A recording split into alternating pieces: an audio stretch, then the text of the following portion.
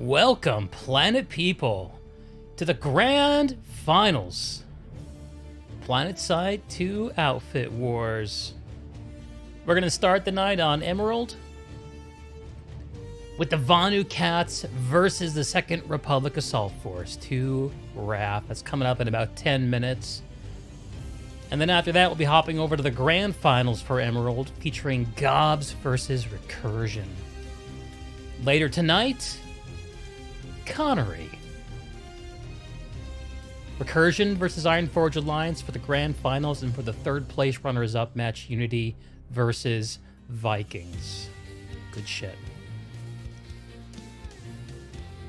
Who's pumped? I'm Deeg, your friendly neighborhood Outfit Wars caster and fellow planet person. And we're here on the Nexus. And my webcam is not lined up correctly.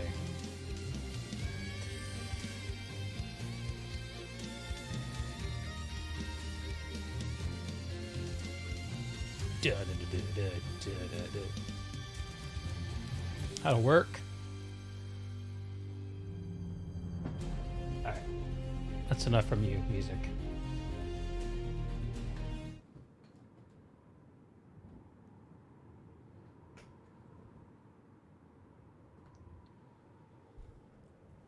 Right on. So we're about 7 minutes and change out from game time for VCats versus 2RAF. That's one cert zoom. You've contained your pump for 24 hours. Yeah, so we...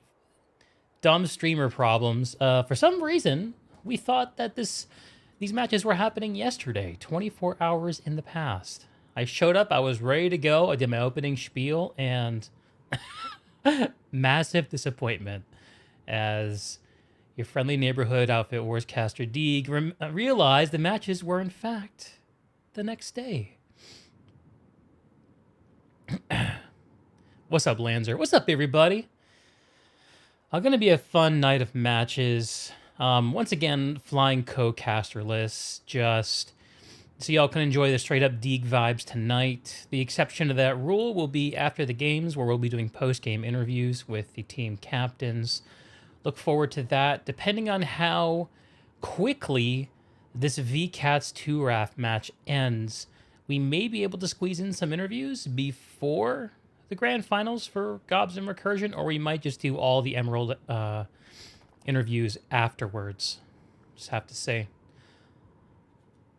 So it looks like both teams, VCats and 2RAF, have a full platoon. And yeah, air over the Nexus smells crisp today, boys.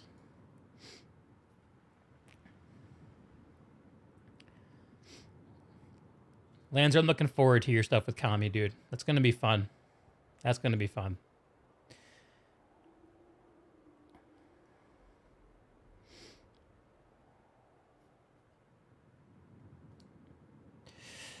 Right on. So we have just about 5 minutes till game time. Let's...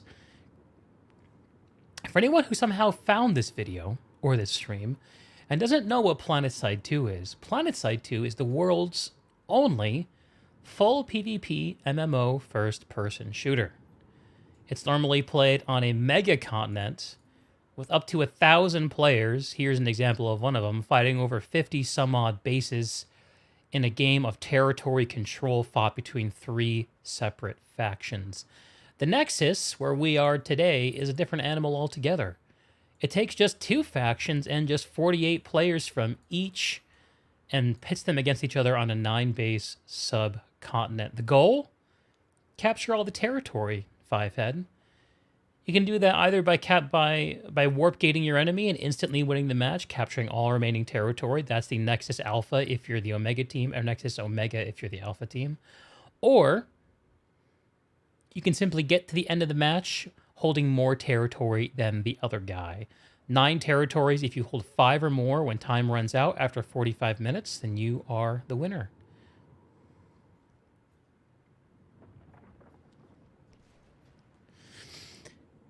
Pibble, I wouldn't have it any other way, brother.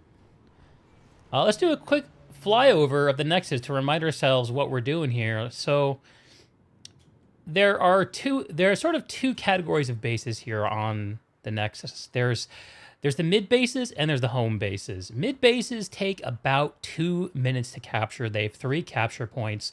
That means they're quite snowbally, and any team that has an advantage can rapidly turn an advantage into captured territory and lattice links that connect to their enemy's home bases.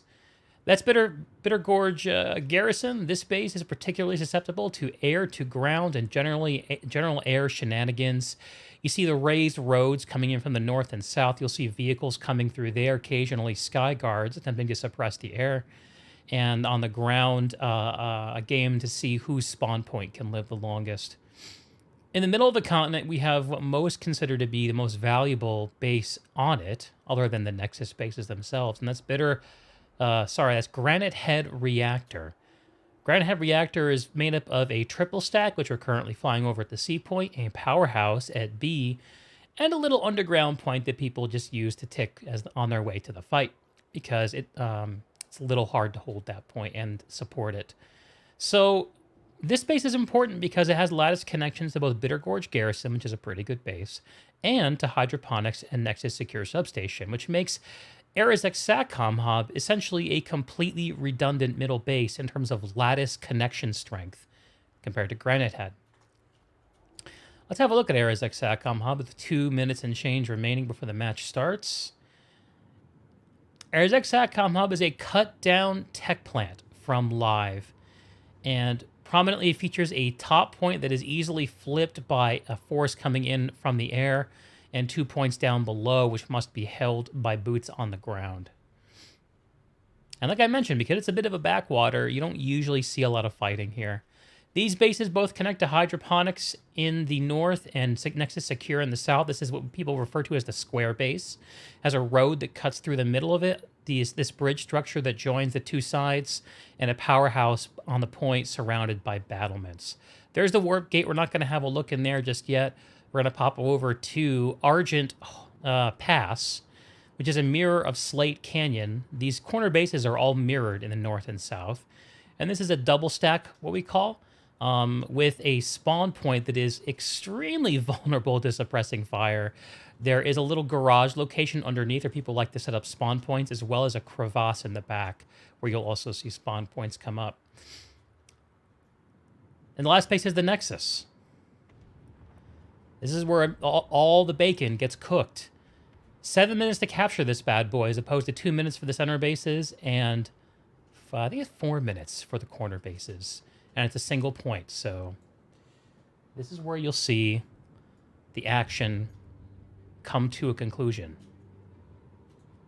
I'm going to turn my face off and we're going to get ready to game.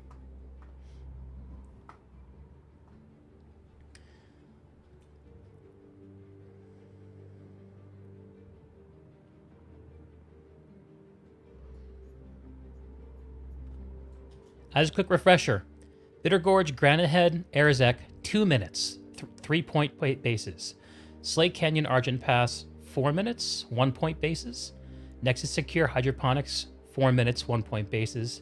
Nexus Alpha and Omega, 7 minutes, 1 point base, and the one that matters the most. We're 30 seconds out, and we're going to have a look at what these teams are doing in their warp gates. Get ready for the opener. Blue are VCats. They're set up in air. They had a very heavy air force in past matches. Be interesting to see how that opener goes. Turaf, also an outfit that heavily commits to air, and you can see that with the Banshees. With the mosquitoes. Ready to buzz.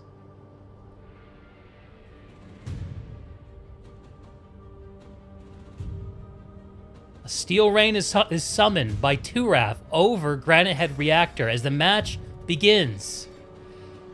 Turaf versus VCats. The third place grudge match between the losers of the Emerald semifinals. A Citadel shield goes up over Granite Head Reactor and an immediate preemptive orbital strike by Turaf. And the fighting is already starting on Granite Head Reactor. VKAT's getting an early advantage on the triple stack with their max suits as their soft infantry falls behind to put a hack on the point. They're immediately converting that into a push on the powerhouse where 2 RAF are established. Slim Jim and his max is falling back. And here comes a 2 RAF spawn point in from the east. They're pushing it up aggressively, getting behind this powerhouse.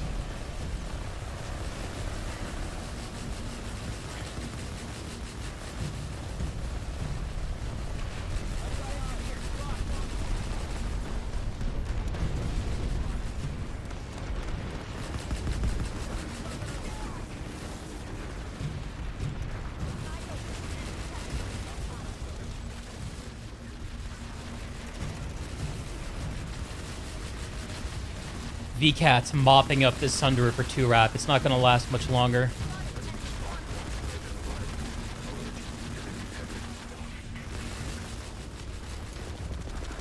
Two RAF still holds the triple stack at C. The A point is being flipped. I'm not sure by who.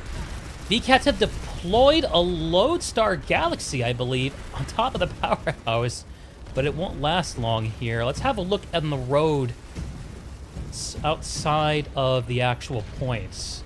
We see a 2 RAF spawn point here behind the triple stack. That's getting supported there. 2 RAF with the early big logistics play. Sunderers on both sides of this base, even though one goes down. One remains. 2 RAF Prowler gets taken out. The VKAT Sunderer is here supported by Apollo and his Mag Rider.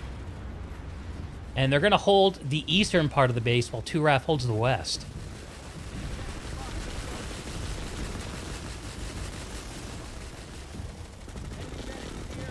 It's like this VKAT's force is getting caught out, and they're being backcapped at the powerhouse by 2 RAF, who pushed in. There it is.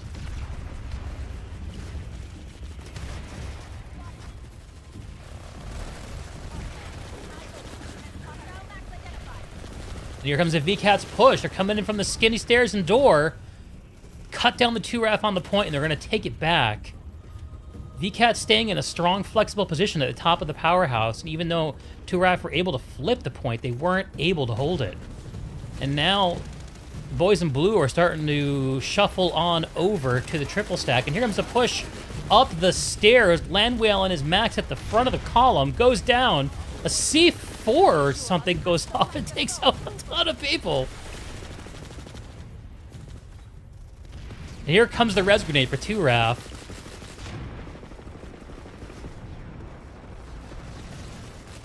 And even more res grenades, but the VKATs can't be held down. Their infantry superiority winning out over the 2 RAF res grenades.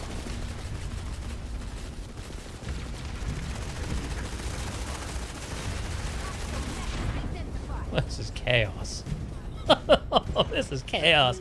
The pops here pretty much even. 44 versus 51%. It doesn't add up to 100. We won't worry about it.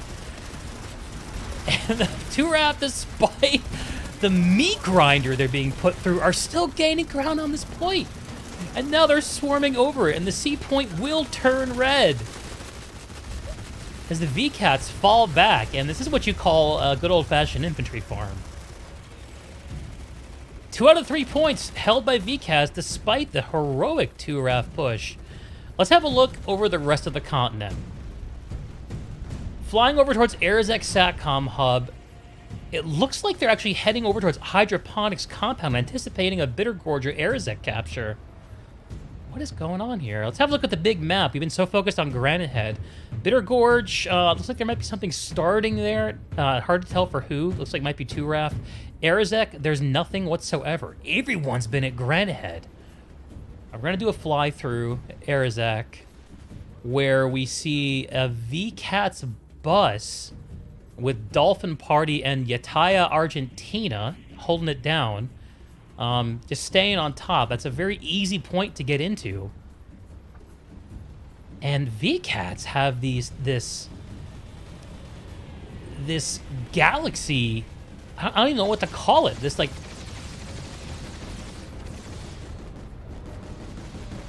this flying armor column just all supporting each other in the air.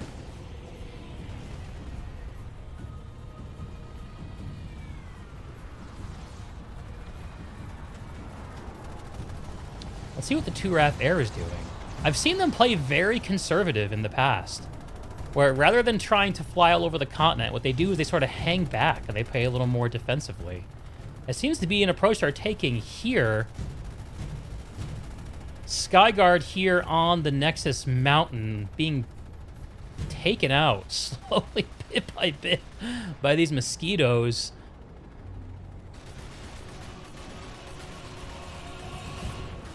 Wow, it is just lasting and lasting and lasting. How is this thing still up? And Serennial finally loses his Skyguard. In the meantime, let's check back in on the rest of the continent. 2RAF ticking along on Bittergorge Garrison. 5 minutes to go on that with only 2 out of the 3 points. And back at Granite Head, where all the action is happening, we're still seeing a ton of fighting. VCATs have snuck their air underneath the ice. And Granite Head goes towards VCATs despite 2RAF's heavy commitment. Oh, an early blow for 2RAF. Holding 50-50 pop here, but still losing the base. We're 7 minutes in, and this is the first base capture. This is going to open up lattice connections to hydroponics for, to Nexus Secure Substation for VCATs. Let's see if they're going to convert that into a momentum push.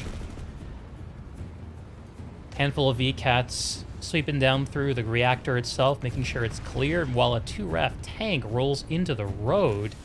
Forgotten Mistakes on his way somewhere, hypothetically to reinforce Bittergorge Garrison. 2RAF, they need an alternate play now that they've lost Granite Head. But now that they have Granite Head, VCATs can very comfortably take a minute and respond to this base. Bittergorge Garrison, now the place to be. If my hex pop is correct, it's showing a complete ghost cab almost by 2RAF, but I'm seeing a handful of VCATs making a go of slowing things down. They've dropped on the center of the base at the A point. They're going to take this. That's going to add about a minute, I think, to the cap timer for 2RAF and give VCATs a little more time to respond.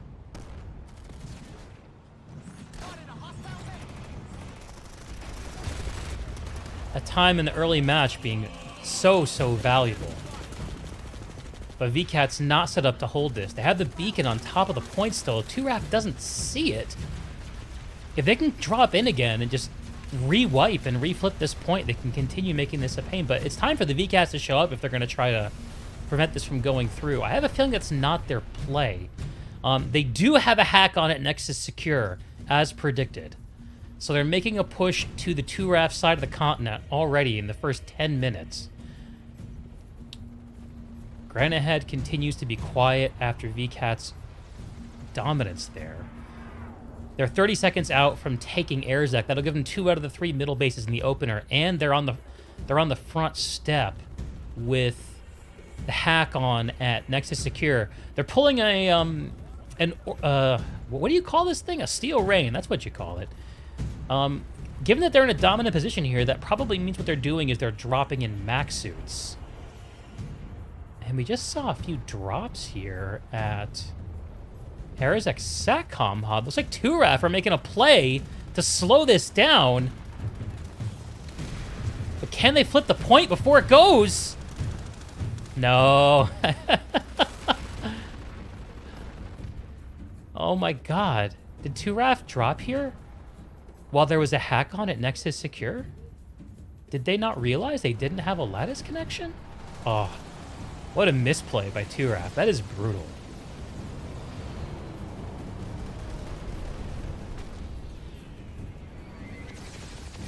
Anyway, they're here. I don't know what they're waiting for, because their only hope of getting a lattice connection here right now is retaking Nexus Secure, so that must be 2RAF's next play.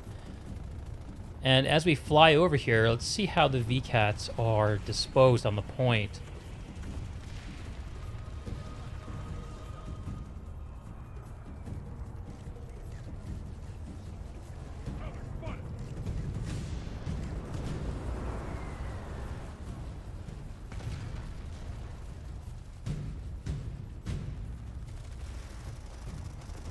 Not a lot of VCATs on the point.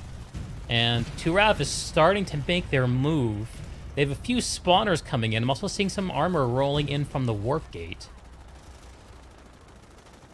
A very piecemeal effort on behalf of the TR outfit. Let's see if they can put something a little more impressive together here. I'm not seeing much in terms of spawn logistics here for VCATs. Let's see if I can find their spawn point. They have a couple of beacons, and I think that might be it. This is a very risky play for VCATs, hoping that they can get their maxes in and keep them alive. They have 30 seconds, and I don't know if 2RAF is going to touch the point before it flips. Res grenade going off, 2RAF getting back up. But the VCAT's max is not looking much worse for wear. Over the base. Here comes another VCAT's drop coming in from the Valkyrie. They're reinforcing the point. They're not going to need it. It is important for VCATs, once they take this point, to not allow a rehack to go on by 2RAF. That's going to give them a lattice connection to the Nexus Alpha. Already, just 12 minutes into this match, VCAT's rolling towards a potential warp gate.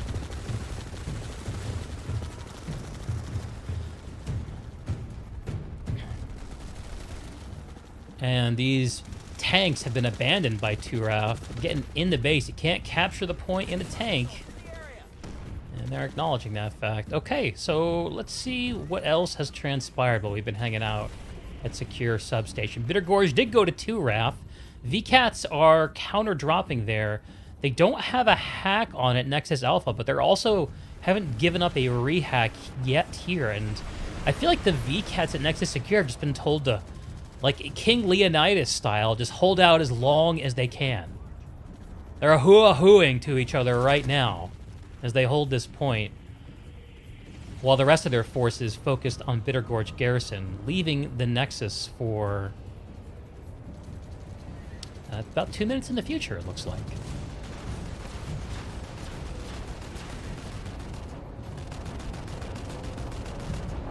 And well in hand by VCATs. They've got their Liberators and the rest of their air flying over. Got a few 2RAF spawners coming in at Bitter Gorge, but looks like they're mainly here for recon.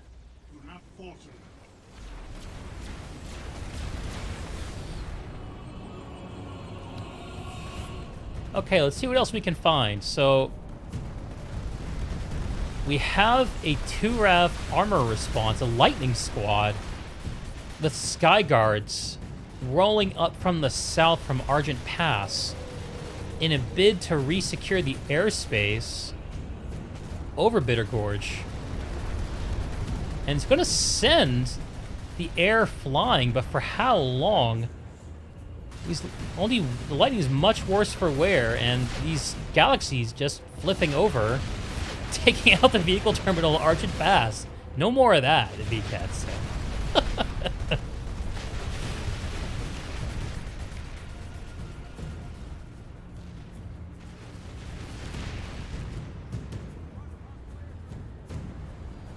Here comes a couple of 2RAF responders, repeating what the VCATs did, dropping out at the A point, hoping to get a flip, but one of them goes down, the other one, worse for wear, goes down 2. VCATs ready for that play. But B and C are both flipping towards 2RAF. 2RAF is here. I don't know if they have any spawn logistics established. Their lack of control of the air is going to make it really hard to get anything going here. Having a look over at the southern part of the base, the B point, where there's a handful of dead 2RAF and re-securing VCATs. Right down here, this is the Sunderer position, and it is here. I can't tell which team it's for, but ostensibly, this is a VCAT Sunderer.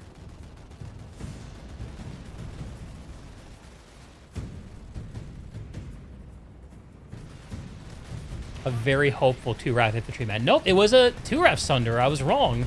But the VCATs found it. And VCATs have taken every base but Nexus Alpha and Argent Pass away from 2RAF. Still holding out at Nexus Secure. 2RAF is making another play at the B point. They're going to tick it along, and that'll prevent VKATZ from making a play at Argent Pass. But that's not the play they need to make. They still have a clear lattice connection to Nexus. And even if 2RAF managed to get something going here, which I don't believe they can without some kind of logistics train, here comes a Prowler to try to make that happen. And the Steel Rain for VKATZ is called over the Nexus, it looks like. And this is where things get serious. Heavy Anvil falling behind the point and Argent Pass for VKATZ. They're getting a hold set up. They've got a flip on the double stack here, and just over 3 minutes until it becomes theirs. Meanwhile, 2RAF are respawning in. They've pulled a Sunderer to get their own spawn point going. Hidden Snowflake is going to roll his bus under the point. You can have a little bit of the hells versus the heavens kind of situation. And we'll see if 2RAF can do something about this VKATZ hold.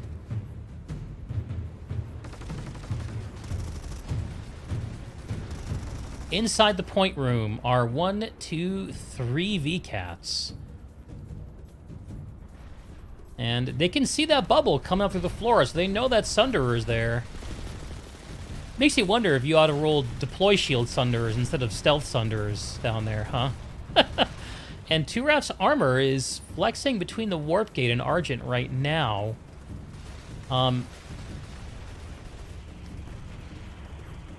very small VKATZ force here, I think, using their infantry superiority. 2RAF coming in from the crevasse. They've got a bus set up back here, looking a little worse for wear. The VKATZ see them, and this is a real chokehold. This is a real hotgates for 2RAF.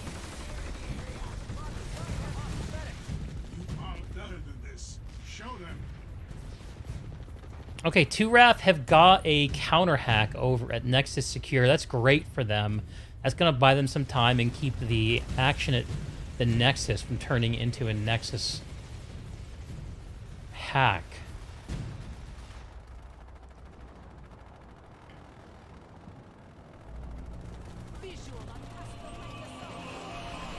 Okay. Seeing what we're dealing with here. Some VKATZ are holding the area between the spawn room and the point. Presumably they have the point room as well. They do. They're just waiting to get a lattice connection. So the 2RAF counter hack and Nexus Secure are slowing down these VKATZ fast responders. Or maybe it's the other way around. I'm not too sure, if I'm honest. Can't be everywhere at once, sadly. 2RAF here at Nexus Secure, they're about 33% into their rehack of this base. And oh man, this hold looking weak, and they're about to lose the point to the VKATZ infantry. Mano is with you. Do not falter.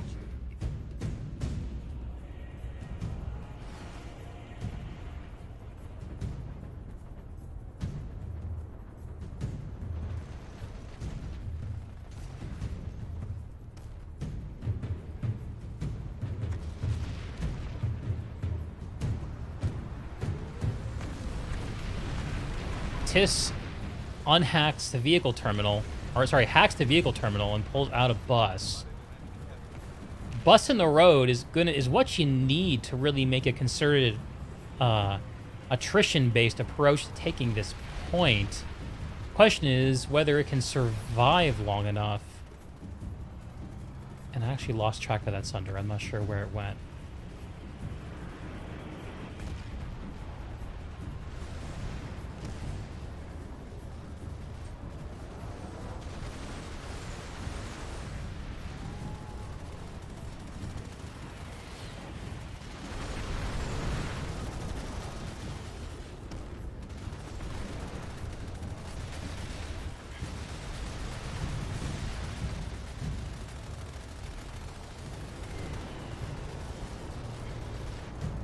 It's 2RAF Air. doing the air equivalent of corner peeking. Just controlling the skies over Nexus Secure. And while that's been going on, their infantry pushed in and wiped the VCATs off the point. They lost about a minute, I think, in losing the point and recapturing it. Turaf heavily committed to Nexus Secure. It's going to take them 2.5 minutes to capture it. And just under 30 seconds for VCATs to finish taking Argent Hold. And then they'll have potential lattice connections on both sides of the continent to Nexus. Let's see how the action unfolds. Turaf are dropping on top of the double stack. They've got a beacon up. VCATs take it out. A lot of dead Turaf. This drop did not work for them. And I don't see that Sunderer bubble here in the corner, which suggests that the VCATs found and destroyed their bus. And VCATs take Argent Pass away from Turaf, who are now all the way on the back foot and about a moment away from stumbling.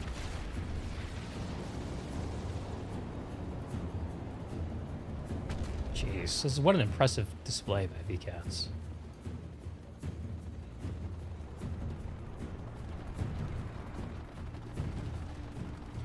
As a reminder, we're playing for third place here. Whichever of these teams wins will be the third place finisher in the Emerald Outfit War.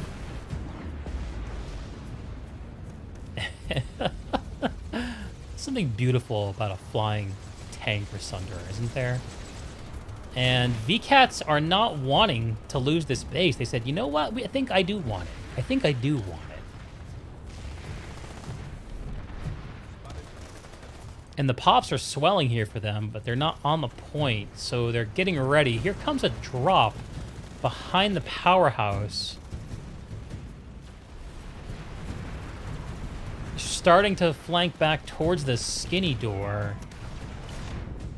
And they're going to face down the barrel of about a squad's worth of Turaf. Medic juice is wet and flowing. Turaf res grenade goes off. What a brawl here on the point. VCATs are flanking in from the other side, and they pincer Turaf. With 30 seconds left for them to retake this base. That's gotta hurt.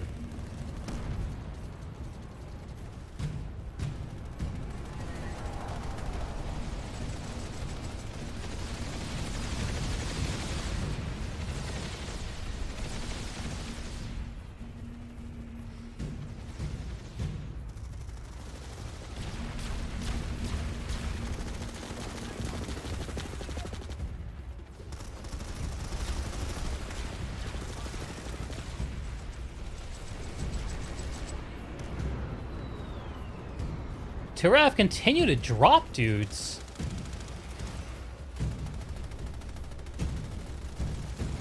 Hoping to get something going, but they can't even get to the ground before falling.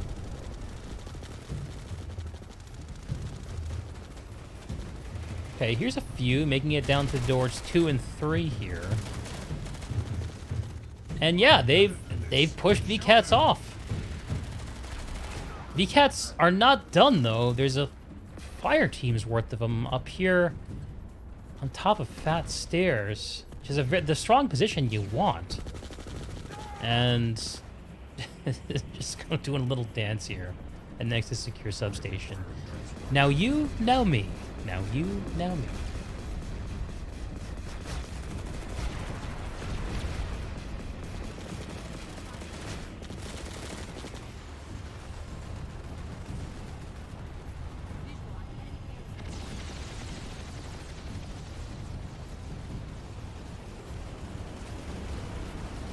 Here comes Hannibal and his galaxy.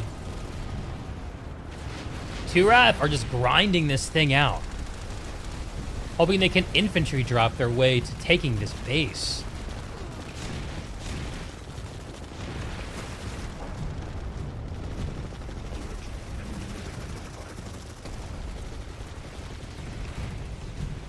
Rise to the moment you can prevail.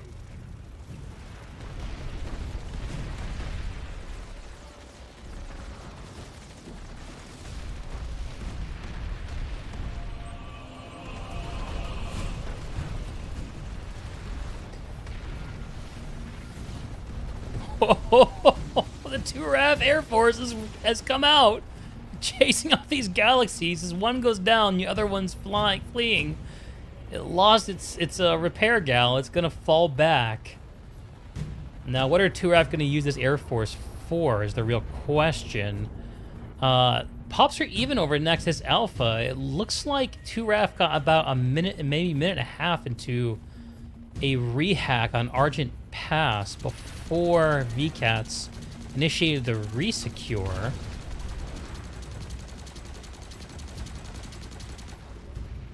So VKATZ taking their time to consolidate their hold over these corner bases before making their push on the Nexus.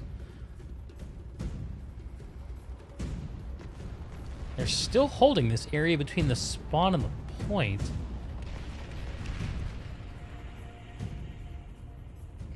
Just a handful of dudes, though.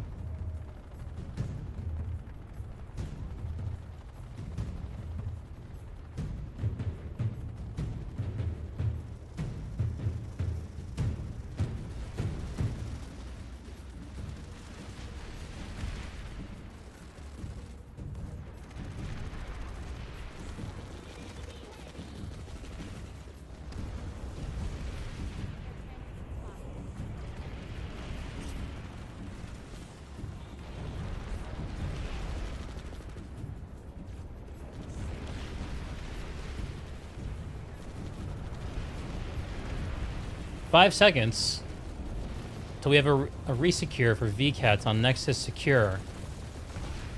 And there it is. That opens up the lattice connection to Nexus Alpha. Let's see if VKATZ are converting. Yes, they have. And the fuse is lit. 7 minutes to warp gate. 2RAF not letting that shit go. They're like, nah, fuck that, dude. Fuck that. Pushing them right the hell off. That's an enormous response from 2RAF. I think they're ready to just finish this fight here and try not to get warp gated.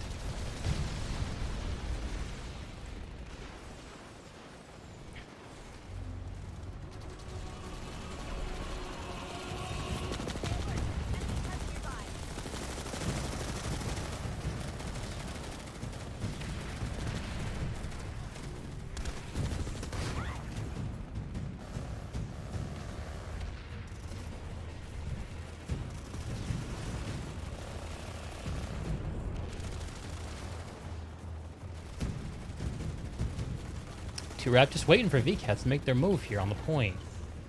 On the outside of the base, VKATZ dropping in. They have a handful of dudes forming up on this warp gate door up top. And they have a beacon on the warp gate side of the base. Meanwhile, 2RAF pulling sky guards to prevent the VKATZ from pummeling them from the air. They're pairing that with their own squad of mosquitoes. It's fun to watch these mosquitoes fly.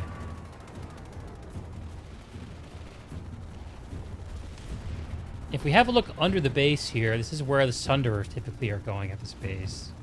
See if either team has spawn points. So VKATZ have a Sunderer deployed on the Argent side, looks like. It's being protected by a Mag Rider that's about to get dumpstered by this Prowler. B-52 Spirit 3 goes down.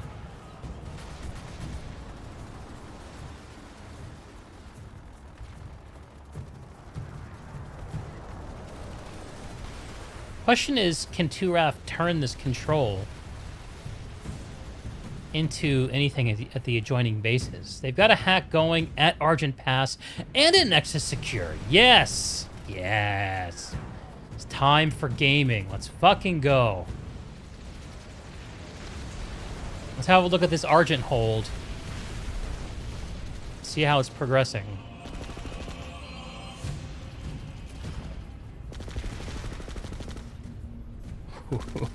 They're hanging on by a few claws here. A half squad. Okay, they're getting some reinforcements. 2RAF, where are they coming in from? I don't see their spawn yet. They must just be dropping in and hoping for the best. Yeah, no spawn set up here for either team.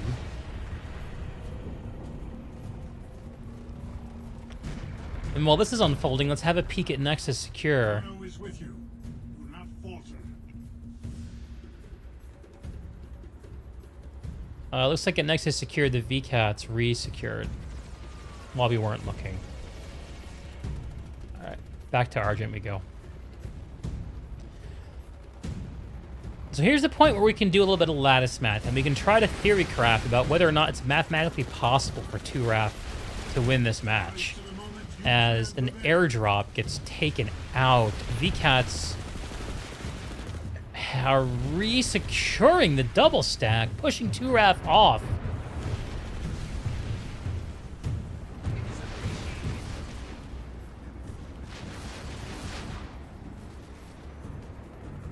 Okay.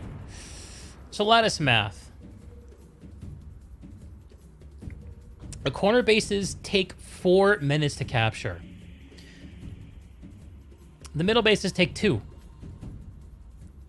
In an ideal scenario, if you're 2RAF, you take one of the sides and then you push that into the middle. You take Nexus Secure and Arizek and Granite Head. If you do that, you've got 4 bases and you still lose. Oh man, yeah, not impossible, not mathematically impossible, but perhaps a little unlikely. Argent Pass continues to tick along for VCATs. Meanwhile, we've yo-yoed back to Nexus Secure.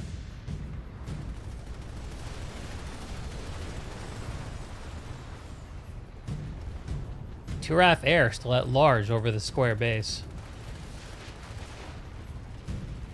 Victory has not eluded us. Fight hard.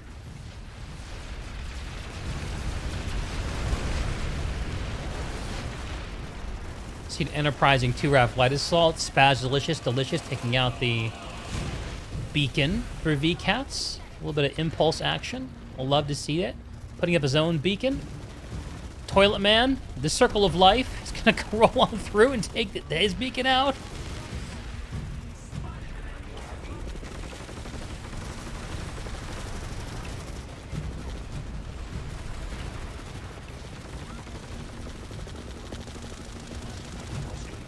On the point, VCAT's on fat. Bet you there are some back here that's skinny as well. Yep, they're setting up the pincer move. And they execute it. It turns out with these powerhouses that the longer you hang out on, like, if you have people on the point, that's how you lose it. The way you hold on to these is you hang out at the top of the powerhouse. And then you just become the aggressor by moving down on anyone who pushes in. VCATs know it. They're infantry pros. This is what their bread and butter. Lib gets driven off by the Sky Guards rolling in from the warp gate. 10 minutes left in the match. 2RAF fighting for their lives and trying to avoid a warp gate. Argent passed with the little spinny symbol, but okay, boys. The hack was just put on at Nexus Alpha. Let's see if this is for real. Let's not get too excited.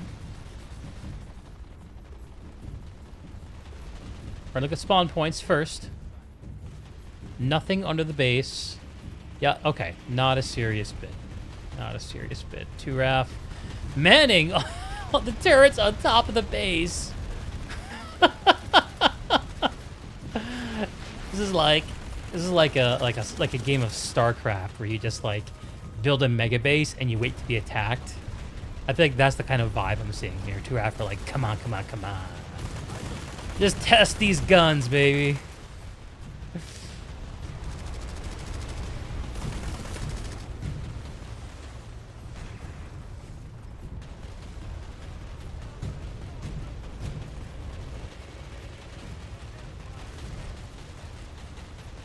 VCAT's air being driven off. Meanwhile, we're just under a minute away from a full-on resecure of Nexus by VCATs. Argent... And here come the VCAT's Galaxies. They're gonna drop, I believe. And here come the VCats. They're dropping on top of the base, right next to these manned turrets. It looks like they're gonna C4 them. 2 go down, 3 go down. And a squad of infantry take out those 4 guns.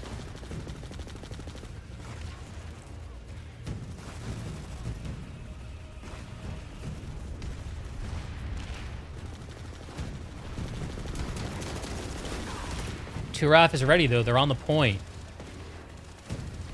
Shooting in over that baby gate. As the VCats take up a position in the powerhouse on the Argent side of the base. They've got a harasser inside the point room? Alright. You know what? Life finds a way. In the meantime, Turaf holding the opposite side powerhouse here. I think they might have a spawn set up. Let's see who owns this Sunderer below. Yep, this is a Turaf Sunderer on the other side of the base. I don't know if VCats have any spawn logistics set up yet. They might have just had that drop to get the gun to clear out the anti-air.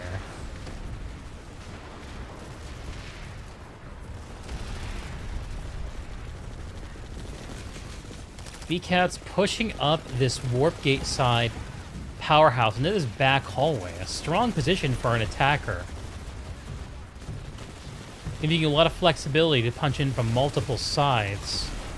And the VCats, just like that, they take out the opposition and sweep it on the point. They got their mech suits. They're ready to party. They're down to clown.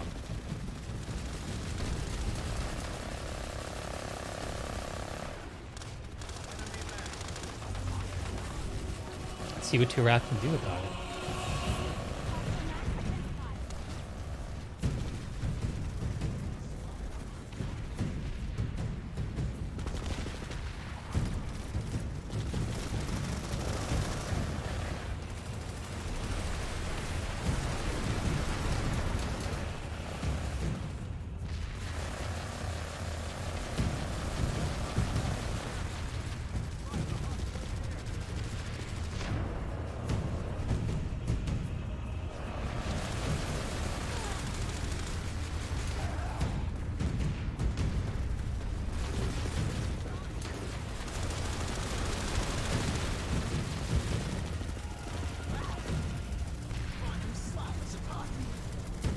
VCats Maxes are doing work here.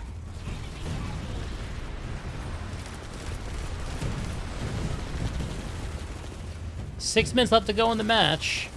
5 minutes and 40 seconds left to go on the cap timer.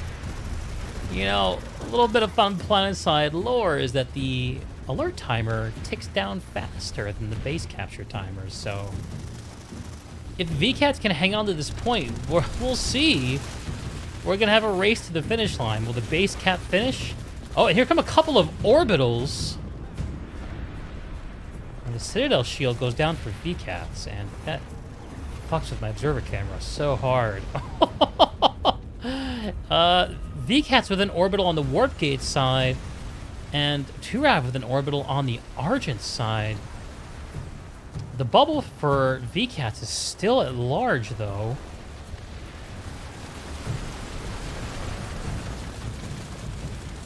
This point room has been bisected by the VCats. One of the things about this point room that's really interesting is that it's very difficult to hang on to. There's not a lot of cover to play with. So you see a lot of outfits pull these. Oh, look at this. These galaxies up near the flight ceiling. And here comes a drop by the VCats. Steel rain coming down on the secure side.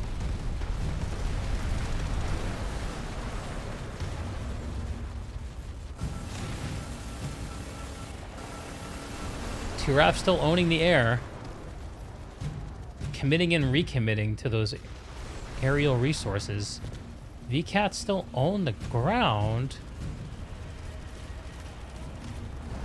And here comes a Turaf pushing from the spawner. VCats don't know they're there.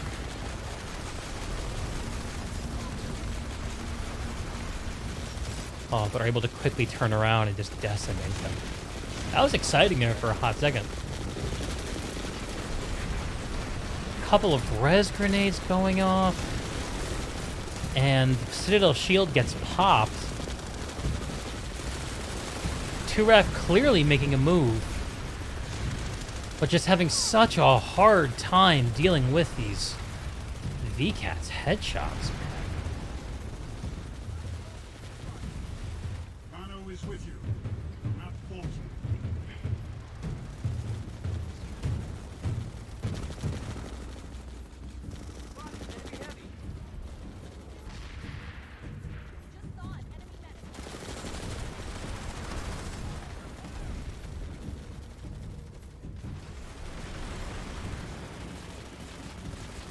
Three minutes left to go on the base timer. 3.5 on the alert timer.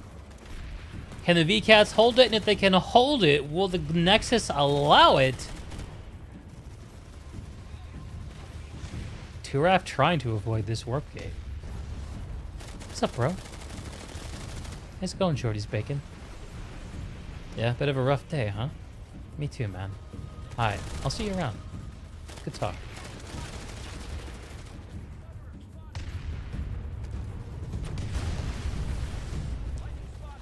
VKAT's taking out the spawn points for Turaf here on the Argent side.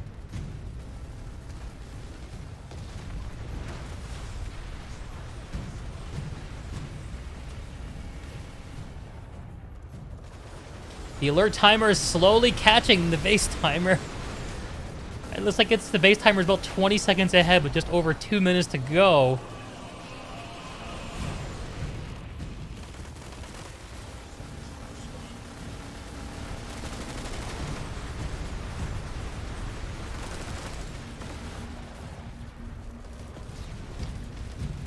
VKAT's orbital strike coming down over the spawn room, preventing a massive push by Turaf.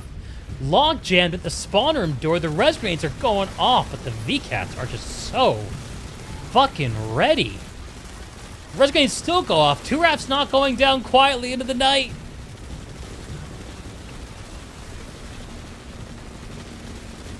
Oh, they're trying. They're trying, but these VKATs. All they feel is recoil, man. All they feel is recoil. Base timer is still about 15 seconds ahead of the alert timer. I think we're going to see a warp gate before the timer elapses.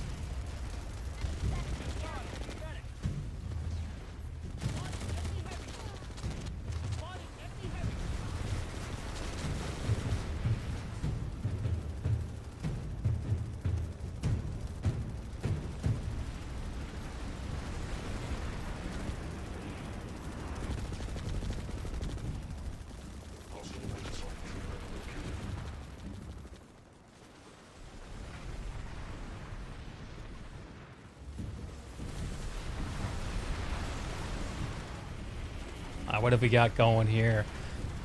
30 seconds left before the continent is gone. Turaf are coming in out of the bus on the warp gate side. They're not giving up. They're not saying quit. They're putting something together on the Argent side powerhouse. A lot of soft infantry, not a lot of maxes. Oh, there's still a lot of VKATs and maxes on this point with 5 seconds. VKATs are going to take it down.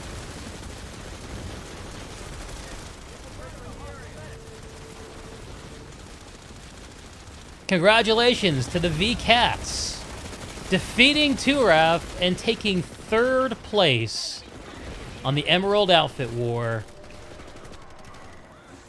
Good game to both teams.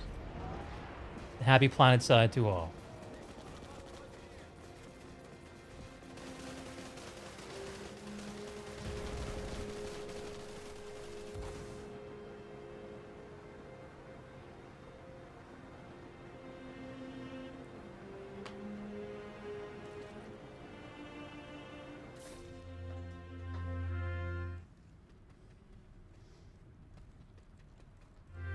I'll keep the music going. Nice little denouement to the action. Well, that was fun. took the whole time. We have just 15 minutes until the grand finals between Recursion and VCat. I mean, sorry, not VCats. Can't get the VCats out of my mouth. Recursion and GOBS. Which means we're going to have to save interviews for the time between Emerald and Connery Outfit Wars. Great game, man. That was fun to watch. Poor Turath. I felt like they just couldn't put it together. Tough, though. Tough, though. Those VCats are good.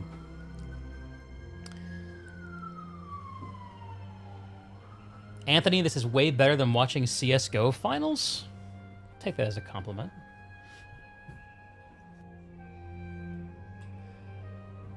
Turaf, fight the big dogs, leaving everything on the field. That's the way you gotta play it, brother.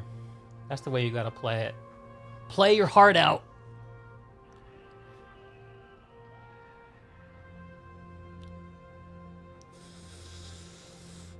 Cool, cool. Yeah, Connery finals are coming up in about 2 hours from now. So we have GOBS Recursion happening in about 10 minutes. After that incredible match that I'm so very much looking forward to, we'll have a short break for interviews, and then we'll hop right into Connery Outfit Wars and do it all again. So this streamer is going to take 3 minutes to recollect and maybe grab a quick bite to eat. But let's head over to Nexus and get ready to watch.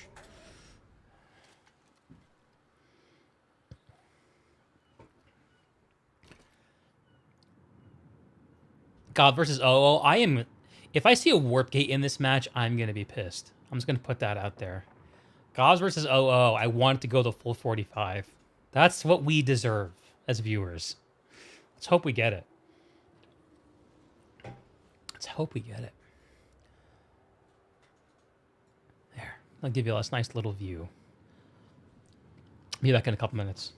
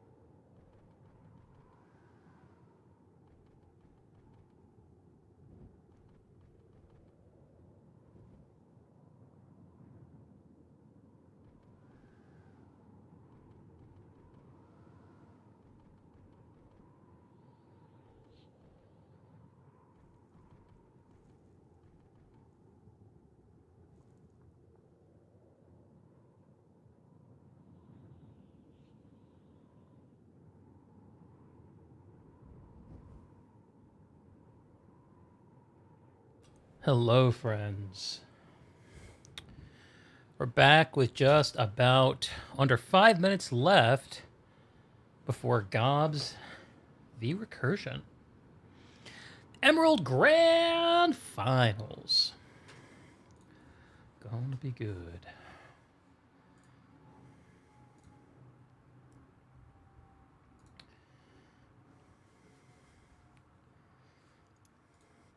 We just got done watching VKATZ versus 2RAF. VKATZ warp-gated 2RAF in the final minute.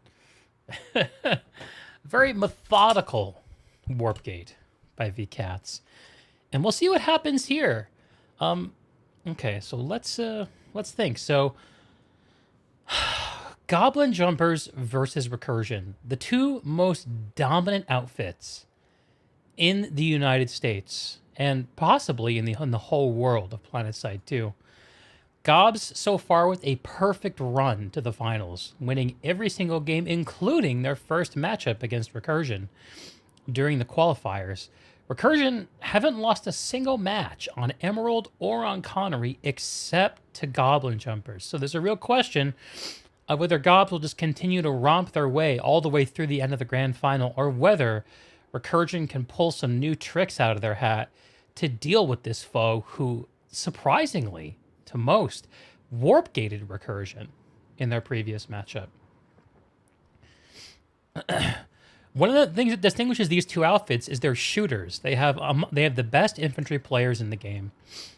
If you watch the VKATZ and saw how they would win outnumbered on a lot of those point holds, it's because they too have very elite shooters. And what we're going to see here in terms of the way these outfits play is going to be very similar to what those VKATZ shooters were doing, with the additional level of sophistication and coordination that allowed them to triumph over VKATZ during the qualifiers and earlier rounds of the playoffs. So we're all very, very excited to see these two outfits clash again, to see whether Recursion can figure something out against the unstoppable GOBS, and whether GOBS will stumble, or whether they will do the opposite of stumble. I guess the opposite of stumble is fly, right? Falling to the ground or flying into the heavens. All right, let's get ready.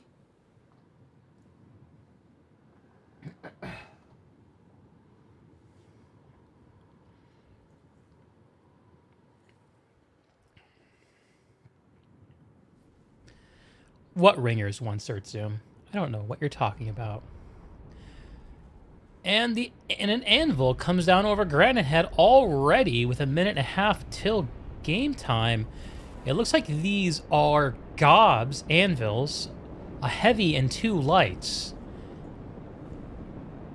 It's time to hit the music.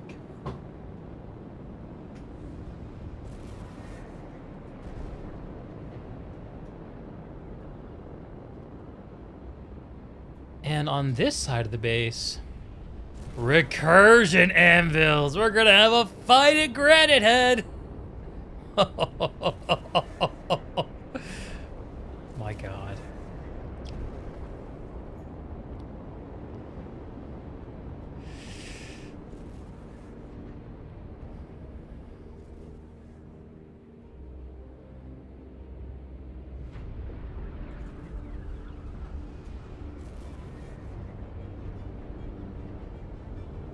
$30 seconds to go.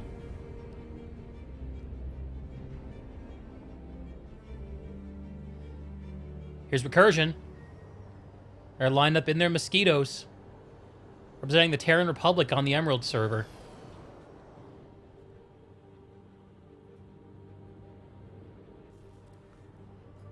As logistics continue to fall over Granite Head. And here are the Goblin Jumpers in their Reavers. Let's get ready. Let's go.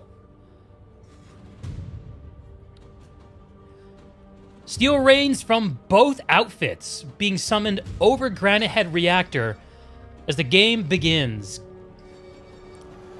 PlanetSide 2 Emerald Server Grand Finals. Recursion versus GOBS.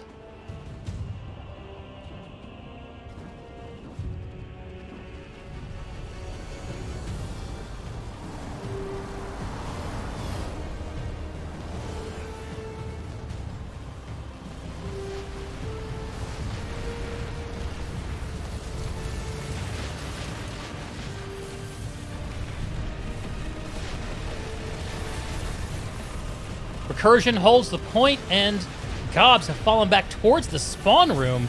Recursion flipping both the B and C points already.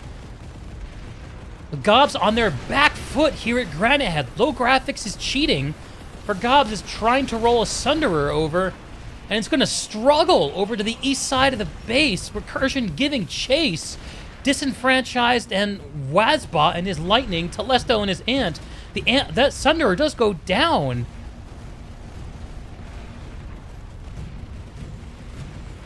Recursion with an early advantage here. Granite Head Reactor. The Goblin Armor is rolling in from Arizek's Satcom Hub. But Recursion is not allowing it. Here come the GOBS. They're dropping on the triple stack. No maxes, just soft infantry. Multiple maxes lined up for Recursion here on the point.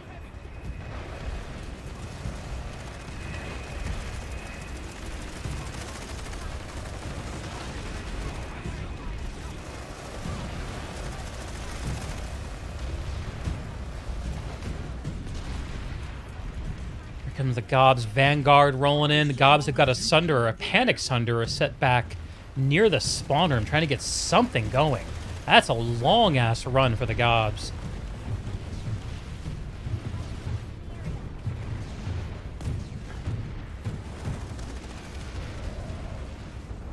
The Powerhouse comfortably under Recursion control still. And all 3 points, less than a minute. This could belong to Recursion. Get an early coup in this game. Let's have a look at the other 2 mid-bases to see how the action's unfolding. Looks like GOBS are in control of Bitter Gorge Reactor. They wasted no time. The timer here competing with the timer for Granite Head, which leaves Arizek, I'm supposing, for Recursion. A point is flipping towards GOBS. That's the troll point. It's hard to hold that one. So you send guys through there to sweep it through while people are directed elsewhere. At Arizek, let's have a look. Nothing at Arizek. So these teams trading, Recursion for Granite Head and Bitter Gorge for GOBS. And because this A point is so spoilable by GOBS, they're going to slow down this hack and get Bitter Gorge before Recursion gets Granite Head, which means they're going to have a link open to Argent Pass for Recursion before the link opens to Hydroponics. And I wonder if Recursion are going to make a play for this A point. Bitter Gorge should be going any second, and it has flipped. GOBS have it, getting the first cap. In 30 seconds, this will belong to Recursion. Let's see if they're making a move on Argent Pass. I have to assume so. Zach has put the hack on an Argent Pass for GOBS. He's the only one here. Ghost hack job. That's getting rolling. That's going to be 4 minutes in the making if GOBS can hang on to it. Meanwhile, GOBS are competing still over Granite Head. A Recursion orbital strike over the top of the base. I'm not sure what that was directed at. This GOBS Galaxy is still at large. Oh my god, GOBS have taken Granite Head. Just like that.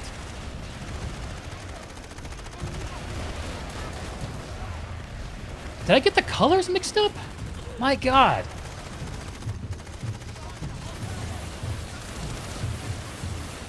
Holy shit.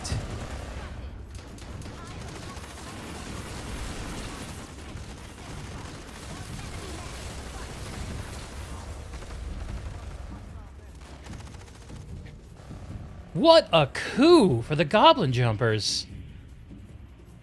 Arizek ticking along towards Recursion now, but GOBS have made their move on Argent Pass as predicted, and they can move on Nexus Secure anytime they want. Cutting off Arizek's Satcom Hub. Holy shit.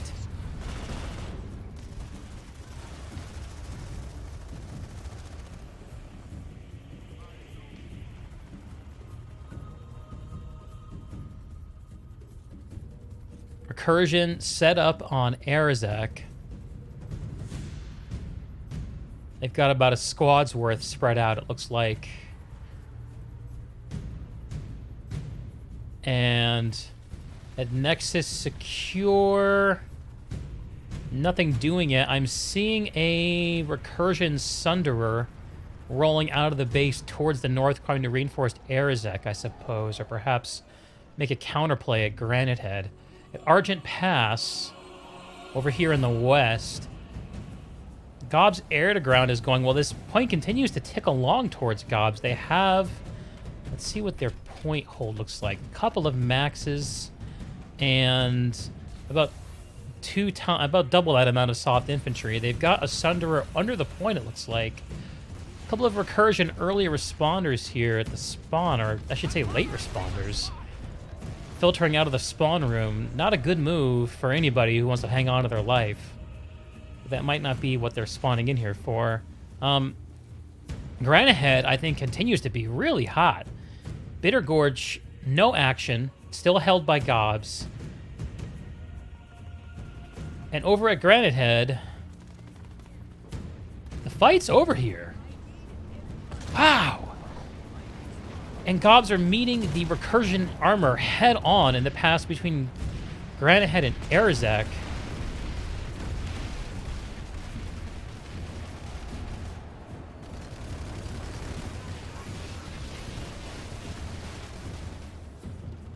Recursion queued up and ready to make a move here. They can just get through. Oh, these Vanguards, though. Just trading off. 1 Vanguard, 2 Vanguards, 3 Vanguards. Actually 4, and 1 just went down.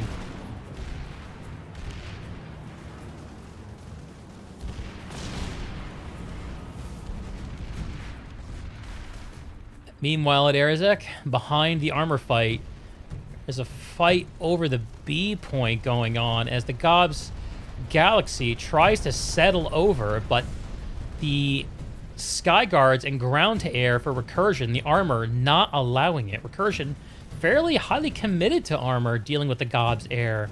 This has been a play we've seen Recursion make throughout the Outfit War, where they haven't tried to win in the air. They've been where they needed to be on the ground and pulled Sky Guards when they needed them.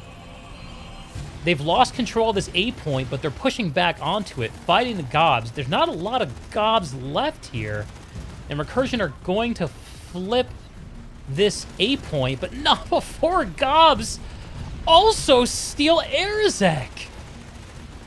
Oh my god, these GOBS are just touched by... They're touched by something. Touched by an angel. They can't lose.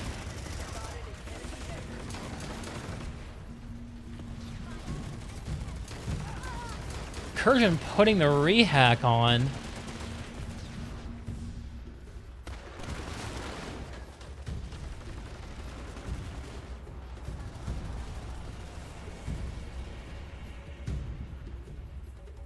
And Argent Pass went through for GOBS, with Recursion choosing to make their... Oh, there's been a hack on at the Nexus. In the first 10 minutes, GOBS are making a play at the Warp Gate for Recursion.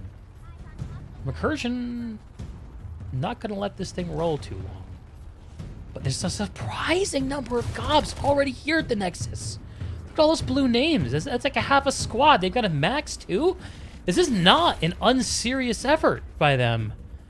And this token response from Recursion is not going to do anything.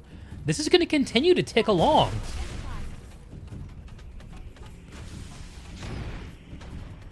These GOBS are just too fucking fast. They're just too fast.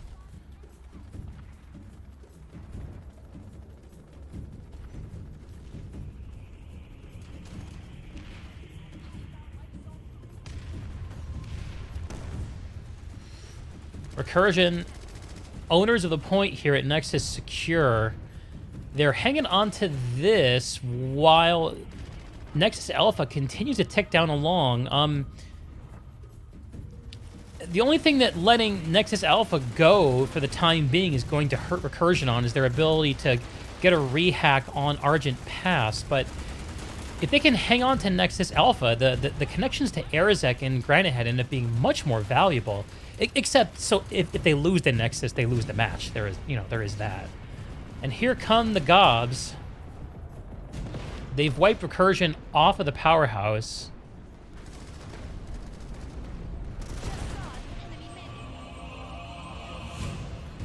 And put the hack back on.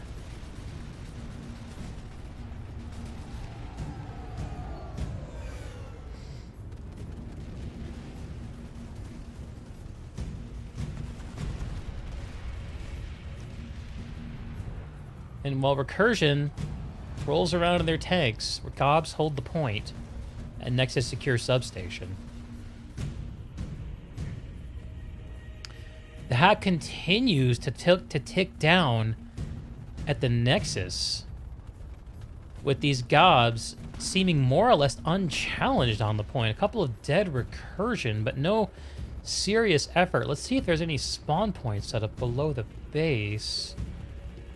I'm not seeing anything yet. This is just an infantry hold. Good old-fashioned drop and hold. Oh, here's a Sunderer. I'm guessing this is probably a Recursion Sunderer. And an Argent Pass? Anything? Anything? No.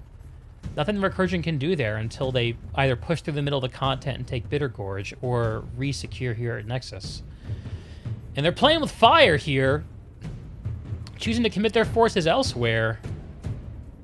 And they have the hack on at Granite Head. They got that on before the resecure at Nexus Secure. This is the play they're making. Recursion playing for the win. I like this. This is fucking ballsy. Delta and his tank is going to get knocked out by the Recursion Prowlers, Emily Ragnar and friends, and protect this Recursion Sunderer set up outside the powerhouse in the B point. They only need another minute on this, but we saw GOBS steal this away from them with less in the opener. So I don't even know what to expect at this point. I feel like GOBS can do literally anything. They're just fucking space wizards.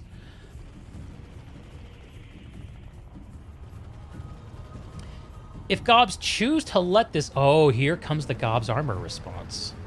Rolling in from Arazek.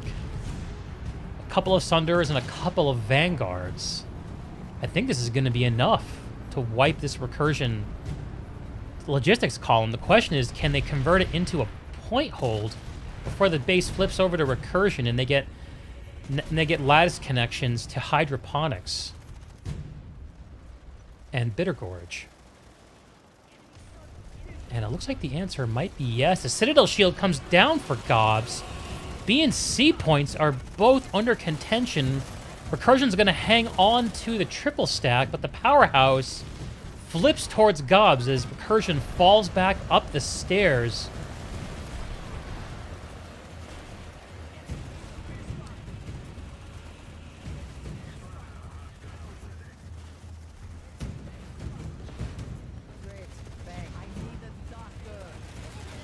With the control over the powerhouse, this puts GOBS in a strong position if they can hang on to it. All they got to do is send one dude over to the A point to flip it over and reverse this hack.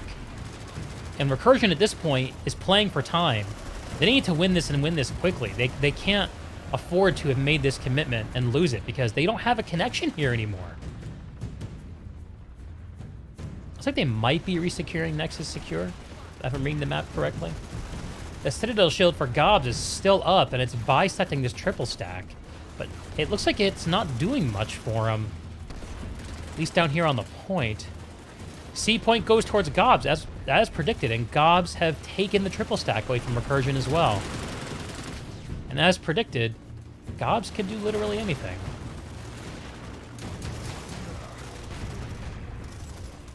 Recursion are still here.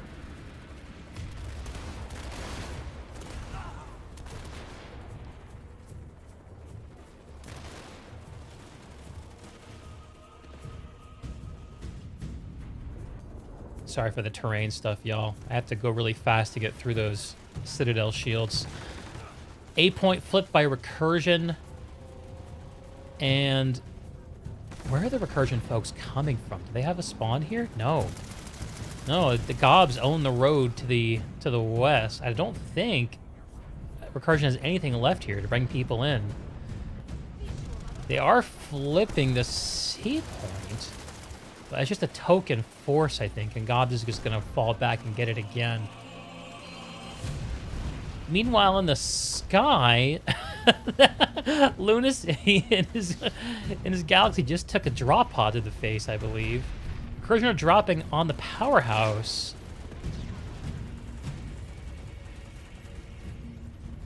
And they're still trying to form up.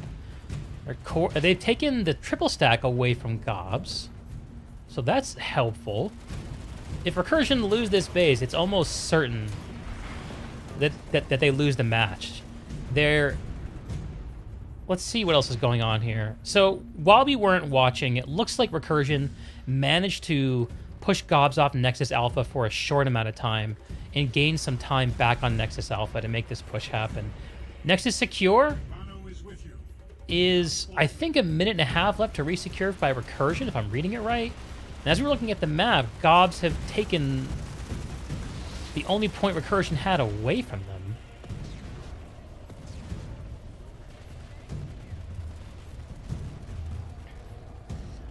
"28 minutes, team. Come on, let's make this thing go. Let's run out this timer." And Recursion are...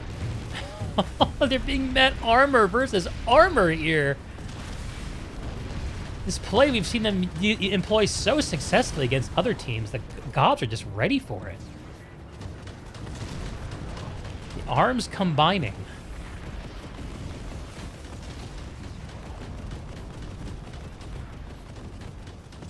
"20 seconds for a Goblin Jumper's resecure on Granite Head, and 45 seconds for a Recursion resecure at Nexus Secure. That'll give them a lattice link back to Granite Head and Arizek.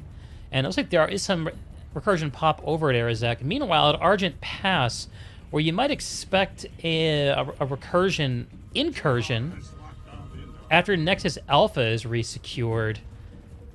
So it looks like GOBS have given up their plays on Nexus Alpha and Nexus Secure to reclaim Granite Head. So a very ballsy move, met with balls on the part of GOBS too. And it's not like the fight here is quite over yet. There's still about a squad's worth of Recursion infantry and vehicles kind of rolling in from Arizek, which, as a reminder, they don't hold. This is all armor that's actually rolling up from Nexus Secure. These Goblin Vanguards are actually on the back foot. They don't have the level of support that these Prowlers do.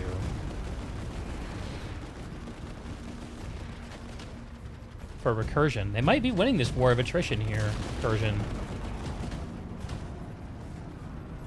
To what effect? Who can say? Thought I saw a Recursion name, maybe going for the A point. And as we were speaking, Goblin Jumpers have made a move on Nexus Secure. They've denied the resecure by Recursion in order to prevent Recursion from doing anything at Arizek or Granite Head. GOBS burn once, shame on me. Burn me twice, well, you can't burn me twice.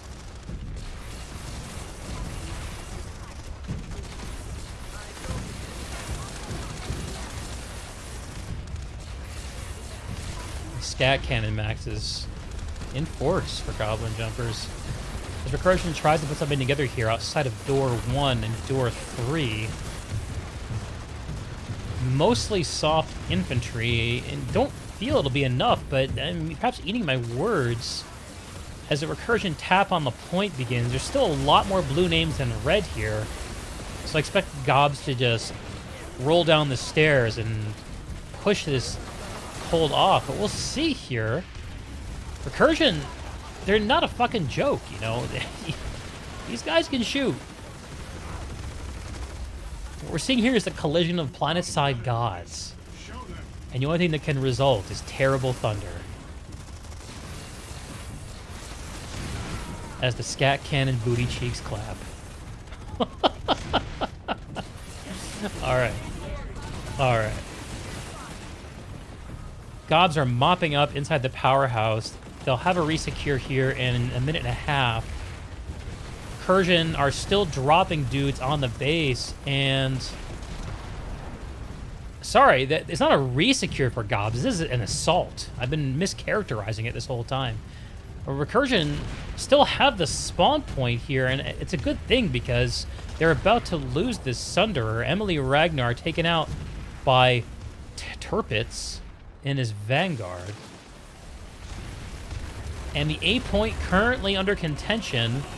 Looks like Recursion have managed to finally win the war of attrition against the GOBS Scat Maxes.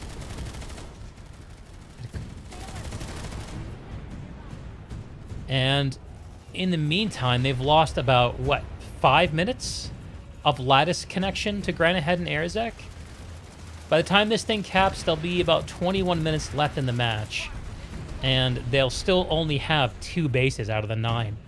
Argent Pass, some action going on there. I think maybe there was a Recursion hack that's getting resecured by GOBS. That might be why Recursion was able to put the moves on here at Nexus Secure, with some GOBS pulling off to not lose Argent. Recursion are reinforcing this hold. The 8 points going towards GOBS again. Oh, those Goblet Jumpers. They're everywhere. Right when I was talking about them pulling forces off in order to resecure elsewhere, they're back and winning again. Beacons lit for both teams over the powerhouse. The GOBS orbital falls just to fuck with this infantry push, I think. I'm not sure what other purpose that orbital served.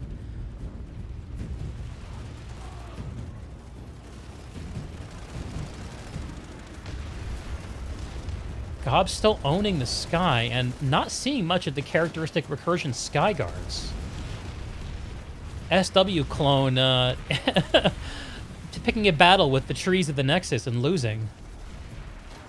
As the GOBS armor falls back to the north.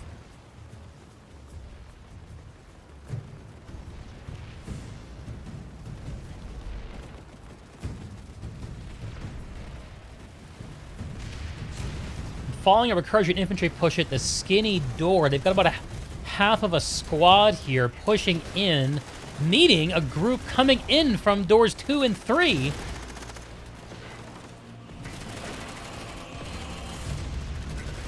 And Recursion has the point once more. This tug of war at the substation.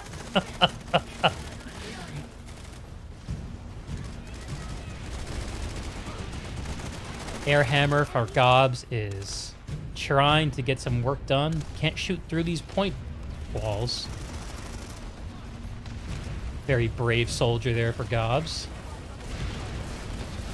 The Recursion Sunderer gets popped by the GOBS Reavers, of which there's a half a squad just in the sky over Nexus Secure.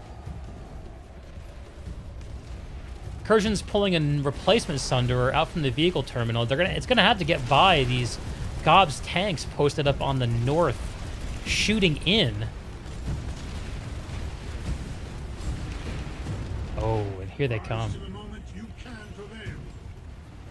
This GOB named X-Cerishan. Cerishan, fun fact, one of the 2 ice continents of PlanetSide 1, the second of which, Essenir.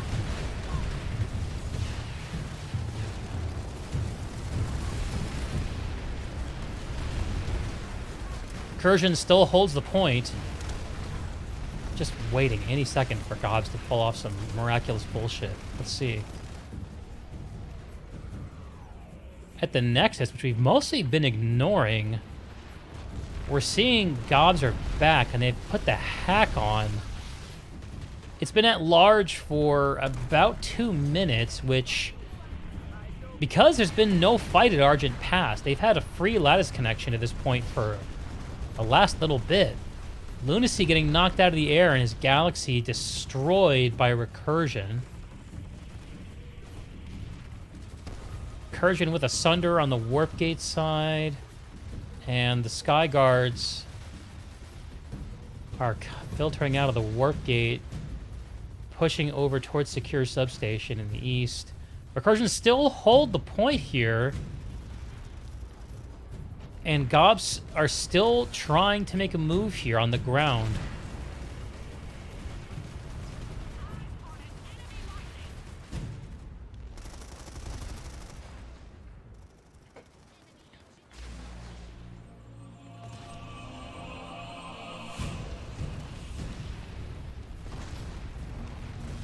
Clubbin's taking a position in the AV turret.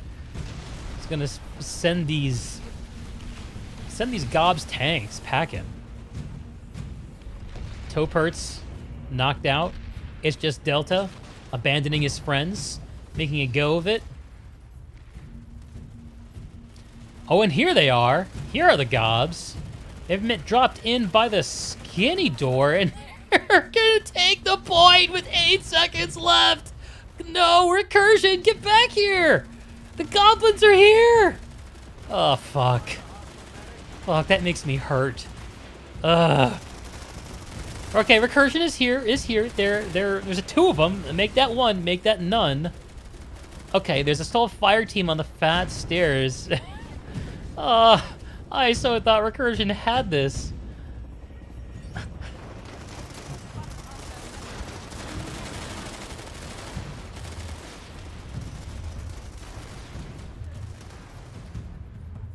And they do indeed. Okay. Just cost them about a minute of their time. Those GOBS jumpers jumping on in. Unless they counter drop again, pull off another miracle. We'll see. And I keep waiting to see Recursion showing up at Argent Pass. I don't know why I keep thinking that, considering they don't have a lattice connection, but I keep thinking that anyway. Meanwhile, Nexus Alpha continues to tick down, and it's time for Recursion to respond there.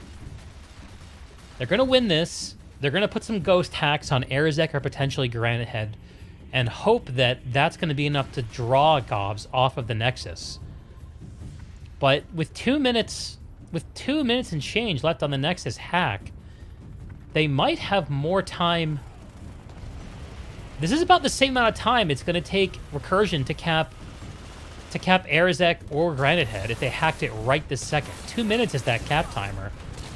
And if GOBS stay here and just send a couple guys to spoil the top point at Arizek and the bottom point at Granite Head, they can win this as a warp gate while Recursion are playing the lattice.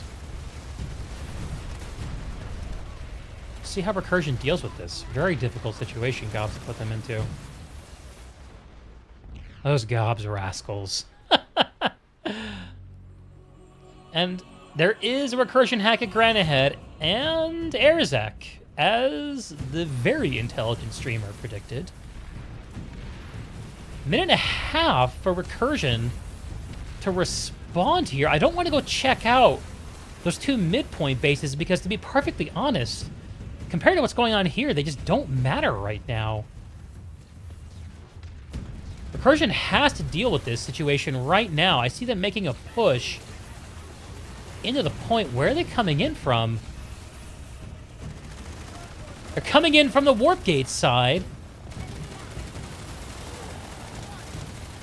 Oh my god, Recursion. You make my heart flutter.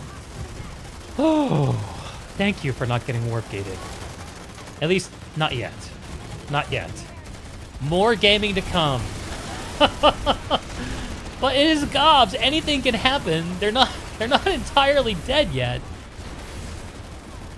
Chill Cheese Nuggets and his Max friends. One of his friends going down here in the secure side powerhouse. Oh, okay. Okay, let's breathe, take a deep breath. And let's have a look at these middle points. Okay, so GOBS chose to resecure Granite Head, and Arizek continues to be ghosted. That makes sense. That makes sense. That's planet side. That's lattice chess, boys and girls.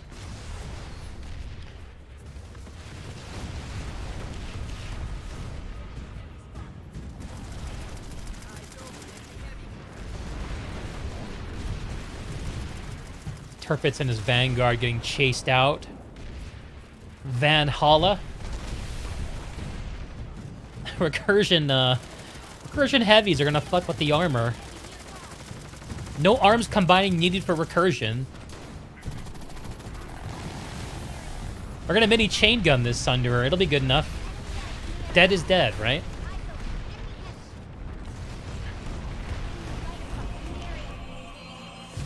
$14 minutes left to go in this match between Recursion and GOBS for the grand finals of PlanetSide 2's Outfit Wars on the US East Coast Emerald server.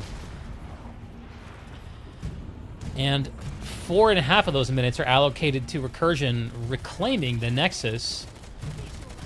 This, as far as lattice strength, is not the most important thing for Recursion to do. As long as they don't lose this base, they don't need to win it either. As funny as that is to say. And looks like there might have been a... King Arthur was a blonde anime girl for GOBS. Sneaking in and fucking with Recursion here. Nexus Secure continues to be the play for Recursion because this is the one that gets them the link to Granite Head and Arizek, which is the only way for them to make a comeback. GOBS know it. They're still here. And they've resecured Arizek and Granite Head. Wow, how close did Granite Head get? Ooh, the fight at Granite Head is still on.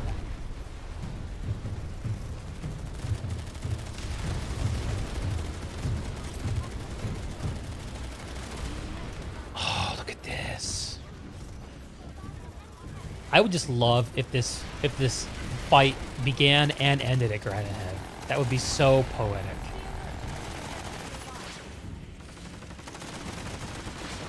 GOBS doing battle here at the triple stack. Aggressive Auditor gonna fall to the Recursion infantry. And that'll get them 1 out of the 3 points.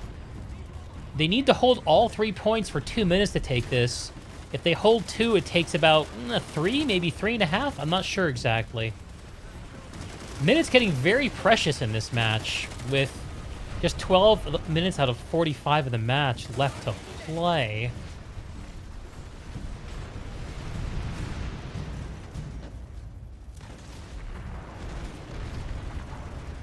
A little bit of Twitch promo going on in the video game. And Recursion has also taken over the powerhouse, missing only the reactor itself. GOBS are responding. Their air sensual senior freedom. I want to call him sensual freedom. Don't know why. Getting knocked out of the sky by the Recursion infantry. I feel like Recursion are making a flight from their vehicles. I think they know that the GOBS are outplaying them both in the air and on the roads. And they're just going for the point hold. That might be the move for them. That is what Recursion tends to be known for on live. And GOBS are filtering in. And oh, here comes the GOBS armor.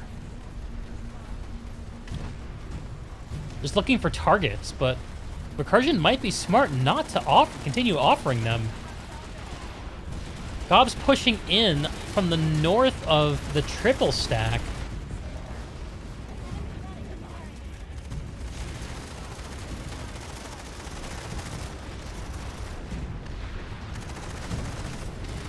If Recursion can hang on to this base, this gets them a connection to Bitter Gorge Garrison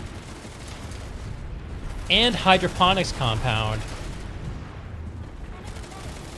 Both very good bases to make plays at.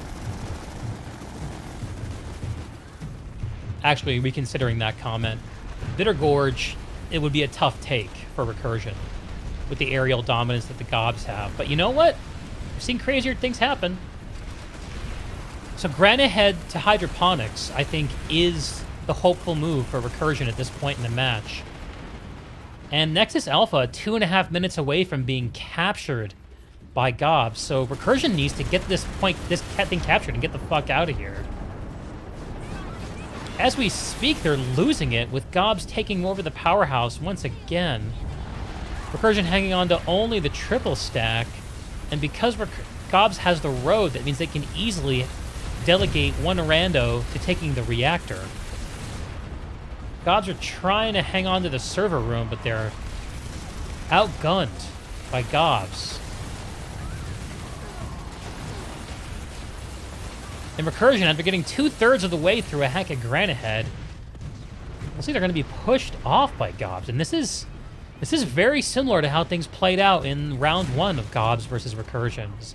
Recursion's multiple plays at Granite Head, always getting within a minute of winning, and then always having the Goblin's response be too strong. And Recursion now has to respond at the Nexus. in order to keep this match going. And they have. Did I misread the base timer? There's actually nothing going on here. All right.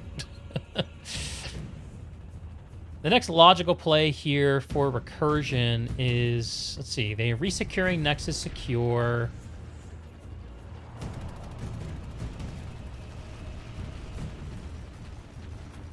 GOBS got about 3 minutes into a hack here at Nexus secure while Granite Head was unfolding. Their link to Arizek is what enables that. It doesn't matter how hard recursion goes at Granite Head. GOBS still retains a lattice here from Arizek. Pesky mini tech plant. As a reminder, if you're enjoying this match, don't forget to stick around afterwards. We will be interviewing the captains of these outfits, hearing how it went down from their perspective, and sort of recapping the outfit war overall. It's the end of 6 long weeks for these outfits, especially outfits like Recursion and 2RAF, who are playing on multiple servers.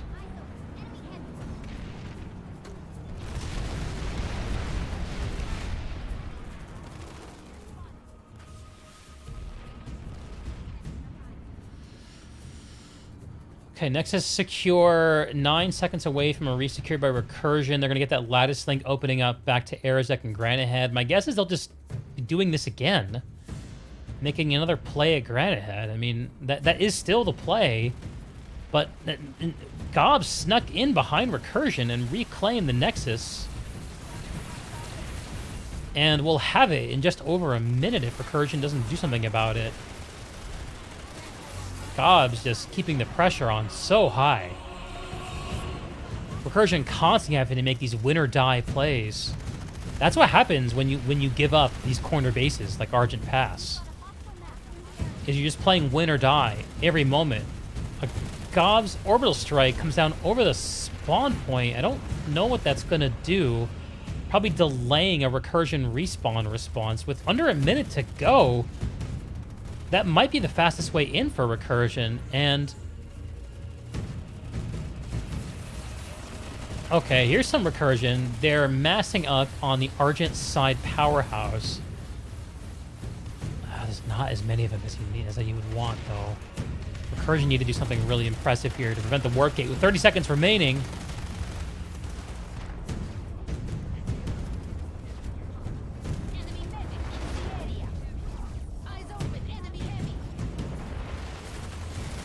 It's do or die time for Recursion. Oh my god, and Recursion chooses do! Recursion chooses to die another day! With seconds remaining, they push GOBS off of the Nexus Alpha! You fuck your warp gate, Recursion says. Ah. Recursion. Just over 5 minutes left. If Recursion can hang on to this for the next 2.5 minutes, then they prevent a warp gate happening at all mathematically. I think, let's see, do they still hold Nexus secure? Yeah, they still hold Nexus secure, meaning they still have lattice connections open to the center of the continent. You know, from a math perspective, Recursion can still win this if they take over the entire middle of the continent within the next within the next 5 minutes. 2 minutes to take back Bitter Gorge and to take back Granite Head and Arizek, and then 2 more minutes to take on Bitter Gorge, and that'll give them 1, 2, 3, 4, 5 out of the 9.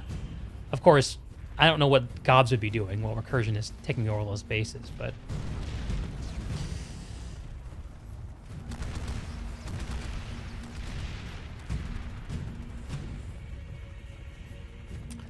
now, the length of time on the recap for Nexus Alpha means that there's no longer any play at Argent Pass to be done. That base is going to belong to GOBS until the end of the match. There's no link there for Recursion.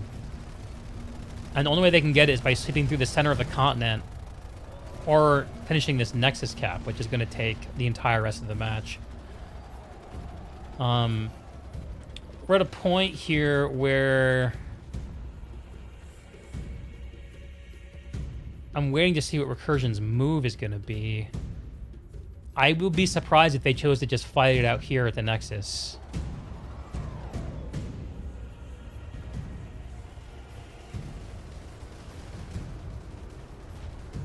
GOBS Galaxies.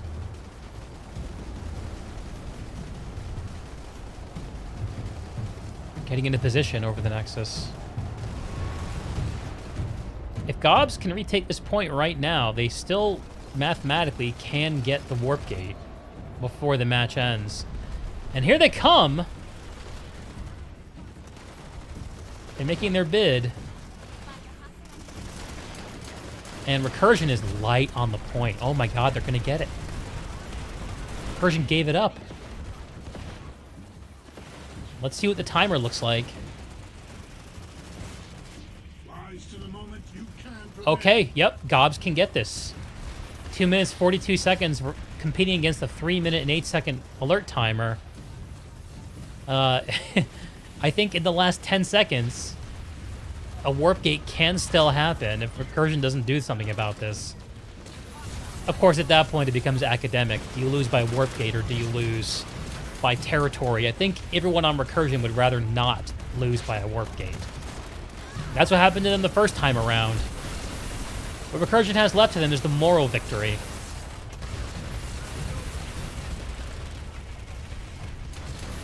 Let's see if they can pull it out.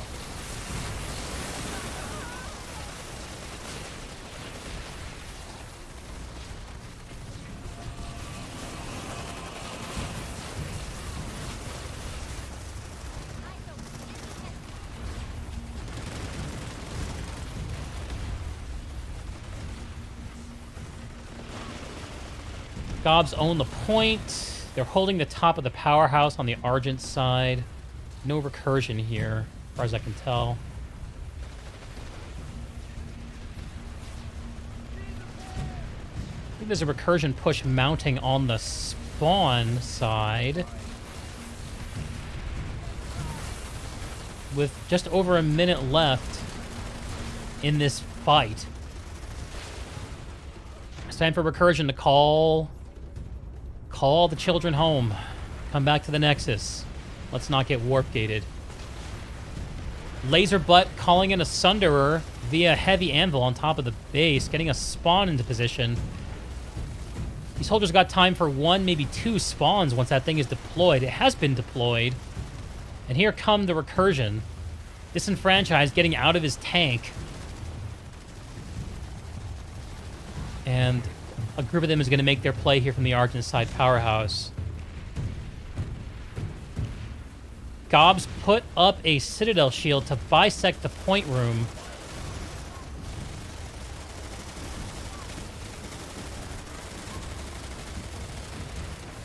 "30 seconds.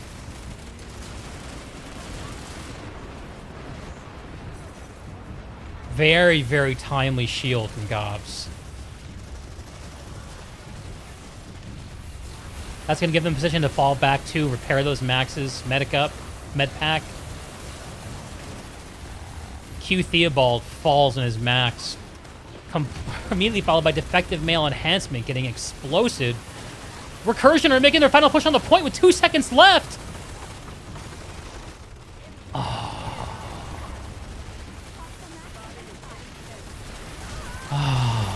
No. And GOBS remain undefeated,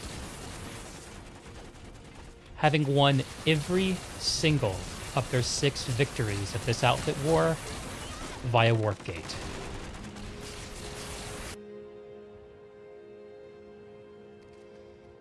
Recursion, good game, comes in 2nd place on Emerald. What a game.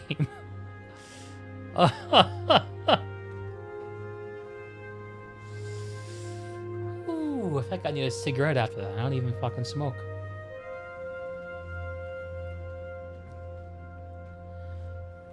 Man.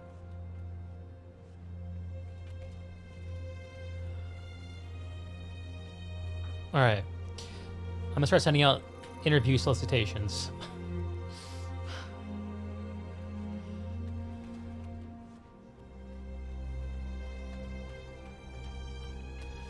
You're right, 7 victories, King.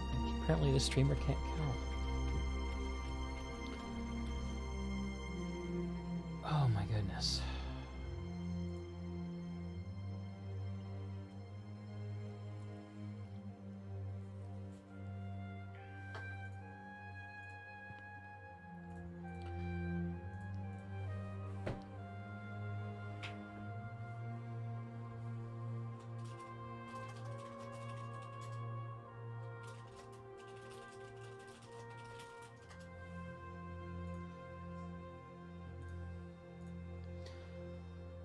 Let's message both these teams. Get something going.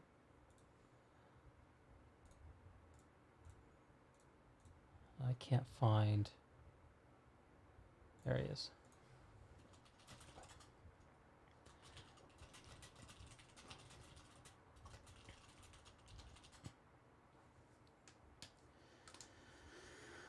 All right, I just reached out to Recursion and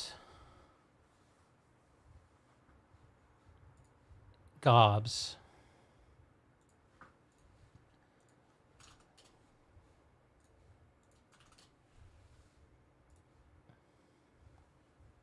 Stand by for that.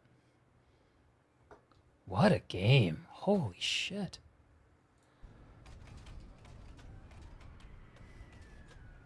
Very, very nearly went the whole duration. All right, turn off the planet side. Give my poor GPU a break. Running Ultra ain't no joke.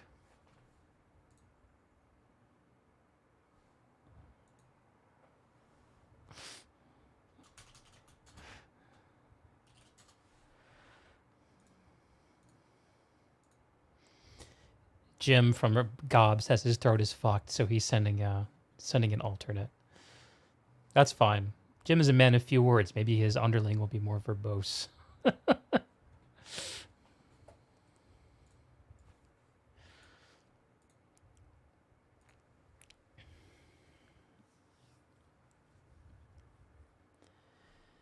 Is there a list of players that participated in the match somewhere? Curious who was playing. Yeah, actually, there is PS2 alerts. Shout out to Maelstrom26. Has stats for all this stuff. Boom, boom. Yeah, here we go. So while we're waiting for interviews, actually, let me make sure that my overlay is set up first. Yeah, it's working already. Cool. We can see here, Outfit Wars. Just go to GOBS, and yeah, here's the match from today. This is much more even on kills than I think it was last time around. Maybe I'm misremembering. Recursion with 1,400 some odd kills, GOBS nearly 1,800. And if you look at some of the standout performers,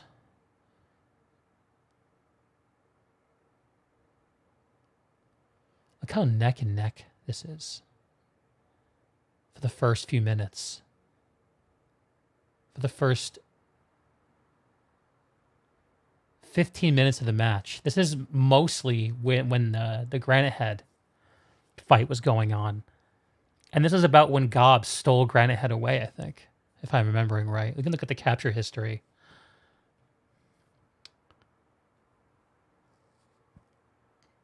Yeah, 1724 is when they capped it. And so I guess actually it was further back here. Never mind. So here's the list of people who played. And Dim Sum GS, top fragger with 76 kills. Followed by Suzerain and Empowered O2. Then a trio of Recursion, Laxus, Sir Serial Bot, and Ashley.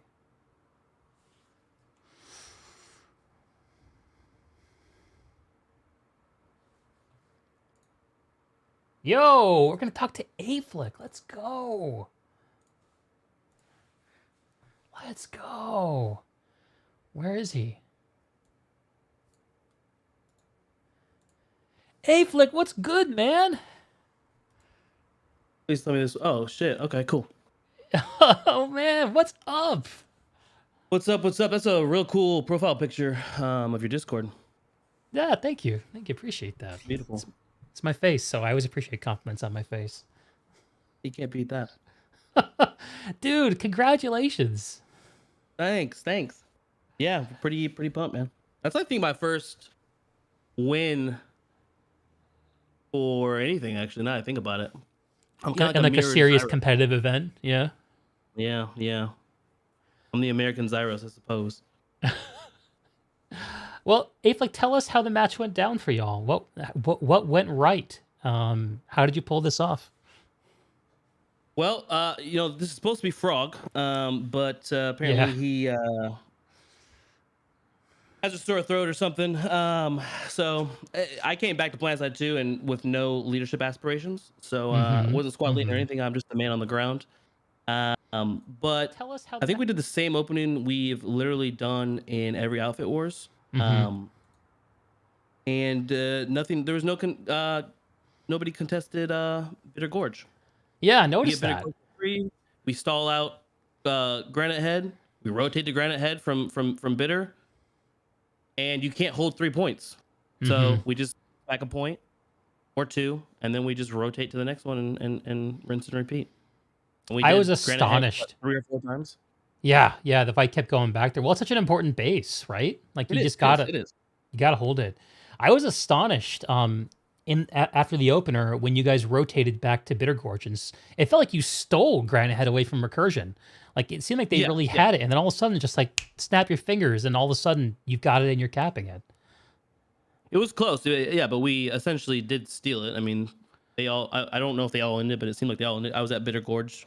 By the time we rotated over there, but yeah, we just grabbed I think we grabbed A first, and then we rotated to B, or maybe it was B first, and then I think we all end on C. But you can't hold 3 points and then just get linked off 1 point at a time. And I feel like that's what happened. And I feel like we did that 3 or 4 times. So yeah, those at both Airzek, although at Airzek less relevant perhaps, but at Granite Head there's that A point which you just play for time.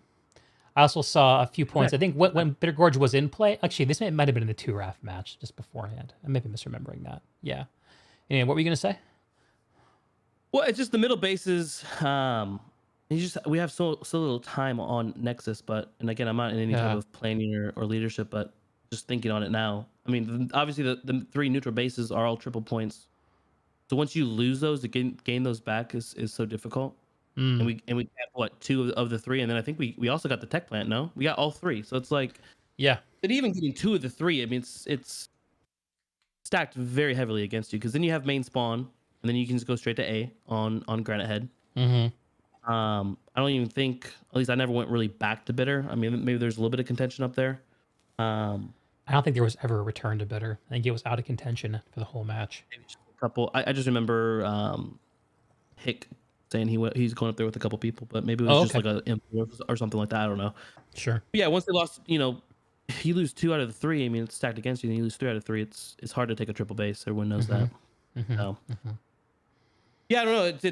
It went down flawlessly. It seemed in regards to our plan, which I was not very privy to high up, but it went well. I'm happy with the results. I mean, I played terrible, so thankfully everyone else cared.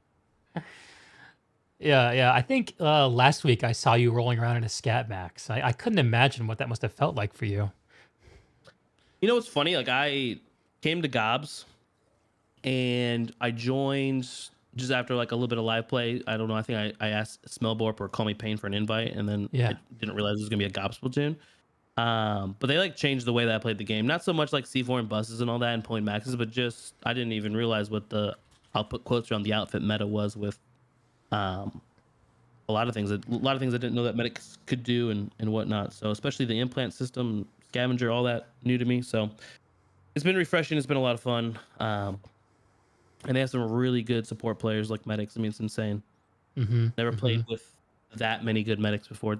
It's refreshing. I'll bet. Yeah. So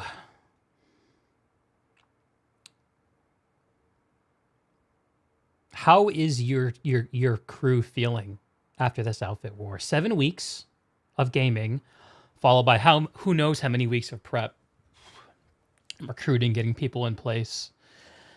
Was it a relief when the buzzer went off and this thing finally ended? Is everyone excited to have a weekend off from Outfit Wars next week, or are y'all still riding that high? I don't know. I think everyone's really enjoyed the and obviously we've won every match, so it makes it a little easier when you're winning. But I think everyone's really enjoyed it, and it's been nice because as long as like if I had to miss a match, someone else can take it. Obviously, you want to be there for the output quotes around the important ones, but we had enough people that if you couldn't make a match, somebody else was there with good rotations. But no, I think everyone's still riding on the high of it. I think it's a lot of fun. 1v1 Nexus. It's awesome. I think there's a lot of tweaks that can be done, so maybe it's not so much of a steamroll, but I mean that's just what would you do? What it is. How would you change it? It's hard being on the winning side. I feel like if I was on another team, maybe I haven't had time to really watch any VODs just because I just have no time at all. So I'm just logging in to play the matches more or less. Yeah, but a lot of people seem to complain about maybe air or something. I don't know. This infantry core gameplay I think is the best aspect of Planet Side. Obviously, large battles, combined arms, but nobody likes being infantry and getting farmed by air. But for the better teams, at least felt to me like it was mostly infantry. But someone else would have to speak to that just because of my small knowledge of my couple matches I've played in. So it's okay, man. It's okay, man. No, it's actually nice talking to you. I've talked to Jim a few times, and I mean, Jim may hold the keys, but he's a man of few words, So it's nice hearing a different perspective from GOBS. How much? Tell me a little bit more about GOBS. Like who is GOBS? I've talked to Jim a little bit. I know that there are a bunch of the core is from a group of people from Connery. What's your you obviously being more of an Emerald guy? How did you guys find each other, and what is GOBS like for you? Like I said, it's really refreshing. It's a new look at Planet Side outfit play that I haven't really seen since like 2013, 2014. It's made the game fun again. Massive underpop, capping bases, fighting good players like Recursion or VKTZ's massive ball of whatever that is. The ringer but ball. I found them again. Like I said, a lot of my friends are in the outfit. Like I joined, I asked Call Me Pain for an invite, not expecting him to have a platoon up. And I was like, what the hell's going on? They're just capping bases like 70-30. And nobody plays NC. I'm not really a K1 guy. I mean, they left for TR. There's really no other NC outfits.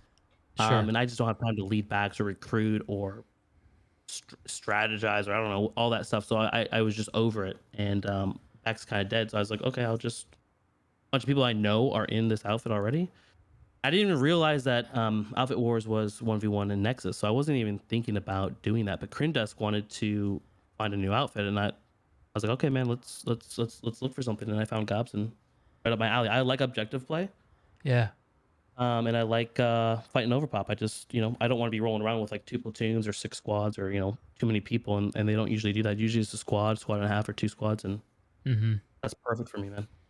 Yeah, it's a good right size. Up my alley, literally my favorite thing. Not too mil simi, like not mil simi at all, but like not too serious, not too objective play, and you can still farm. Like the medics make it. It's just a different experience when you have good medics. It's insane. I've never played with medics like that before. Just game changing, especially for like a shooter. Like I think about someone like Zyros or Sayl or somebody like that, and they do well regardless, right? I mean, I did well regardless when I just farmed, but playing the objective and then also having good medics is game changing. Yeah, that's really cool to hear you say that, man. I of course, alongside a lot of the rest of the community, I enjoyed your streams, and you started doing more YouTube content. It seems like things got really busy for you. Yeah, we bought a new house, and Zoe's job is just still busy. And then obviously Liam's like super active and like wants to do things. And how's the kiddo? A little bit later. Oh, he's great, man. He's great. He's a lot of fun, very active, talking all the time. Cool. Keeps us very, very, very busy, and obviously very, very, very tired. And then I went in the office 3 days a week, so like he's still in half the daycare. There's just no time to stream. I'm too tired at night, so. Yeah, man, I feel that. COVID's coming to an end. Okay. Well, Hopefully, I that was a decent interview for you. I know, like I said, he threw it at me, so I didn't know. I was like, oh, I don't know anything about planning, bro, or leadership for the outfit, but I'll go. So yeah, some people interview with an angle of trying to understand like the tactical decisions. I'm more interested in the people who are playing, and it's a bunch of great how, people, man. I was shocked. It's a good group of guys.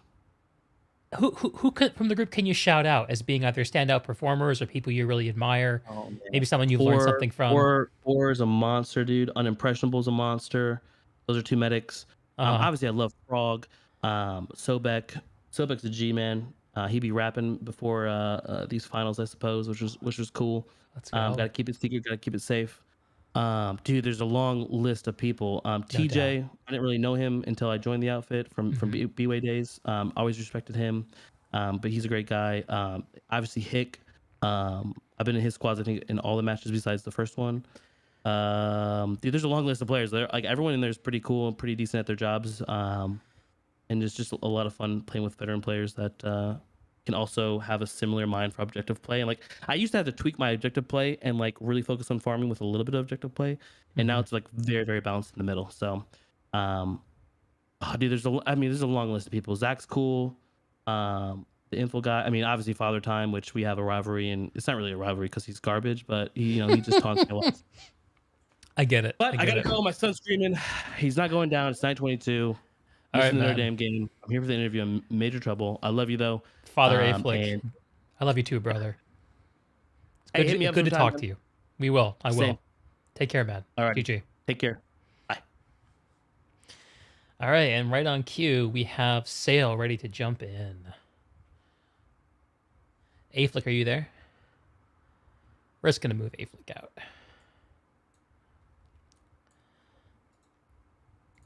Sayl, you're live on the cast. Hey, D. Hey, GG, brother. My God, what a game. Tell us about it. It was a good game. GOBS is, they displayed what they do. They have very good. There's no weakness in GOBS. They're Yeah. the perfect organization. So, it was tough. We went all out. Tons of people, both playing and getting us resources on the live so that we could power our anvils, and we really did try our best. So that's all you can do. Yeah, man, you gave him hell. I loved in the opener watching all the anvils falling over Granite Head. It looked like you guys actually got an early advantage there. You had GOBS pushed back towards the spawn room. You all were on the triple stack in the powerhouse, and it seemed to me like you guys were getting Granite Head while GOBS picked up Bitter Gorge, and then GOBS got Bitter Gorge. They delayed the cap at Granite Head with the cap at A, and then I looked away for like a moment, and I turned around and GOBS somehow stole Granite Head away from you guys. What was going on there? It was very precise control operation they have. They so their timing was just really good, and it came down to just a few seconds. So Yeah. good on them. Yeah. And we saw the ball kept getting chucked back at Granite Head as you guys turned next to secure into the lattice connection back to Granite Head. To keep playing for Granite Head, that seems to be the launch pad of any kind of win. I felt like it was a little bit of a repeat almost of watching you guys fight GOBS the first time around, where it seemed like you guys had Granite Head locked down, and then out of nowhere, GOBS, the perfect machine, would come in the nick of time and just take it. I'd say that's a good analysis.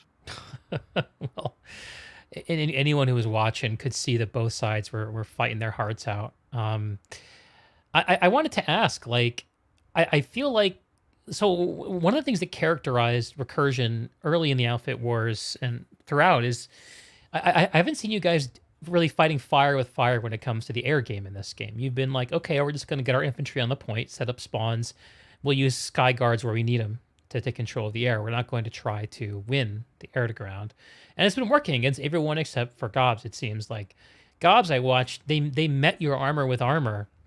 And I feel like there was a point later in the match where you guys said, we can't win the armor game and we're just going to try to win on the point. Is that something that I read correctly, or is it just, a coincidence of timing?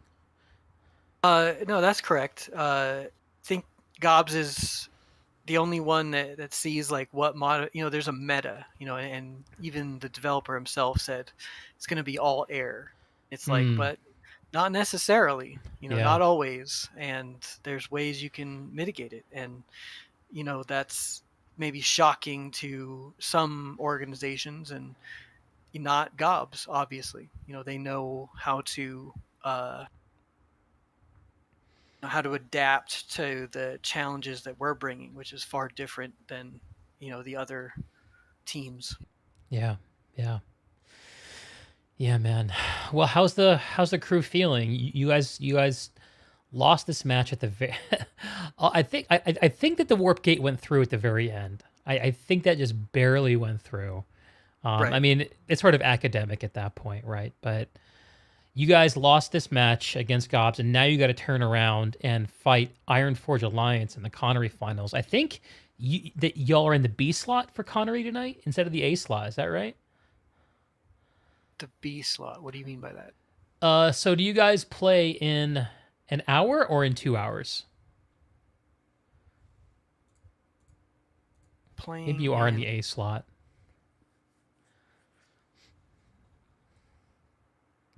1 hour 30. Okay. Yeah. In any case, how's the team feeling after this, taking this tough loss and having to turn it around one more time to try to win it for Connery? It doesn't faze us too much. We've lost Outfit Wars before. We lost Outfit Wars 1 and we lost Outfit Wars 3. Mm-hmm. We won Outfit Wars 2. So it's just another Outfit War. I think obviously winning both servers, would have been a huge, message to our community about, where we are on the food chain. But winning one server is still amazing if we can pull it off. So hopefully we've got the mental to go out there and fight TJ again. Yeah. Is TJ going to be playing for IronForge Alliance?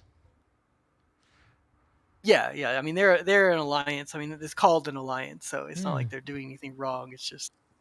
Has he been on that team? It might be that I haven't noticed. Yes, he's on that team. Okay. So not like a sudden reinforcements for the championship match kind of situation. No, but I think that's maybe one thing that is good to look at. Like, just because there's an outfit doesn't mean that that outfit isn't with other organizations and groups of people, and the people at the high level definitely study that kind of thing. So. Sure. And we had that conversation last week with Dolphin about the ringing situation. I think we're all, I don't know, I feel like everyone said what they think about it at this point. I for one, I'm in no way saying that that's ringing at all. I know. It's not. Yeah, I'm just acknowledging it. Not accusing IronForge Alliance of anything. I wouldn't suspect, don't have any reason to suspect it. But it will be interesting to continue to watch these finals roll out. We still have the Connery finals to play, and it's my great hope that the same teams that got these teams to the finals are also playing for them in the finals. That would make, I think, the best competition. Cool. Well, anything about this match that you want to shout out, Sayl? Any awesome performances, or maybe even shout outs to GOBS, people who stood out to you? Yeah, I guess GOBS really proved that there's no one that can match them. I think unilaterally the best outfit that ever was and maybe that ever will be. So at least in this moment of time. So that's a big shout out to them. Shout out to my squad leaders, Zyros and Iron Roids and Welder. We went out there and showed the community that there's not just one way to play. Yeah. Yeah, you definitely have done that. Well, Sayl, I won't take up too much more of your time because I know you got to turn around and do it again, and I'm sure we'll talk again tonight. Assuming you're still up for that, and if not, I'd understand too. But I want to wish you luck. Not that you'll need my luck to go into the Connery outfit war, and a hearty good game for those of us watching. You gave us a full 45 minutes, which was the main thing I've been asking for in these finals, and it was really fun to watch. Thanks for casting, D. See you tonight. See you, man. GG. Cool. So we heard from Aeflic from GOBS and Sayl from Recursion. Aeflic, a real OG, putting it together, reliving some of the glory days of PlanetSide here in the Outfit Wars in 2022, 10 years after PlanetSide 2's release. Sayl, repping Recursion, as only he can. So we had another match that we watched earlier tonight. I'm going to see if I can get anyone from Turaf or VKTZ to come talk to me. And then hopefully we'll have a short break before Connery. Hopefully. We may not, though.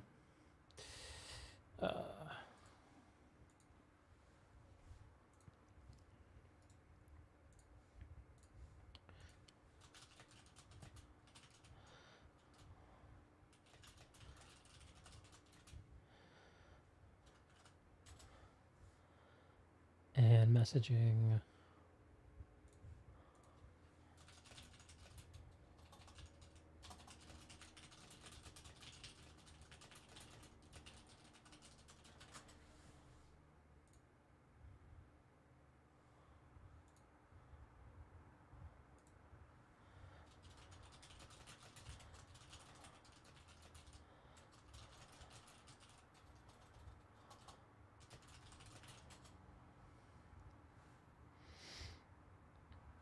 Pibble, honestly, GOBS just played tighter. Yeah.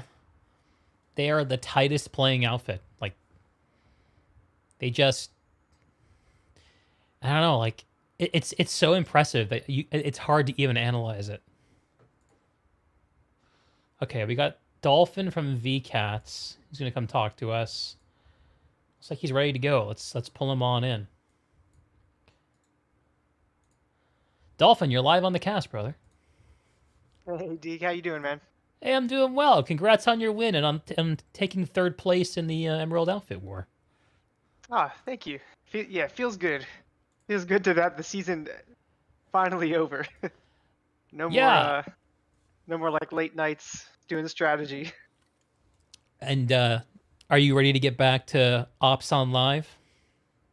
Yeah. We're already looking towards like the priorities for the next couple months for the outfit, and what that's gonna look like, our weekly schedule and whatnot, and it's pretty exciting. We're gonna be bringing a lot of stuff that we used in the Outfit Wars prep and season to our live play. So yeah, we're pretty excited to see what we can go moving forward. That's exciting to me. It's one of the questions I sort of asking myself at the start of the season is, would we see any part of what eventually emerges as an Outfit Wars meta trickle into live play, into the live meta? Is there anything in particular that you can call out? I mean, I think a lot of the way that people play, we already saw that in live.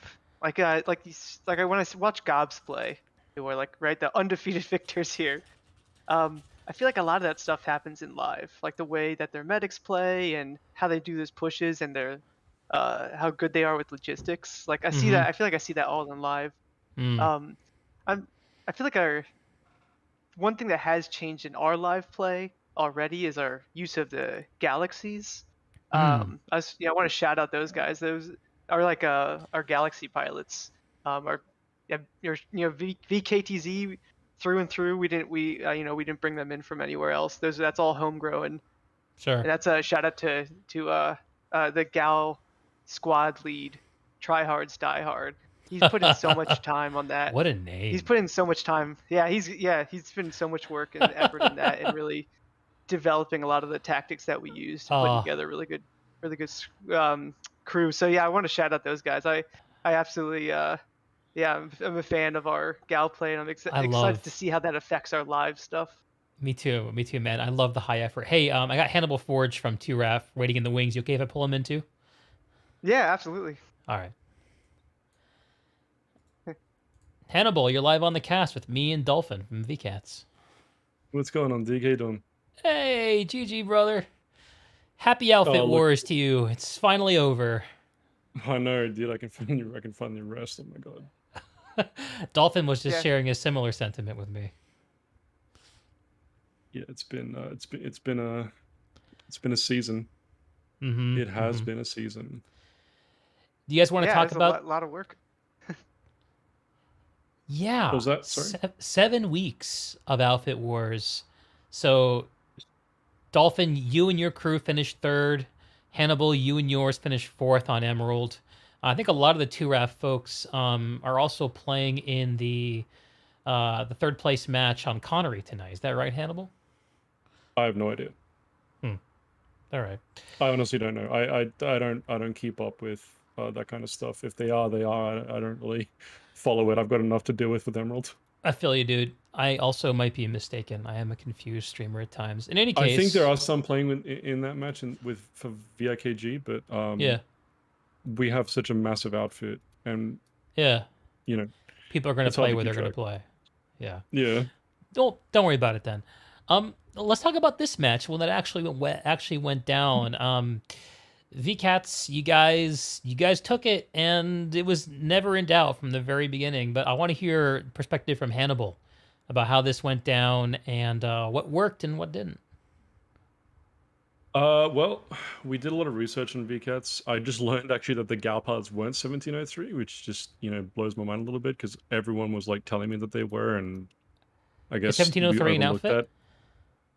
Yeah, but I guess they weren't playing with VKTZ this year. Everyone told me they were. I don't know why. So no, the gal pilots, I will correct myself. The gal pilots were VKTZ original. However, so Akira Ninja, I think Dolphin himself, and Try Hard is something or other. Try Hard is Die Hard. Try Hard is Die Hard. Dolphin yes, was those just three shouting him gals. out. Apparently, he's the mind behind the Galaxy Madness. Yeah, they were disgusting. And the triple rep gal combined with like the 15 air ringers was disgusting. And then the ability to deliver Beetlejuice Division onto point on a snap was just agonizing for us. We did kill like a shitload of, a heckload of their maxes. But Swearing's okay, by the way. Okay, sorry. I'm Australian, so that's kind of my thing. It just the amount of maxes, friggin' Landwell in his goddamn wheelchairs, and just the sheer amount of it, dude, was just oh god. Yeah, I think I watched. I mean, we were ready for it. We did we did. Sorry, just go ahead. Nah, you go, man. No, I don't want to be okay. We did a lot of analysis, right? Like we deep dived those VKTZ players to the point where we knew like their favorite place to sit in a building. But there's only so much you can do that before it just comes down to a sheer measure of shooting skill, and unfortunately, we just didn't have the shooting skill to compete. But we probably might have been able to outsource a little bit, but we weren't really interested in it, and the superior skill from Beetlejuice Division just kind of shone through tonight, and they took a very deserved dub. Yeah, I noticed you very carefully not calling those infantry players VKTZ players, calling them Beetlejuice Division players. Well, they're not VKTZ. Dolphin, how does it feel to be doing your finals interview and still be talking about ringers, man? Well, I mean, I don't think we've ever said that we didn't have ringers, and we internally refer to them as B-54. It's like we know who they are, but if you look at the kill board, it's not like, I mean, it's no like secret. our internal VKTZ people are competing for, for like those top kills and stuff. So, we did well like in bringing them in and integrating a portion of the B-54 into our normal into our like, our normal organization. So Mhm. yeah, I mean, yeah, I don't think we never said we were. Everyone knew like Land Whale is bringing B-54 over. We have all of our, we've been having memes about it since like April, right? So like, I don't. If it's meant as offense, then it's not taken Not as really. we're not seeing it I as mean, offense. So we had Orax playing with us. So right, yeah, it's I'm not not. casting any stones. I'm just saying like it's the same thing. Like I wouldn't say like our 2RAF pilots. Like no, it's Orax. Like our Orax pilots are the ones who are winning our airfights. Like I'm not. Yeah.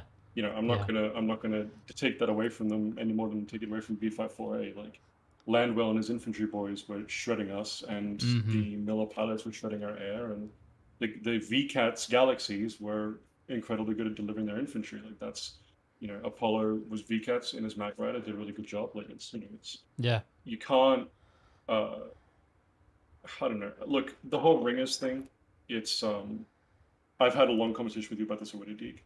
Yeah. And I obviously watched the conversation between Dolphin and Sayl. That was very entertaining. Yeah, it was Yeah. good. It was I'll fun. say.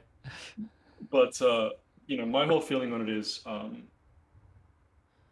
and I expressed this to Apollo actually in private in DMs.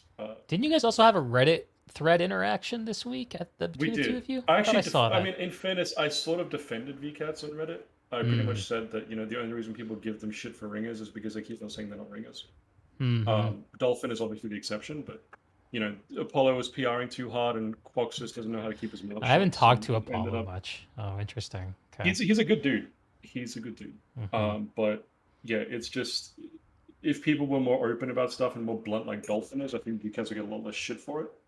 But they keep on trying to PR it, like the ringers. Just like, dude, just accept it. You have ringers. Who cares? But I think I feel like if VCATs the had biggest- won the championships for Emerald, they would have to put an asterisk. Like Barry Bonds winning the home run crown. Well, I mean, then there's always there's always the other memes coming through, right? Like $700 a match couldn't even get first place. Like that's the one I've seen floating around recently, which is kind of like yikes. But I think they played their hearts out, dude. I think it was a really fun match. I think VCATs did, because end of the day, it might have been B54A shooters, and it might have been Miller pilots, but it was VCAT's brain power. Yeah. Right. Word. It was VCAT's strategy. And that's one thing we've always said is that you can take a lot of things, you can juggle a lot of things, but VCAT has always been a very strategic outfit. Yeah, and that leadership is not replaceable. You can't outsource it. No, Livin. I don't really like Livin, but he's a very, very intelligent man, and he's a very, very knowledgeable man. You can't really deny Livin's capability in terms of being a platoon or force commander. He is incredibly talented. Livin definitely pulled us through a lot on that. It's good having someone that that knows their stuff, that you can really rely on. Absolutely. I will say that I would love to do a 48v48 VCATs v2 RAF with no ringers on Jaeger. That'd be fun to see what would happen. No Orax, no B54A, just VCATs and 2 RAF duking it Only out. pure allowed. I told Apollo this in DMs. Like I said, I was lamenting the fact that we wouldn't have a pure 2 RAF as VCAT showdown. Right. Well, I think this whole season really suffered from a lot of mismatched matches. Right, like how many, percentage of the matches we watched ended in warp gates. Right, Too many, dude. That was my main wish. All of them except. My main wish for tonight is four to have no warp gates, and so far I've been defied twice. I don't know if y'all caught the recursion GOBS match, but GOBS pulled off the warp gate in the last 10 seconds of the match. That's what Big Ass did to us, dude. We had it was a 30-second window, and we had to get on point. Yeah. For 10. We almost denied the warp gate. We were so salty. Yeah. It was.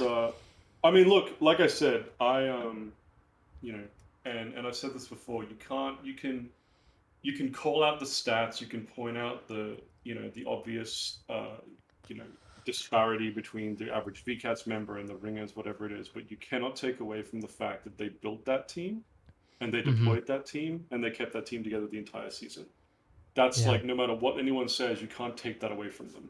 It just is what it is. Because if the team wasn't good at playing together, they wouldn't have started. Yep.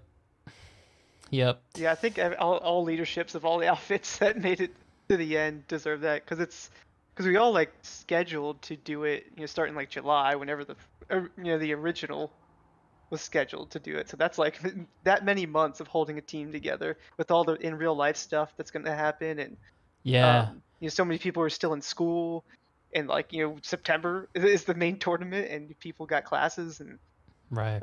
just any holding together, being able to put 48 people out on the field is a feat on its own.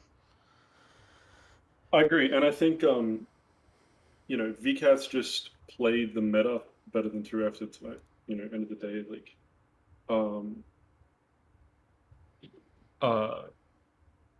it really was. And just to address Kai in the chat, I don't want to complain about ringers. I've already said before that ringers are not in the spirit of the competition, but everyone's going to do it, so complaining about it is stupid. Learn me before you talk about me, bitch. But the reality is that we had a fun match, dude.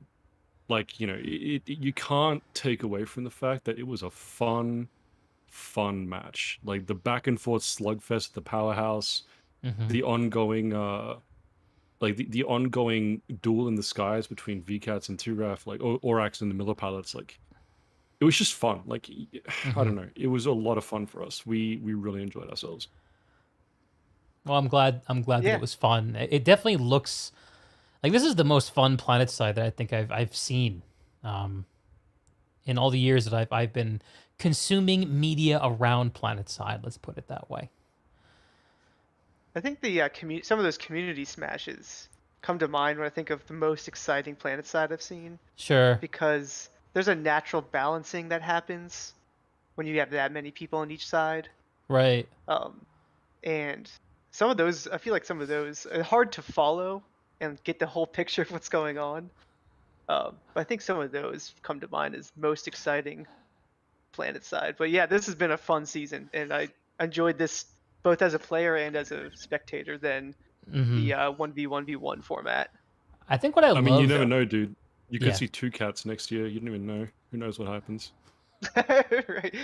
That's funny. Yeah, the thing about this format that I so enjoyed is getting to see people's live characters in the competition.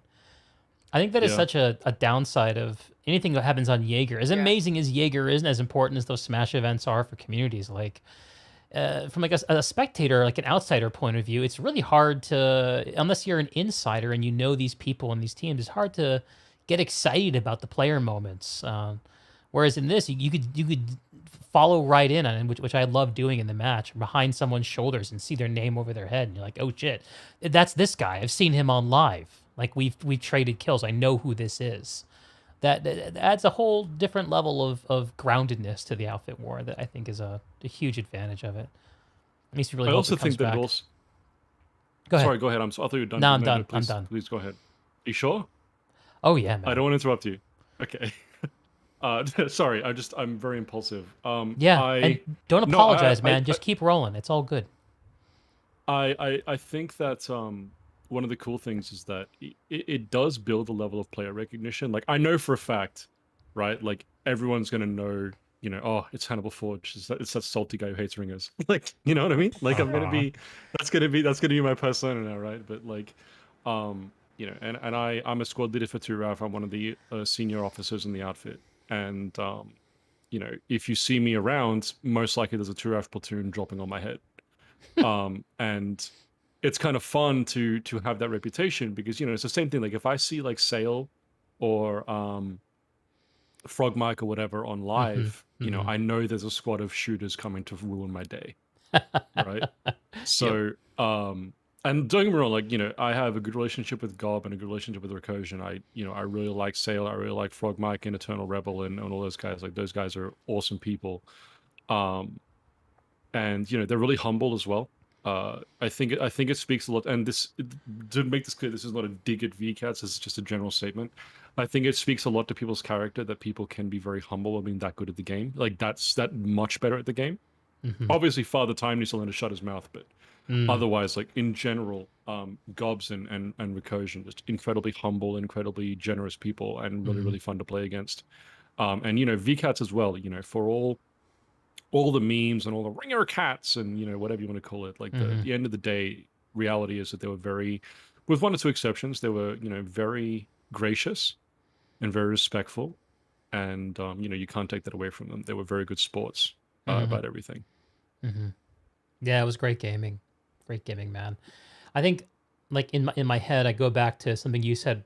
We're starting to say earlier, Hannibal, about how, like, you want to do a rematch, just like the pure VCAS versus the pure 2RAF. And I think that's reflective of what a lot of people, I think, are the space people are coming from when they think about this ringers thing, which is it's these tags that are taking place in the competition. They're not just tags. They're, for the most part, they're communities, and communities with roots that go back years in this scene. And it's kind of a shame when the output of those communities is not reflective of the people who are wearing those on a day-to-day basis.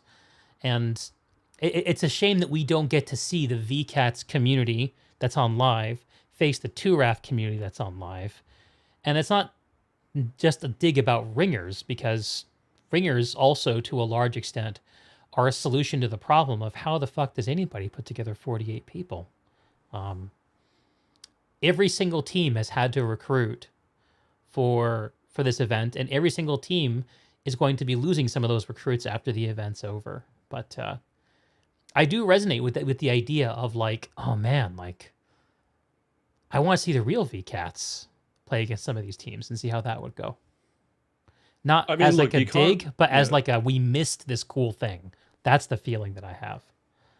I mean, that's one of the cool things is that, like, sorry, go ahead, Dolphin. You can answer that. Well, yeah. Well, I mean, our outfit is so big. It's like, yeah. When you say like the real VCATs, like there's like times on live where we're running platoons where it's like 8 VCATs members, and the rest is like SKL, ISV, random people, like in our, because they know we have name recognition. They enjoy our platoons. Yeah, sure. And so sometimes, like, well, that's we still consider that like a VKTZ platoon because it runs like VKTZ. We have strategies on how to make those platoons viable. It's Yeah, the communities are porous. Everyone plays with everyone else. Right. We have, we have 800 characters on there, though. It's hard keeping track of who's like a NS alt and who's an alt from another server and all that stuff, and who's a K-1 player, 2REF player that sometimes plays with us, and it's hard keeping track of that. But I mean, 800 players on our team. So yeah, what is the real VCATs is it's a weird question that I hear. Like, why our live platoons aren't the same as like our Jaeger or our Outfit Wars stuff? It's because we have such a large community with so many different sections of it. So yeah, I don't know exactly what the real VCATs would be in that matchup. When I hear you say that, Dolphin, I feel like what you're doing is like, I think what makes these events fun from a community perspective is like, you look at Recursion and like they have like an outfit story. You kind of know what Recursion's about. They're kind of this closed community. They've been elitists forever. They've been involved in these events forever. They have a reputation that they defend, I would say, assertively. And like, you kind of know what to expect, what to expect from them. And that's part of the fun, is knowing the story of these communities and the people in them. And there's that creates a certain like association people have when they see the tag. And it sounds like what you're doing is saying VCAS doesn't have anything like that. There's no... That's not true. There's no nature of VCATs. What's your take, Hannibal? Yeah, no, well, I don't think that's true. No, that's not true at all. I think Dolphin's obfuscating a little bit, not intentionally. And I think that he kind of misspoke a little bit, but realistically, VCATS is known for 3 things on live, right? Valkyrie, high-speed Valkyrie interdiction. Okay. They're known as a rapid redeploy outfit for combined arms as well. And they're known, just like 2RAF, as a Zerg fit, right? That is what it is. And denying that is ridiculous. The reality is that VCATS' identity is the same thing as 2RAF's identity. We take everyone of every skill level from every aspect of the game, we train them up, we give them the tools they need to succeed, and we use a combined arms approach, utilizing tanks, infantry, and aircraft to achieve our objectives on the map, regardless of the population requirements. Now, I know that VCATS actually does run a larger roster than TrueRAF does. We run about 1 platoon every op. I think a VCATS runs a little bit more, not by much, but just a little bit more. And they also pair with Goda a lot, I believe, is that's correct, Dolphin. You guys like to crossplay with Goda a fair bit. No, we don't really play. We don't do any combined ops with anybody.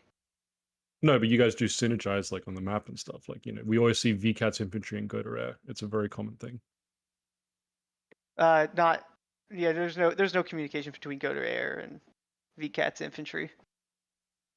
Okay. Yeah, that's interesting pattern to see.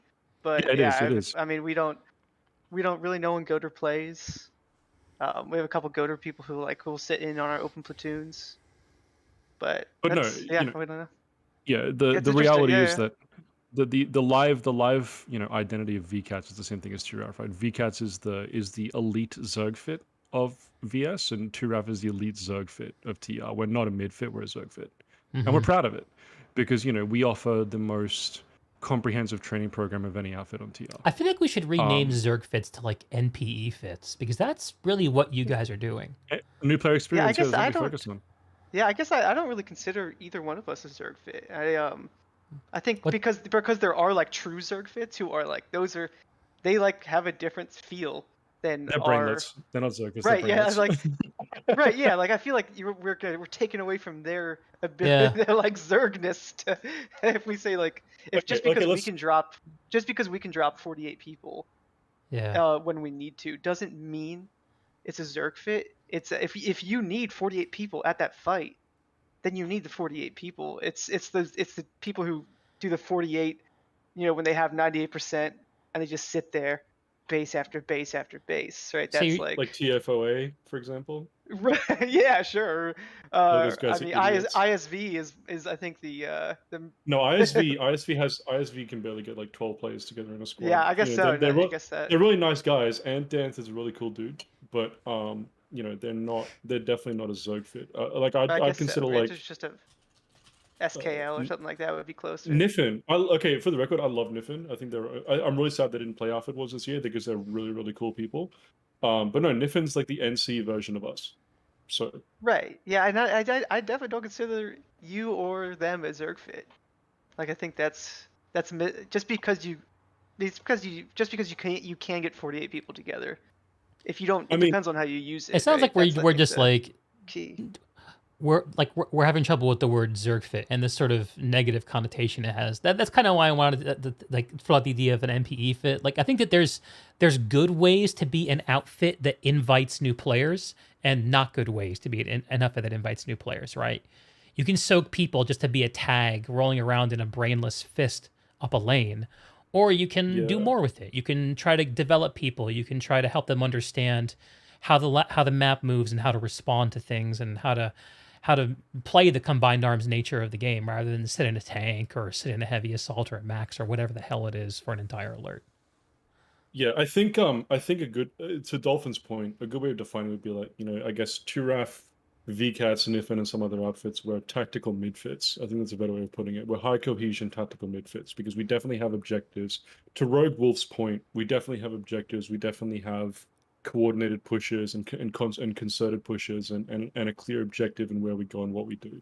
And we definitely play the map meta as well as the map micro. I guess as a proper Zerg would be like TFOA or Pigs or not even SKL anymore really, because SKL also kind of plays the map. I guess maybe to a degree like VSTD, but they're also kind of leveling up, so it's hard. Like I don't think the community really has room for it anymore, to be honest with you. I don't think it really exists that much because the reality is that most players on PlanetSide just want that higher level of thinking. Even if it's on live, they want a stronger position of tactical awareness, and I think that a lot of outfits these days are offering that because if they don't, they're becoming extinct. If you look at AODR and Pigs, they both had massive fractures because people were dissatisfied with how they were doing, and AODR cleaned up their act, and they're a lot more tactical now. And T1CR is also doing the same thing. And yeah, I don't know. I think I remember back in the days like 2015. Yeah, I remember back in the days of 2015, right? Like your average midfit was like 2.5 platoons minimum. You know, Oof. and then you had like the Enclave and all the buzz cut cultists like throwing like 8 platoons of shit at bases. My God. You know, I was back. I've been playing Planetside since launch. Like I remember all this stuff, and you know, from Matheson, baby. Like you know, if you ain't from Matheson, you don't matter, son. But the you know the history of the Zergford term is very it's a slur, I guess, used by people from sweat pits to try and diminish. Land whale, totally. This is not a weird tangent. Landwell and I had a conversation about this actually. I pulled him into 2Raf Discord one day because he and I were having a yell chat shit fight as he sent. And he and I had like a 1.5 hour conversation where he basically turned around and said, you know what, after you explaining 2Raf to me, what you guys do is a very essential service. You know, you're training new people is a very integral part of keeping the community alive. And he and I walked away from that shaking hands.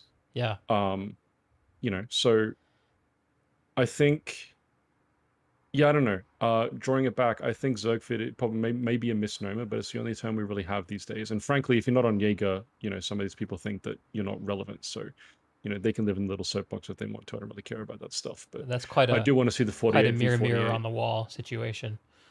Well, look, you know, some of the Jaeger guys are amazing, and 2Raf is Totally. looking into stepping into Jaeger. We've got like a Jaeger Scrim team, and like I said, I love Recursion, I love GOBS, I love those guys. A lot of friends in B-Way too. But I do think that the Jaeger guys need to pull their heads out of their asses now and then and realize that they don't smell like fucking sunshine. They just smell like shit like everyone else does. Here's to smelling like shit, just like everyone else. Well, gentlemen, I could continue this conversation for hours, I'm sure, but I actually got to get turned around and get ready for the Connery finals, starting up in about 15 minutes. So I want to offer Hell y'all yeah, both dude. a chance for any final words, not gotchas, shout outs, or thoughts on the outfit. Gotchas. Yeah. Well, GG Dolphin, I want to say that, and amazing gal piloting from your guys. That were really, really frustrating tonight. Well, yeah, I'm sure those guys will appreciate that. But yeah, absolutely GG. And yeah, I mean, for all the memes and all the Reddit posts and all the toxicity and salt, like I think this community is pretty good overall. Like I think, like every time you talk to somebody, on Discord or whatever, TeamSpeak or in game, it's always a delight. Like it's always fun, and we all know that this is like a small community, and this is a weird game that has lost a lot of its player base over the last decade, and I think we're all here to make it better and to like do our part in trying to have these fun fights. So yeah, like GG 2Raf. It was a fun season, and yeah, can't wait to see you guys on live and next Outfit Wars. Yeah, man, Yeah, it'll be baby. great next year. I can't wait. It's gonna be good stuff. We're gonna take back our statue, just so you know. It's in the plans now. All right. Get ready. Yeah. Well said by both. Get your cool. sorry, Dolphin. Well said to both of y'all. Oh, okay. GG to both. Thanks for jumping in and giving us great Planetside to watch and for telling me what we think about it. I really appreciate these conversations. Dolphin, what you shared about connecting with Land Whale. I think the if there is a solution to so many of these schisms that we face, is just the simple act of saying, hey, here's what I think. What do you think? And realizing that in between there's just people, just humans. So thank you for taking the time to talk with me. No worries. Thank you for hosting, Deegan. Thank you for your casting, man. You're a legend. Appreciate you. Thanks, man. I appreciate that. Right, Okay. all the best. See you guys. Take care, both.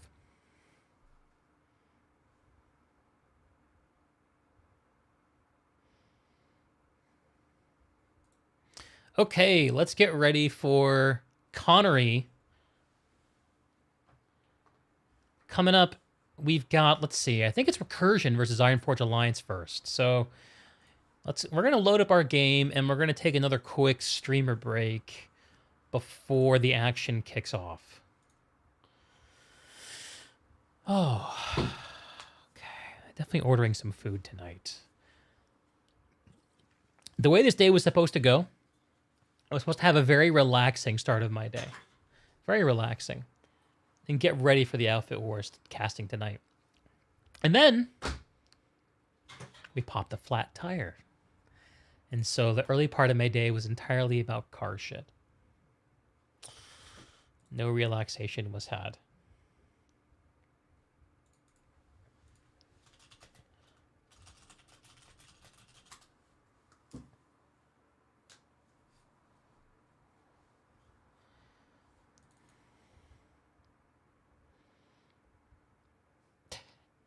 Ant DX being mistaken for Ant Dant. That's funny.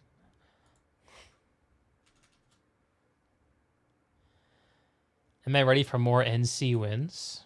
I wouldn't have it any other way, Kai. Wouldn't have it any other way.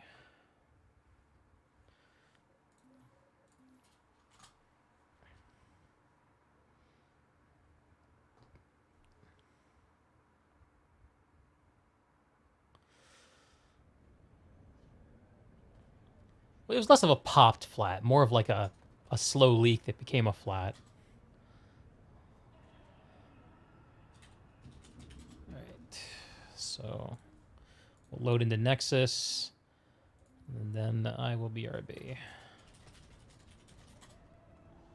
Oh.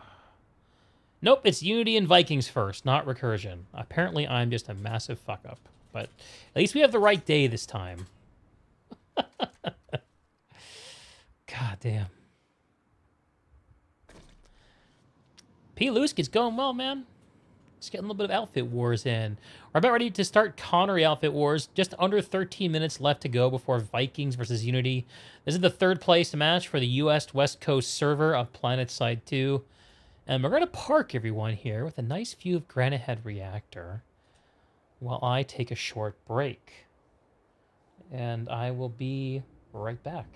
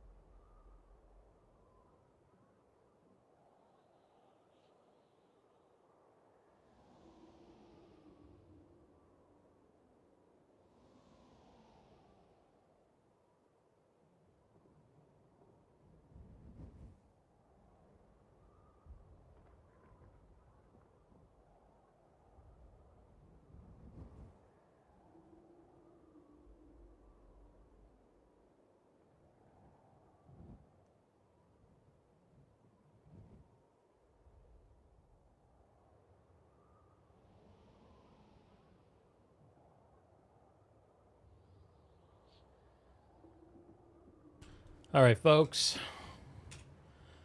We're back with 3 minutes left before Connery outfit war between Vikings and Unity. Let's get ready to go. The Connery contest about to begin.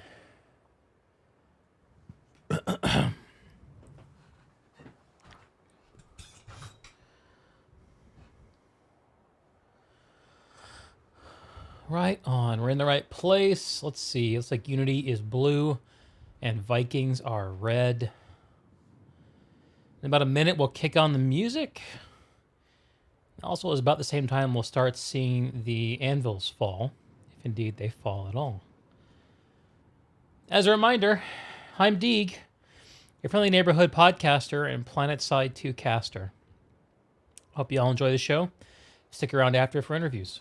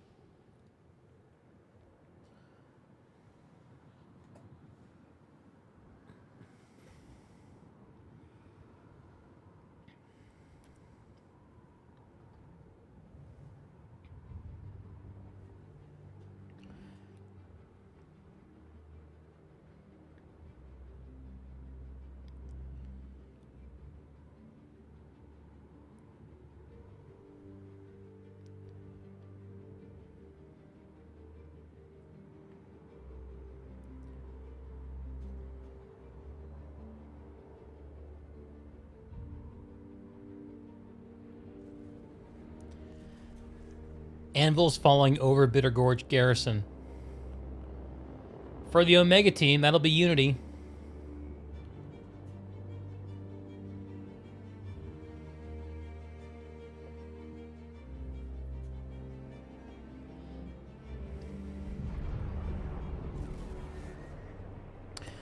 Light Anvil falling for Unity, also near Arzek. 20 seconds. Vikings are in their aircraft and ready to go.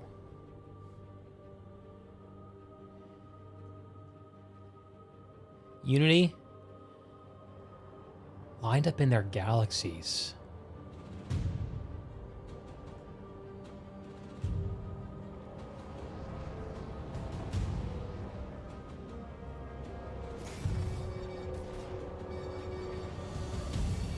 And we're off. Connery, Grand Finals week, Vikings versus Unity, playing for the 3rd place honors.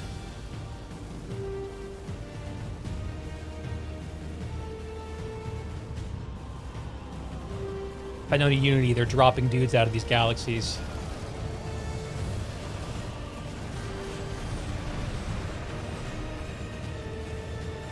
And the Granite Head reactor has been lit. The sea point flipping as the aircraft mill overhead. Viking is grabbing the triple stack. And on the powerhouse, it looks like we have Unity. A battle at the Granite Head reactor. And here come the Unity spawn points rolling in from the Bitter Gorge Garrison. Ready to take a position on this triple stack. I'm hearing some aerial hate from these Sunderers. Let's have a look at the other 2 mid bases. Over Arzek Satcom Hub, it looks like Vikings have gotten 2 out of the 3 points, but they're losing the A point to a small group of Unity. Perhaps even just an individual.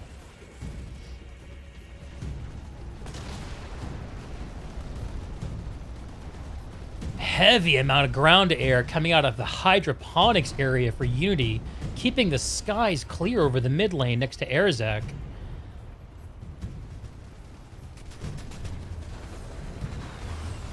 Unity holds on to A and B, with Vikings clinging to the triple stack here at Granite Head Reactor. The pops are just about evenly split. And at Bitter Gorge Garrison,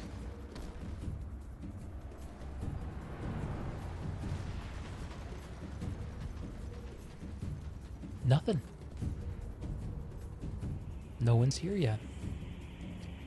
We got a Vikings Sunderer, Ragnar, trying to get in position, but it's going to be driven off by the Unity Prowler. No ground forces on either of these points. We're about 3 minutes into the match. And Granite Head Reactor is still choking along as the Vikings make a strong push into the powerhouse and sweep out Unity.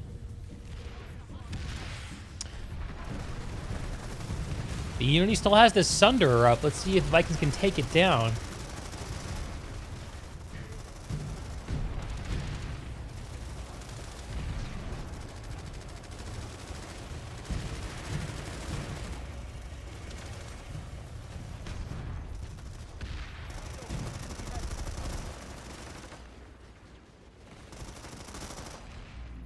And Unity off that Sunderer, pushing back in to push the Vikings off this point. But the Vikings still at large. They have control of the triple stack, and they're pushing on between the gap between the two.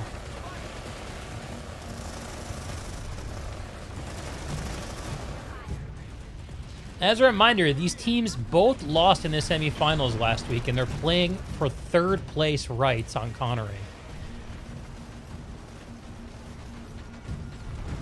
That's a beautiful looking Sunderer, I gotta say. It's very stylish. Christ saves. That's a good name for someone in his spawn point. Power of Resurrection. Vikings live, causing trouble overhead. Vikings hold the skies. And Bitter Gorge is still completely unhacked. There's something wrong with this base? Why is no one touching it? Is it made of lava?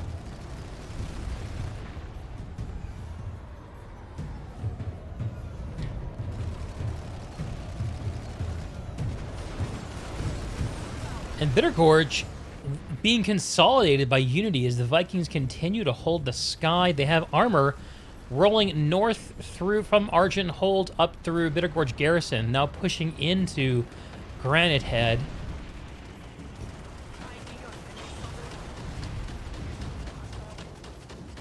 This guy with a very Icelandic looking name that I can't pronounce, and beautiful lightning.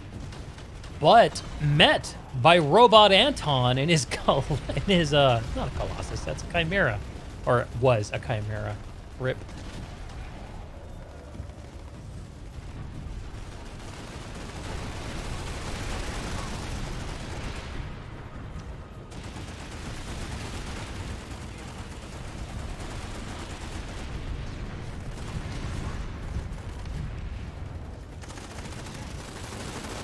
A grenade just hit me midair.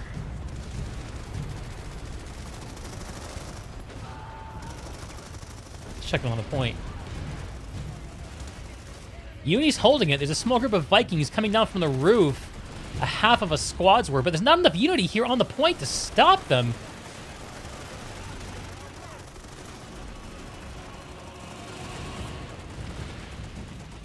Taking over the triple stack with just seconds remaining on the cap here, and B also flipping towards Vikings. Things here moving so fast here at Granite Head Reactor. And Vikings pulling off a GOBS-like steal of Granite Head.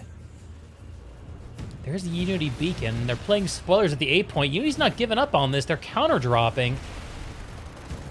And they're going to be destroyed on the roof of this triple stack. These Valkyries are still dropping dudes. It is Unity's calling card. They're high altitude, they're high octane Valkyrie drops. I don't know, having enough Unity filtering in to actually take this, but they have 4 seconds left to do something about it, and they're on the triple stack. Just that Connery is pushing back and prevents Unity. Oh, Vikings get the steal on Granite Head Reactor and steal the crown of the Nexus away from Unity.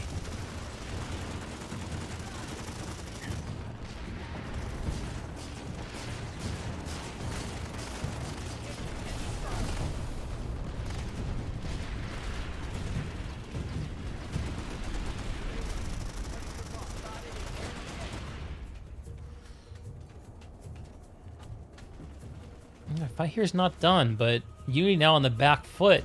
Bitter Gorge still 0 action. That is tripping me out. Arizek going towards Unity though.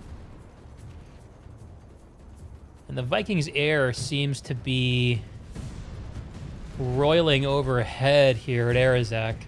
B belongs to the Vikings. Everything else belongs to Unity for now. Unity are posted up in the classic tech plant formation here, shooting down from these guardrails. Vikings filtering in from nearby the spawn room and paying for it. It's probably the worst angle to attack, and Unity is so ready for it.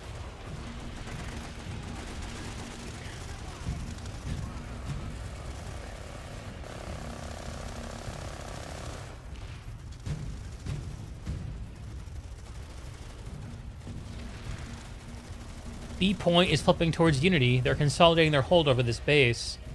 Seeing a lonesome Viking attempting to do something about that. Oh, and a whole bunch of more friends. I guess that was just a little bit of a ghost by Unity. Vikings still very much control the top of this base, converting their aerial dominance into control of the upper part. You would think that one of these teams would be putting a simple hack on it, Bitter Gorge, by now, and finally it's happened. It's Unity, of course. Early movers on these middle bases, but the question is whether they can actually secure one, or if Vikings are just going to let Unity get minutes in and then play spoilers and steal it away. 20 seconds left to cap this for Unity. This is the least strong of the 3 center point bases, but with this level of commitment, losing it at this point would be a real blow for Unity after losing a Granite Head Reactor. Still alive on the point, but there's a half squad of Vikings pouring in, berserking in from the other side of the tech plant. And just like that, Vikings did it once, they did it twice. A steal for the Vikings of Connery, of Arizek Satcom Hub.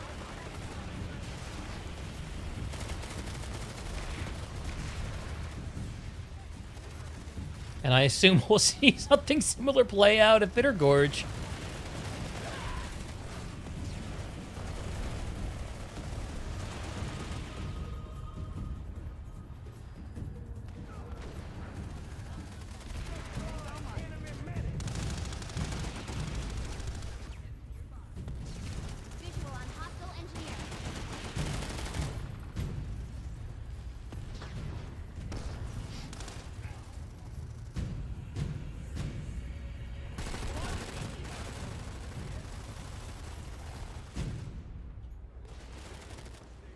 Let's check out what's going on in the rest of the continent.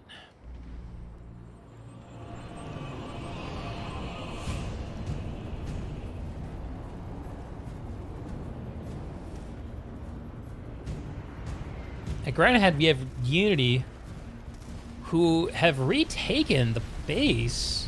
They own all 3 of the points, and in 20 seconds, Granite Head will belong to them. The Vikings, they can't steal it. They can't erase the minute and a half that Unity put on this base, but they can prevent them from taking it. With 10 seconds, I don't know if they'll do it. They're going to push in and take this powerhouse. They need to get someone on the A point right now to prevent this from going through, though.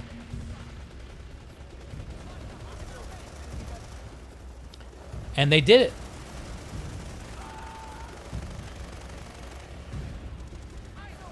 Did I misread that cap timer? Maybe I did.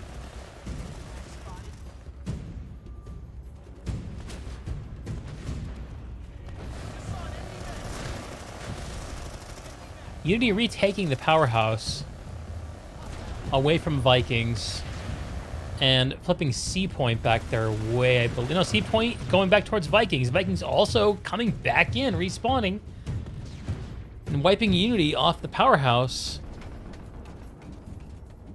Yeah, I think that Unity got seconds away from capturing this base, and Vikings just pushed them off. Vikings just, like, they're hanging back, and they're waiting to see what Unity does. No, it's like, cool story, bro. At every turn. Bitter Gorge goes towards Unity, though. Finally, the Unity folks with a win. A base that Vikings haven't shown up in a raiding party and stolen from them. As I take a peek over at Bitter Gorge, I can see that the air is full of Vikings. C point currently held by Unity, but there is a sneaky Viking or two here to change that. They have all three of these points. It's about 2 minutes to cap this base.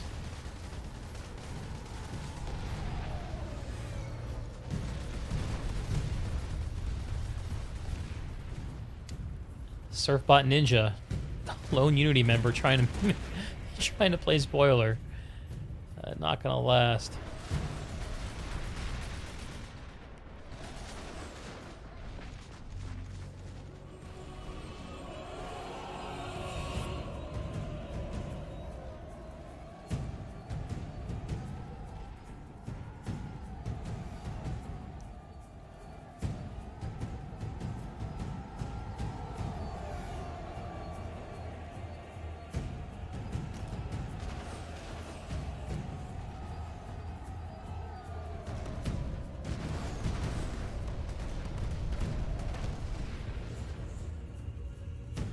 Prowler taking GT metal out of the sky.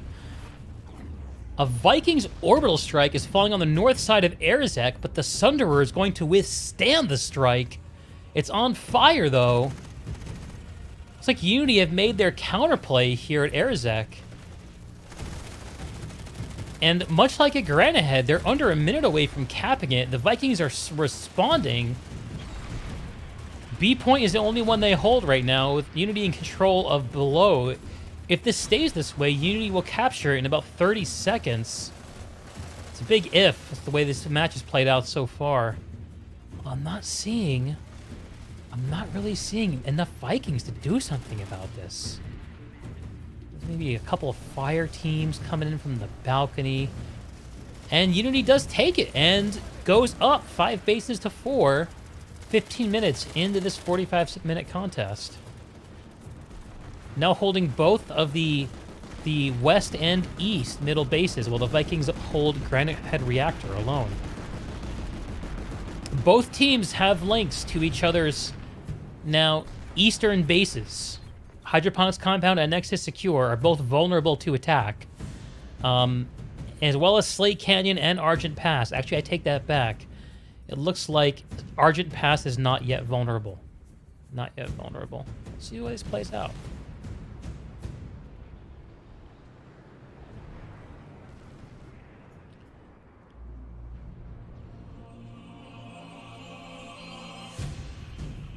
Everything quiet at Granite Head?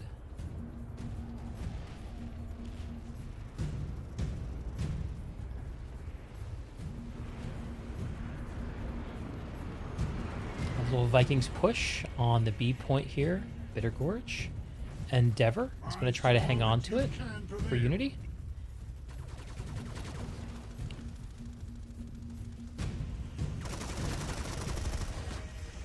He's going to outduel the Viking.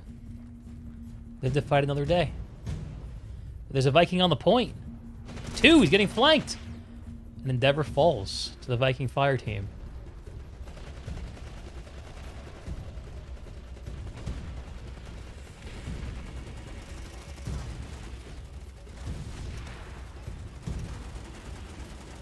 Unity's efforts here seem piecemeal and unserious. Let's see if that changes. This is their only win from the early part of the fight. It looks like they're making their play at Nexus Secure while oh man, yeah, okay. So Nexus Secure and Hydroponics are both being attacked. Both of the eastern corner bases are being attacked by the opposite faction. While Bitter Gorge goes towards Vikings, they're going to take it. Unity's making their play at Nexus Secure. And this base, very blue looking, at a 2-to-1 pop advantage. Not seeing many Vikings, and air is pretty clear for the most part over the base.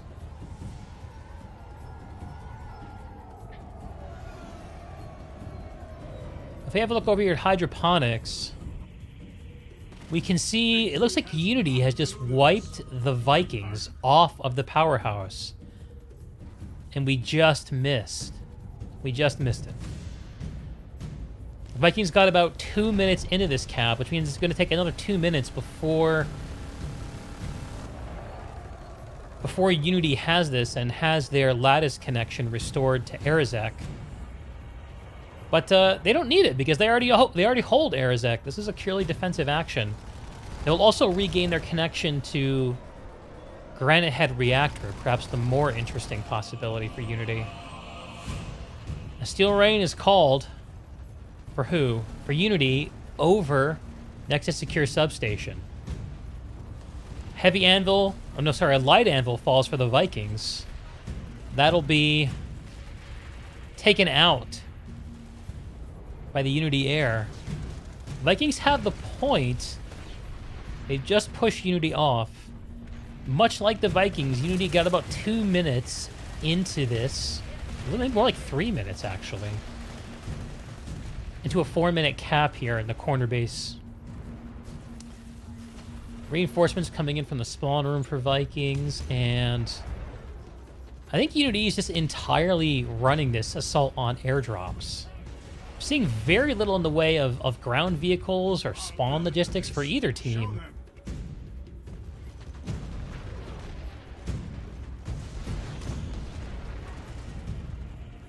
Hydroponics in 15 seconds for Unity. I would expect to see a hack on at Granite Head shortly afterwards. Bitter Gorge, hack on for Unity as immediately after a hack goes on Slate Canyon for Vikings.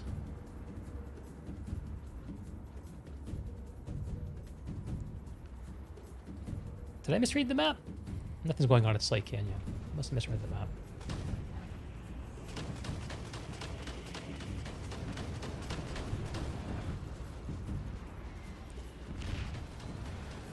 Over Bitter Gorge, Unity's making a bid. The Vikings are responding to that bid, starting by dropping on the sea point in the north, just south of their ground to air, and owning the spawn that also gives them decent, not good, but decent access to the center of this base at the A point. Unity's still hanging on, but this is a very rough point to defend. Ooh, nice bolt by the cloaker. A point still being held by Unity for now.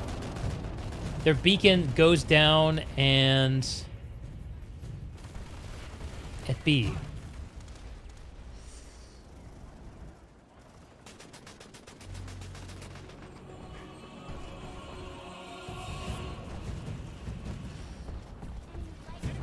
Unity member wisely falling back to get a beacon up. But the Vikings air is just going to take it out. Those beacons need to have contact with the sky in order to work. It also gives them contact with anything that lives in the sky. A point goes back towards Vikings. While they hold on to C. It's like Unity's bid here is being frustrated off. Nothing. There's pop forming in Granite Head, and Unity has a clear way to start hacking points there. They also have the connection at Nexus Secure, which they just lost their bid for, so I would expect a Unity push at Granite Head next. Just next door.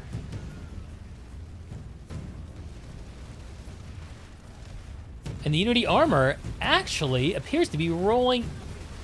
I don't know where this Unity armor came from, but there are a couple Sunderers, KaaLock and Sarohij. KaaLock Sunderer looking a little worse for wear and taking out, attempting to take out the Viking Sunderer here outside the sea point.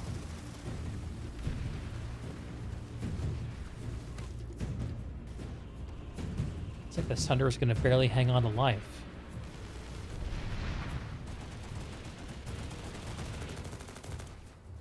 And Vikings defend Bittergorge. Unity's still here, though, which is going to prevent Vikings from making a move on Slate Canyon. And the Unity armor is in effect here on the western side of the continent.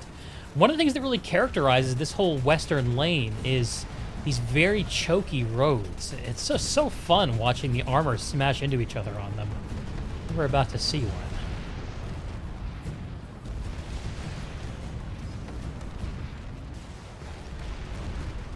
It's like Unity's going to get the better of this one.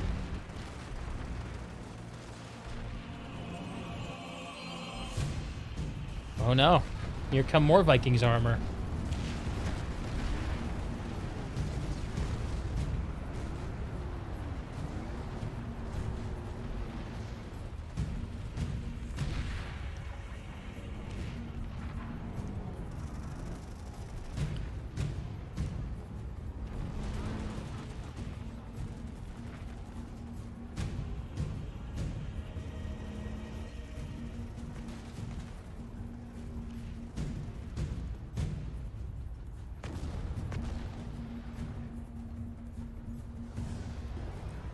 Unity Prowler playing very conservative in the north.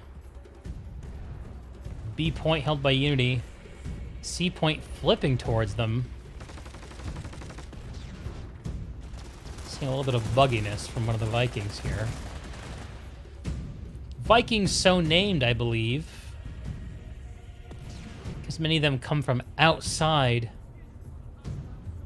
the Connery continent.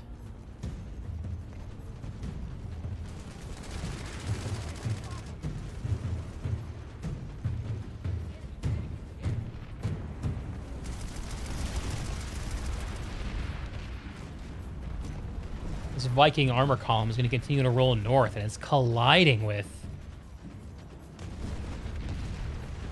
Unity. Unity's going to get the better of the first tank. Cool Kid 69 is dead on the ground next to this Prowler.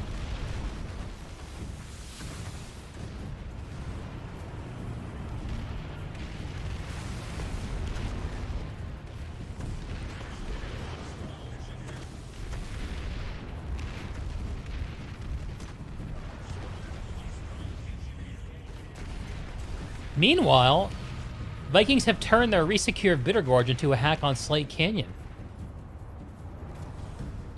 While the Unity armor plays, the Vikings air slays. And inserts at least one person onto this A point at Slate Canyon. This is a 4-minute cap. This double stack eminently holdable. Unity is mustering an initial response. A light assault and a heavy are percolating in. They're going to try to stop this. The heavy falls. Happy Disaster with a smile on his face as he falls. Unity is percolating in one by one, and they're getting picked off by the Vikings. One remains. And here comes more Unity. And the Viking is still up. My god, the res grenade goes off. Can he stay alive? He's still going. Wow, Term. Good big slow clap for Term. Unity's gonna resecure this. In a minute, it'll belong to them again. They'll regain their connection to Bittergorge, which they're fighting over dearly.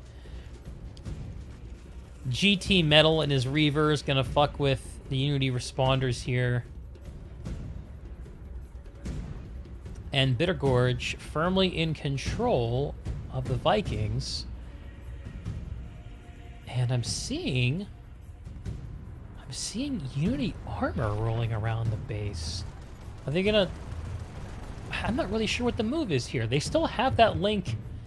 Okay, so they put a hack on at Granite Head. There it is. That's probably what their target is. Next is Secure. They're about 2 minutes into a 4-minute hack as well. This is a really good move for Unity. I really like this. Granite Head, let's see. Oh, there's like no one here. Small group of Unity at the powerhouse. And they're going to make their way over to the triple stack.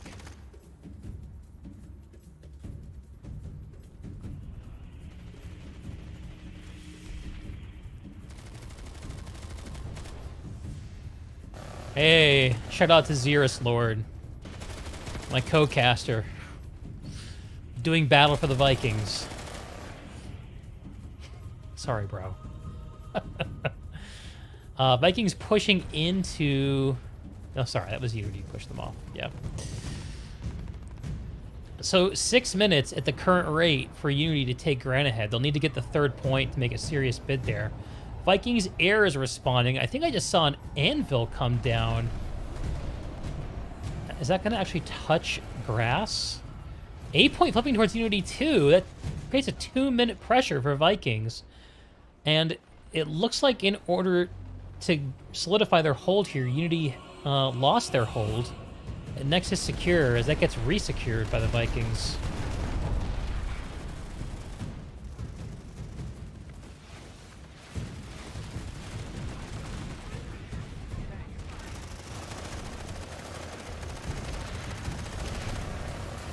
We're 30 minutes into a 45-minute contest, and we're still in the middle of the continent.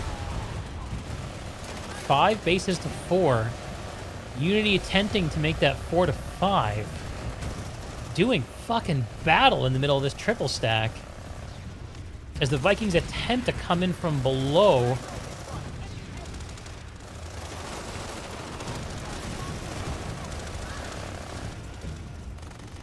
The Unity Maxes are not letting that happen.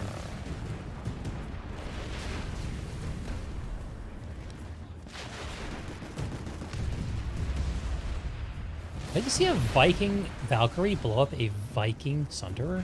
Did I imagine that? Unity has a Sunderer outside the powerhouse, and they're using that to reinforce their hold on it. Vikings have the spawn, which they're tumbling out of. One of them needs to go get the reactor point on the way, but Unity has guys on the reactor.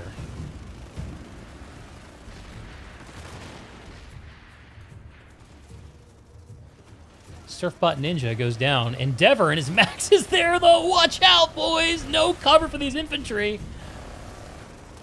Let's see if Terma can... No, can't turn it around. Oh, I love the play from Unity. Surprise max unit on the reactor.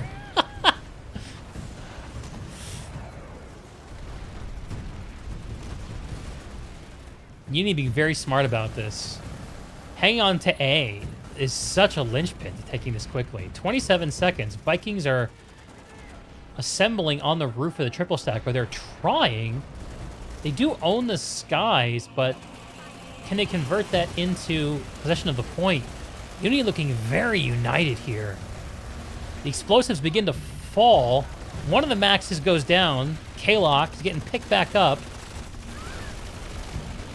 But here come the Vikings, and they're going to roll through this Unity hold.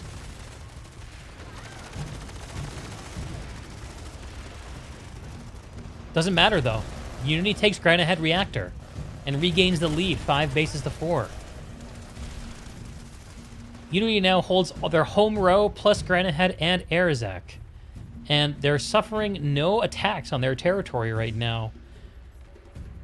Resecure 1 minute out on Bitter Gorge for Vikings. That'll give them a lane back to Slate Canyon, where we haven't seen any moves being made yet. Everyone's been really brawling over the center of the continent. That was well done by Unity. That was a good cap. It's nice to see it's nice to see an attack on Granite Head actually work. Haven't seen many of those. And Unity moving over to Bitter Gorge. A ballsy move against Vikings who are so strong in the air. And here come the Viking Valkyries.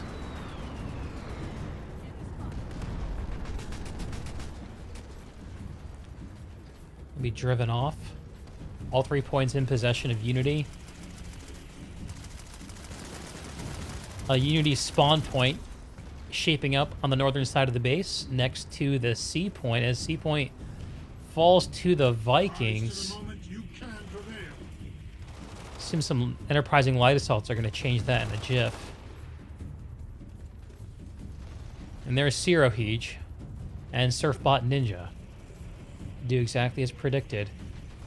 A point reinforced by the spawners of the Vikings. Not under contention. Again, that's a very difficult point to defend. And the Unity's harasser is rolling around trying to find something to shoot at. But with Vikings using only the spawner room to come back. Oh, no, never mind. I'm corrected. There is a harasser outside the B point for Unity. And it's being pelted by the Unity Chimera. Sorry, that was a Vikings Sunderer. They found it. Minute and a half for Unity to take Bitter Gorge Garrison. And what play is being made by the Vikings? All right, they're making a play to resecure Granite Head. God, this is fun. So, if Unity gives up Granite Head but gets Bitter Gorge and maybe gets something going at Nexus Secure, is that better? I don't know. It might be. It might be better because they'll still have links to Granite Head from both Bitter Gorge and Hydroponics. Anyway, I see Anvil falling over Granite Head. Probably a Vikings Anvil to reinforce their hold. This harasser for Unity was nameplate I wish would pop up so I can shout them out. I was rolling through, heading towards the east. Unity dropping someone in to fuck with them at the A point. I guess probably a spawner. One trick potato. Doing his one weird infiltrator trick. While Vikings are bored and pouring out of the points to take on the spawn. If I'm the Vikings, I think I'd be staying on these points and shooting down, not jumping down and getting impatient, because any second, Unity can just drop right on top of these 2 points so easily. And as I say that, the powerhouse is being taken by Endeavor, a solo infantryman, after defeating Moon Knight. Vikings not playing very heads up at this base, despite being on the aggressive step. And the Unity armor from Bitter Gorge is starting to roll through. But I don't know if they have much here to shoot at. I think that this is not a very serious bid by the Vikings. Here comes a lonesome Sunderer, but it's not prepared for this level of opposition. It's not going to last. And in fact, Unity has a Sunderer. Okay, the Unity Sunderer goes down. Maybe that's a good trade for the Vikings. Sunderer for Sunderer. And as I'm talking shit about the Vikings, they take the powerhouse and everything else besides.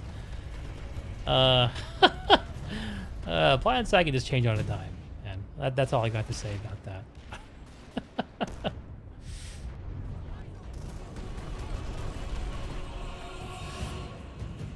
In the meantime, Bitter Gorge is 2 minutes out from being resecured still. Unity's still playing spoilers there. Unity has started the hack at Nexus Secure Substation. That'll be the next serious fight that happens after Granite Head goes through. Sorry, it's paused. We have a tug of war here, a slugfest at Granite Head Reactor, while Unity pours on the gas at Nexus. I feel like the momentum is actually with Unity in this match.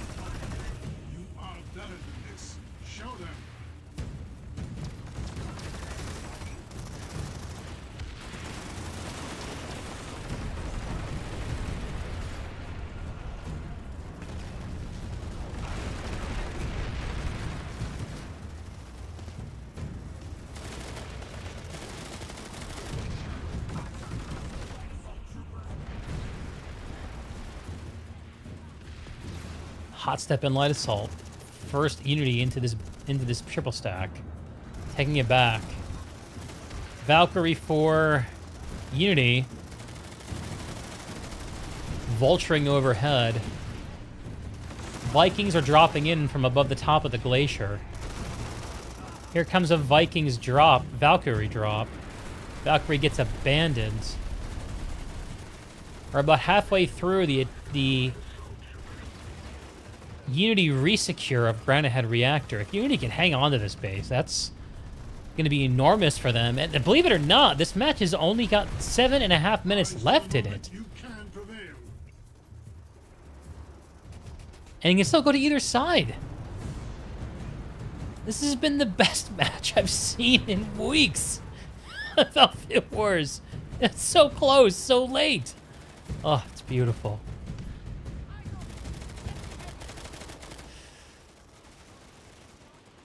All right, where are the Vikings? I got a small group for some reason over here in the east. Why are they here? I don't know why they're here. Okay. Let's have a look at the rest of the map. There must be another play happening. There's a bunch of Unity also at Bitter Gorge. Okay, so it appears as though Nexus Secure was resecured by the Vikings. Vikings and Unity opting to resecure what they have rather than attacking what they don't when it comes to Granite Head and Nexus Secure. Arizek, no action other than a lonesome vehicle man shooting into the sky. There's a Unity dropper. And they're pulling in a heavy anvil with the hope of getting a Sunderer set up on top of Arizek's SATCOM hub. In about 20 seconds, they'll have a lattice connection from Nexus Secure to Arizek, and they'll be able to start ticking along here and get something going. A good backline play while Unity makes their play at Bitter Gorge Garrison. And Unity is flooding into Nexus Secure as we speak, trying to stop this resecure. 2 seconds left. One, they're not going to get there in time. Resecure goes on, and the hack is going to get started at Arizek, but it doesn't matter for Unity because they have the lattice connection from Granite Reactor. And it double doesn't matter because they don't actually take the point away from Vikings. Not enough for Unity.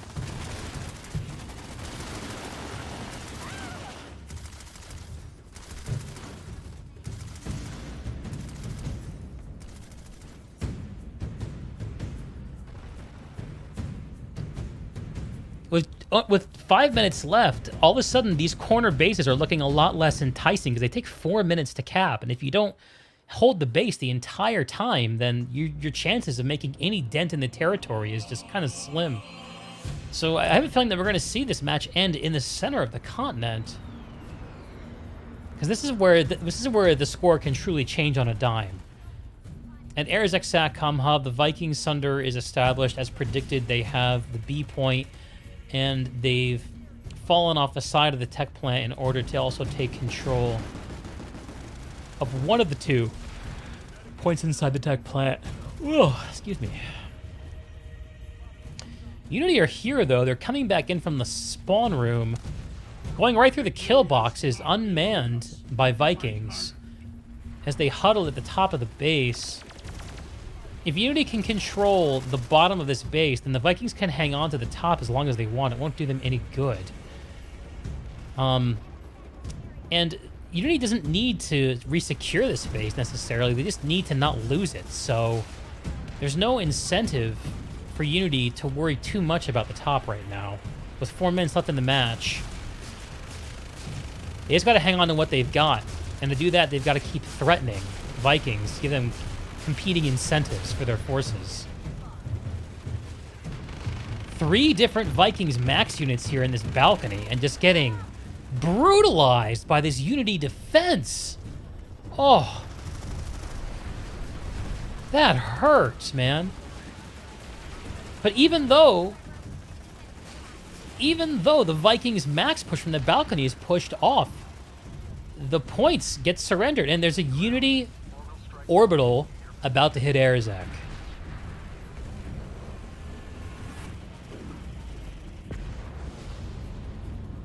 And the infantry go flying.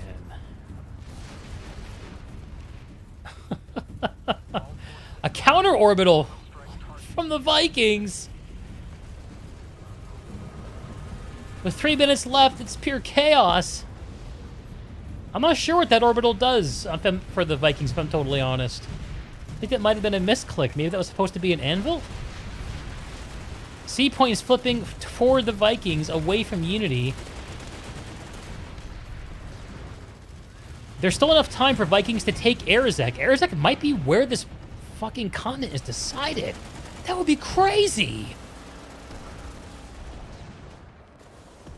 If Vikings take this base, if they take this base and they don't lose Bitter Gorge, they win.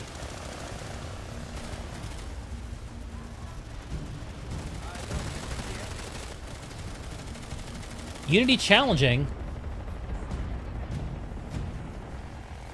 And they're going to win the war of attrition here at the C point.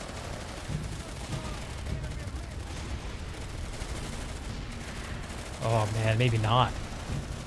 It's a close thing. Res Grenade goes off for Unity. Unity Harasser is coming in. And Unity Citadel Shield goes up over the base. Interesting. Unity now holds the bottom while... Oh, let me out of this fucking thing. While the Vikings hold the top, and like I said, this is not gonna work for the Vikings. They've got to get down below to stop and not worry about this top point. Because even if they hold this, they can't win with this. Minute and a half remaining. This do or die time for the Vikings. There's not enough time for them to lose Bitter Gorge or take Granite Head. So this is the only fight left on the map. They absolutely have to take A and B, or A and C right now. 1 minute left. A point flipping is a lonesome Viking here. Just, and he's going to take out the Unity coming to challenge him. 55 seconds left in the match. They have to take C right now away from Unity. As long as Unity just hangs on to C, they win the match. And they're clustering behind their Citadel Shield as the Unity armor rolls in. And pincers these poor Vikings. 30 seconds remaining.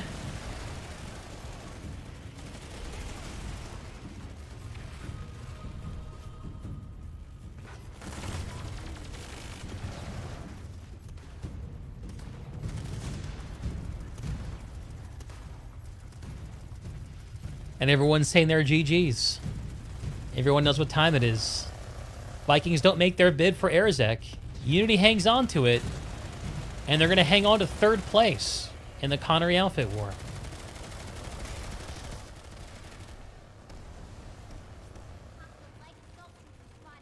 Congratulations to Unity. Winners of 3rd place in the Connery Outfit War. PlanetSide 2's next this season, 2022. Great game to both teams, and GG to the Vikings, who put in a great showing, gave us a fantastic match, and finished 4th place themselves. What a game. What a game, boys. Jeez.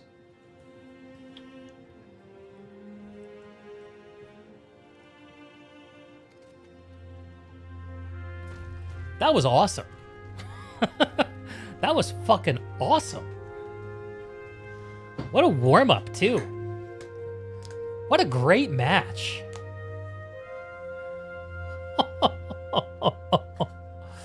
Holy shit. God, I cannot wait to talk to those teams. I'm sure Renuse and the crew from Unity will have a lot to say. What a great showing for them. I love the way they held on to Granite Head in the middle of the match. That was so huge and important. And their response at the end for Arizek, oh, it was so fun to watch.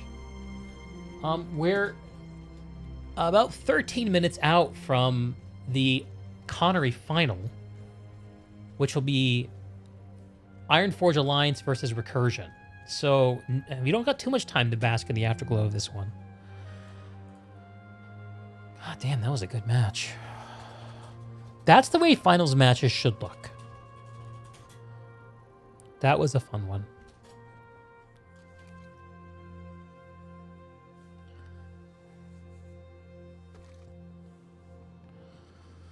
Okay.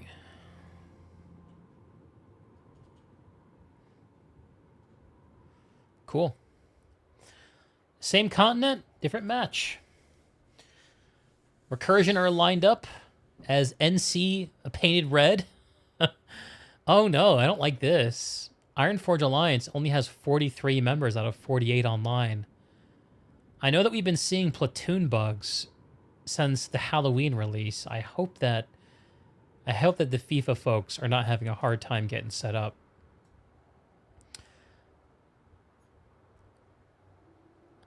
Any case, no matter who wins this game, it'll be a new conglomerate person. And we are going to take this 12-minute period as an opportunity for another short break. And yours truly will be right back. Let's find a nice little view to park the stream on. What would be a good view?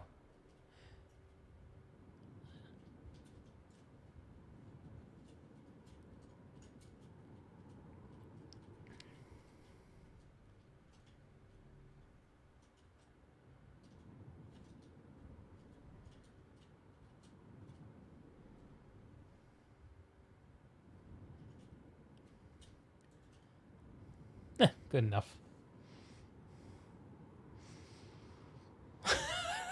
Chris Bergen is pumped, man. That was a great game. We got Recursion versus FIFA coming up in 10-ish minutes. I'm going to take a short break, and I'll be right back.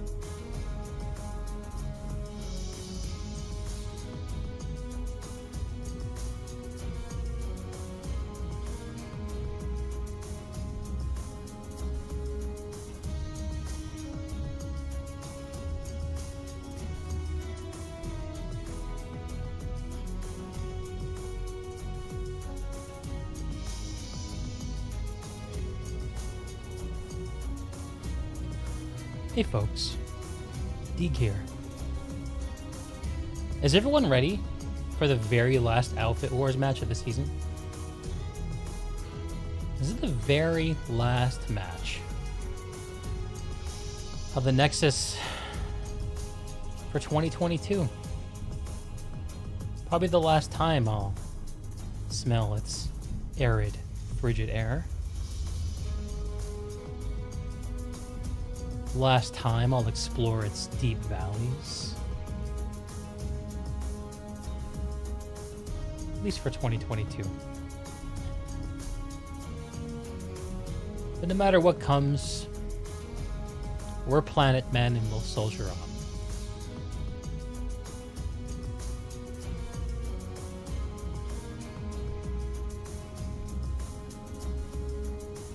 Rogue Wolf ready for Outfit Wars to be done. I think there are a lot of other people who are feel the same way.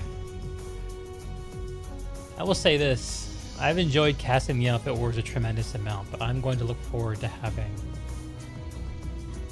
having this time back every week.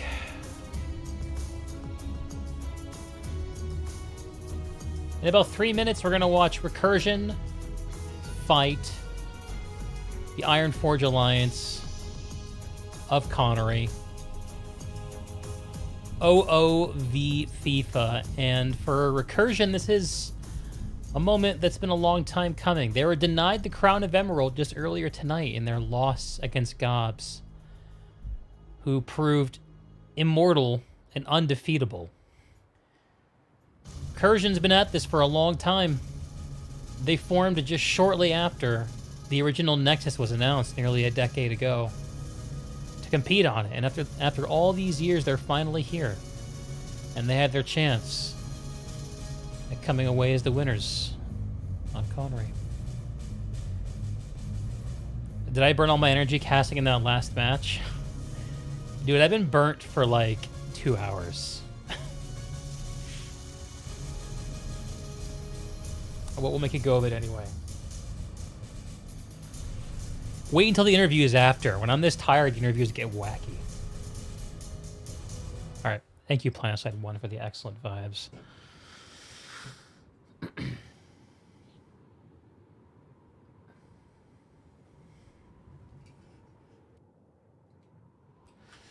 Am I describing the map or a girlfriend?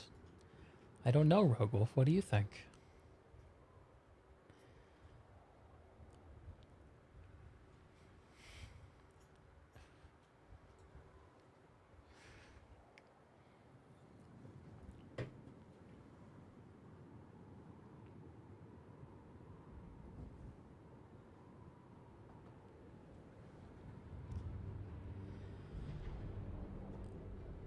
And the timer begins to tick down to 0 hour at the start of the Championship of Connery Outfit War. And the anvils begin to strike over Granite Head Reactor. Recursion getting an early jump, going for Granite Head. Unsurprisingly, as we've seen them do so many times.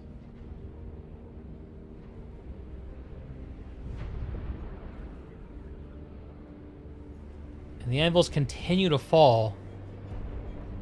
A light anvil falling on top of the glacier itself. With 30 seconds remaining, we're going to have a peek at these warp gates. And I expect to hear a steel rain called any moment. Here's Recursion. A little more air than I'm used to for them, taking a different approach against FIFA than we see them do against GOBS and other teams. They've got their Reavers. And the IronForge Alliance is lined up in their Reavers, and they seem to have the numerical advantage as far as ESFs go. Rumblings of steel rain can be heard overhead, and no one is surprised as Recursion begins to drop over the Granite Head Reactor at the starting bell for the PlanetSide 2 Outfit Wars Connery Championship match. Recursion versus IronForge Alliance. An orbital strike for IronForge Alliance is already hitting over Granite Head as Recursion makes their bid for early dominance of the linchpin of the continent. They're in the powerhouse and dropping on the triple stack, but FIFA is here too. They know this is going to happen. They're reinforcing the triple stack. Recursion has flipped the B point. C point is still anyone's game. It's going towards FIFA.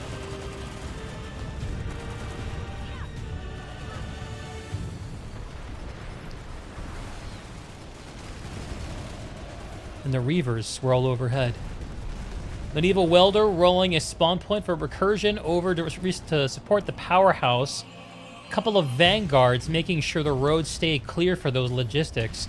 FIFA not with any reinforcement here from a logistics perspective. Their hold here is a slowdown bid right now. When they go down, they're not going to be getting back up. So I expect to see Recursion take this base very quickly, unless FIFA can deal with the Recursion spawn point and bring one of their own. 2 minutes for Recursion to capture Granite Head Reactor.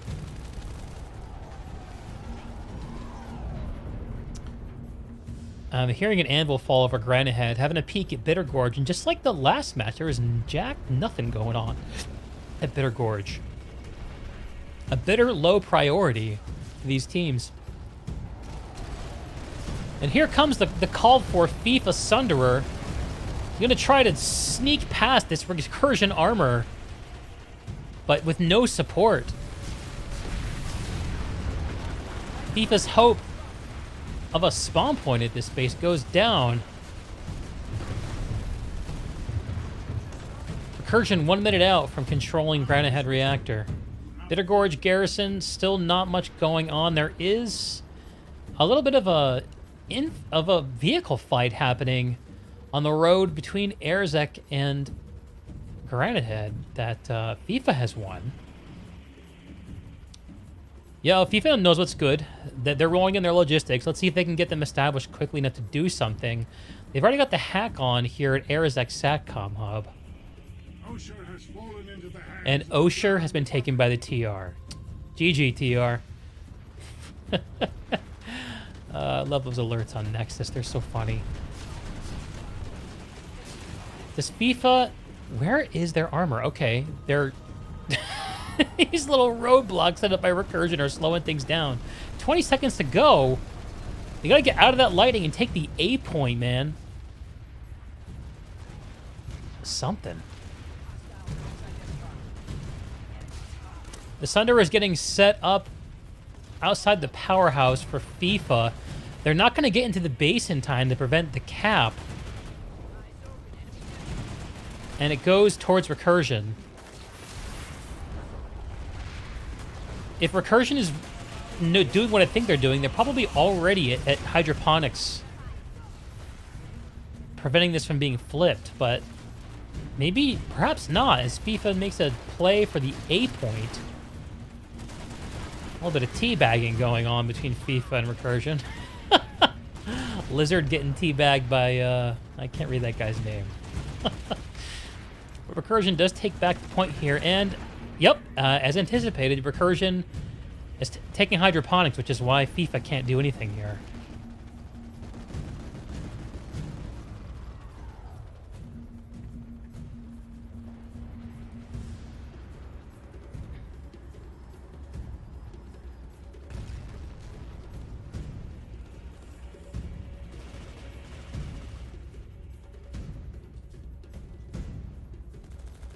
It looks like this is just a Recursion ghost.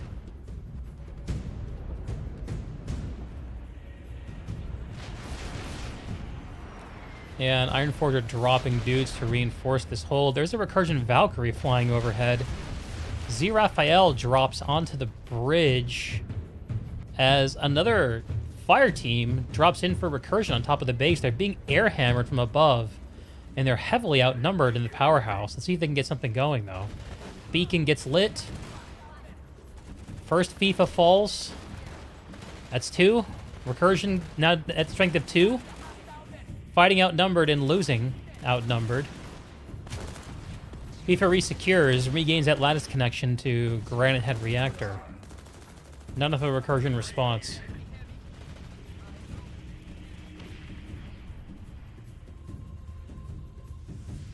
And finally, we're seeing a hack on at Bitter Gorge Garrison, which was initiated by the boys in blue, FIFA. And here is the bulk of the vehicle players for Recursion, starting an armor push from Nexus Secure Substation, rolling up to Arizek, where they're going to take this base away from FIFA, no doubt on their way back to hydroponics. See how FIFA responds.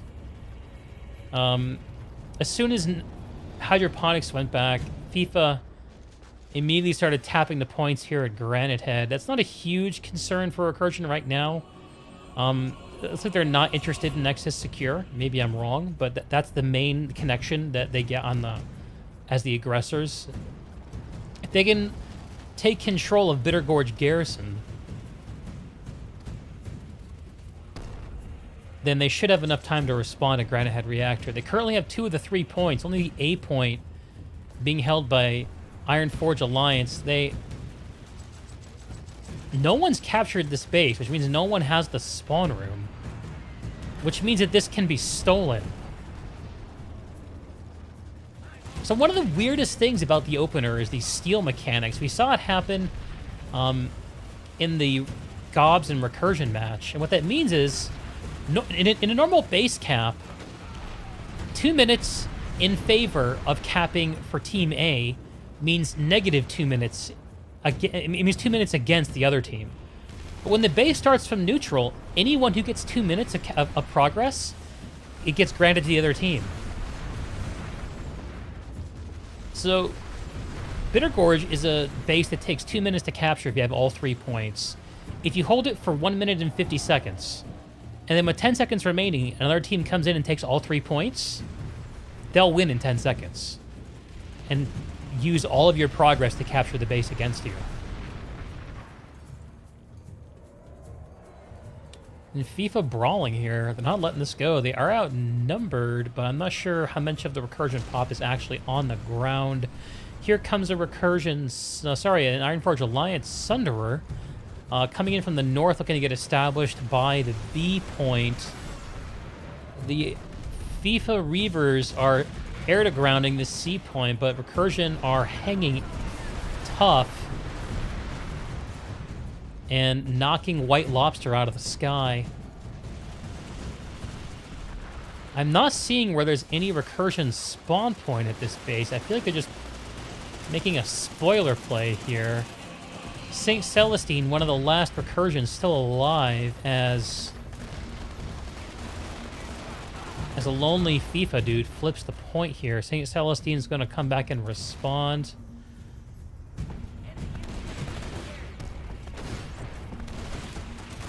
And is going to get swept up by the FIFA sanitation crew. Okay, 1 minute remaining for FIFA to take this base. Recursion, still time for a steal. And it looks like they've re-secured things over at Granite Head while that was going on. A little bit of an armor clash happening in the choke between Bitter Gorge. Oh, this is going to be fun to watch. I think this Prowler is going to get blown out of the sky. Totally not Delta. You're a little outnumbered.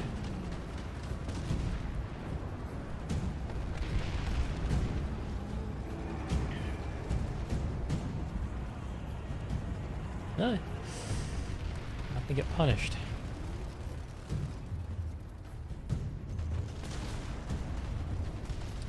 Recursion, somewhere under a minute left to re-secure Granite Head Reactor, get that lattice connection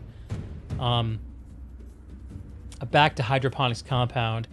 Arizek was captured by Recursion, but it looks like there is FIFA there right now trying to prevent that from being a thing. That means that Recursion doesn't have a link to Hydroponics right now. They need either Arizek or Granite Head for that. And we have a little bit of a skirmish playing out at Arizek, it looks like.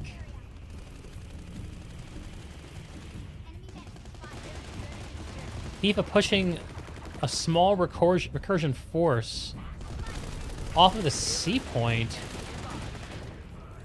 Pound for pound, you expect the Recursion infantry to outcompete the IronForge folks But that doesn't mean you can't just bring more dudes.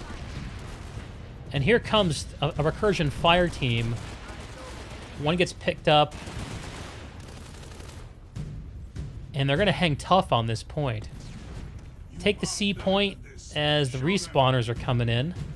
Now owning the base, that means they can utilize the respawn and not worry about the spawn logistics. Darsin and Tibet taking this point up here in the middle. And here comes a few Ironforge Alliance folks. They're coming in from the west side of the base, going through the road and heading towards the C point. There's just two of them, relying on stealth rather than valor to get their mission done.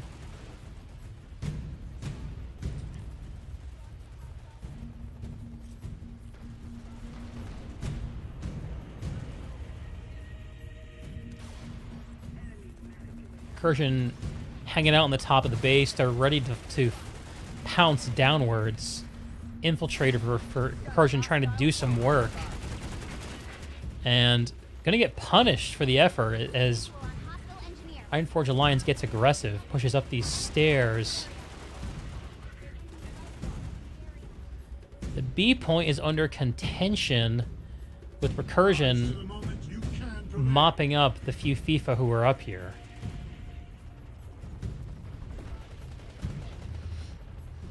While this is all going on, Bitter Gorge did go through for FIFA, a win they desperately needed after losing Granite Head and Arzak. But it's still under contention. Looks like it's about 50 seconds out from being resecured for FIFA, which would give them a lattice link to Slate Canyon. Something which I'm sure they'd love to get going, to put Recursion on the back foot. We're about 13 minutes in to a 45-minute match in the finals of the Connery Outfit War between Recursion and Ironforge Alliance. And we're pretty close. We're pretty close. If you look at the points, you can see the story of the territory occupation of this fight. 5 bases for Recursion, 4 for FIFA. And FIFA making a bid to make that, to reverse that figure. But Recursion looking pretty strong here at the mini tech plant. Let's have a look at Bitter Gorge. Anything doing here at Granite Head? Nope.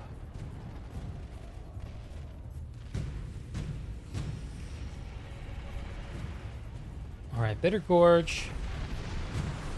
The north is held by Recursion, only the southernmost point held by FIFA. There's a little bit of a fight unfolding at A. Which it looks like FIFA is winning.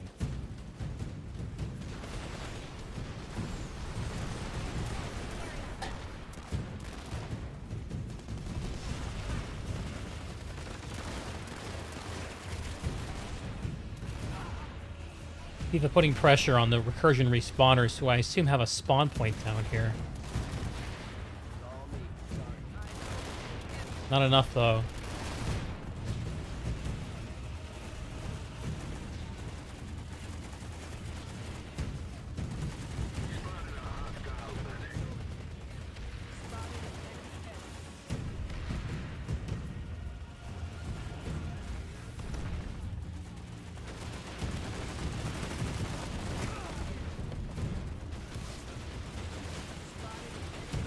FIFA will defend Bitter Gorge. Let's hope they have dudes on Slate Canyon ready to put that to work. Interesting. They're not going to be able to put the hack on until they take the C point, which they're about to do. Excuse me.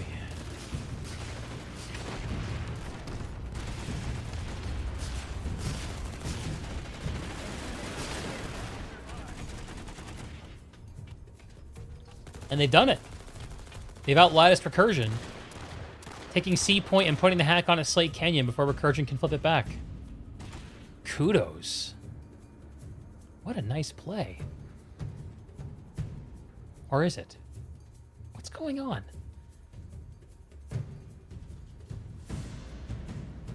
Oh, I got the bases reversed. My God, I'm staring at the Nexus for too long. So FIFA holds this, and FIFA is the Omega team coming from the north, not from the south. Right. Okay. And as we speak, FIFA has put a hack on at Granite Head. Recursion is going to flip the A point to slow things down. There's not really anyone there.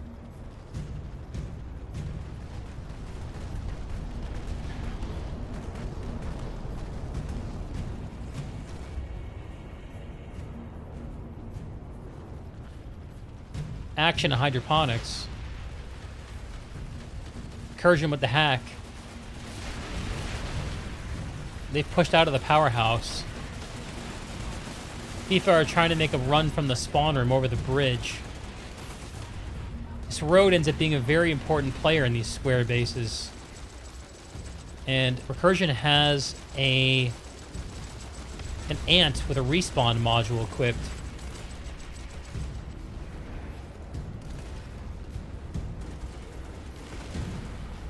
In that road. Looks like it went down. Okay.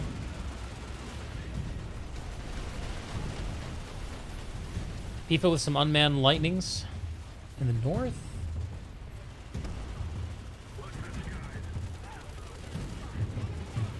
Recursion holding this. 25 seconds to go.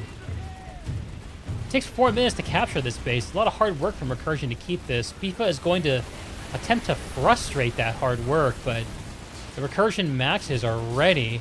The heavy assault's raining down fire from the top of the stairway.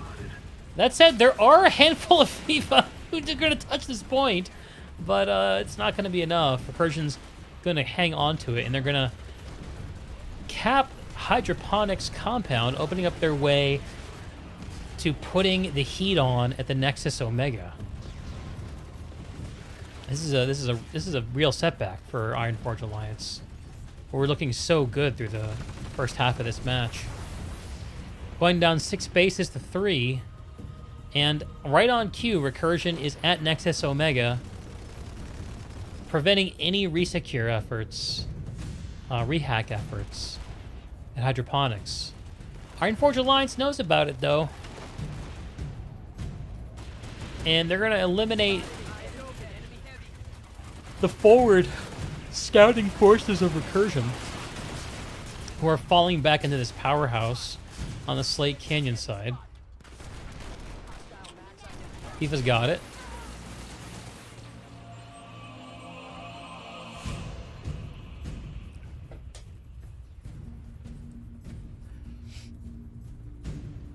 And Recursion has converted that win and the response to the Nexus Omega into a hack at Bitter Gorge Garrison. Well, at the same time...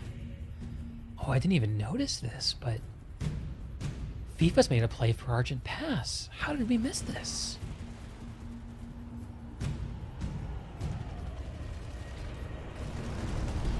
That's a ballsy play. I like that. Found Sayl.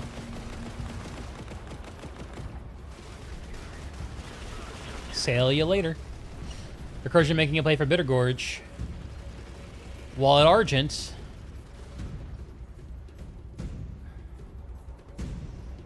we've got about maybe a squad's worth of FIFA. They've got their Sunder and the Crevasse going. Medieval Welder, part of the advanced crew, just stealthing. Recursion, nothing doing below the point room. It's just that one spawn in the back.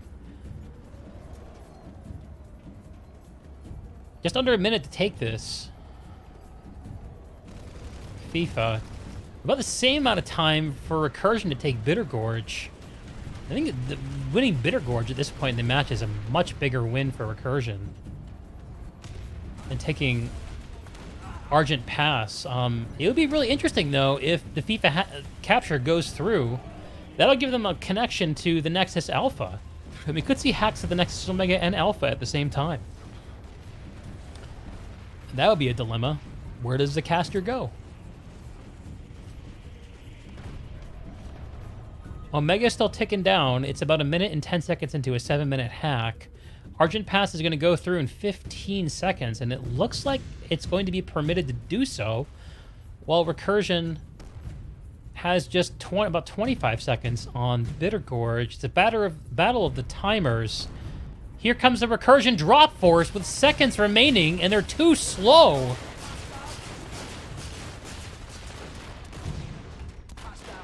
So Recursion prevents too slow to stop the capture, but they put the hack on immediately before FIFA can turn this capture into anything at the Nexus.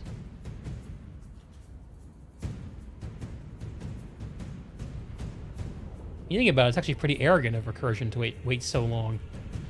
There could have been guys on the Nexus waiting, and a Recursion heavy anvil following, Medieval Welder pulling what I'm sure will be a Sunderer. Nope. Oh, it's an ant.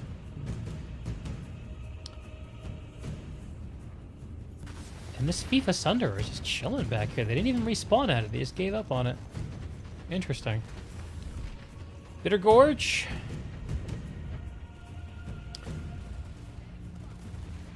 Bitter Gorge looks like it went through for Recursion, which means that Argent Pass, although it did go through for FIFA, is cut off.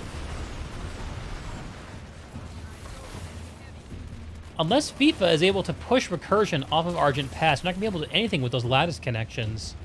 That only really affects their ability to do anything at the Nexus, which would be a little bit of pressure that I'm sure Recursion does not want to deal with. We're about halfway through this 45-minute contest, and it was pretty even towards the start, but over time, Recursion has slowly started to pull away. They were able to grab Hydroponics Compound away from FIFA and hold it, which has put FIFA on the back step.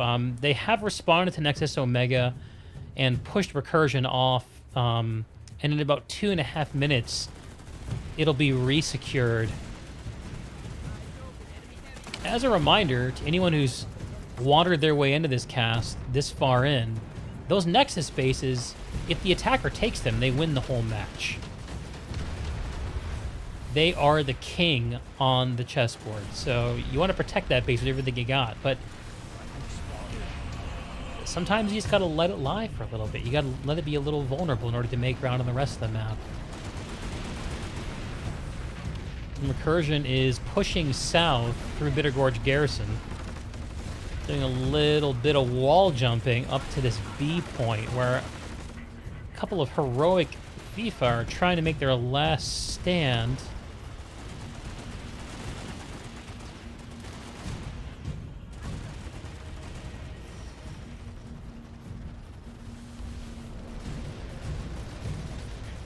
Wow, look at all this Recursion armor.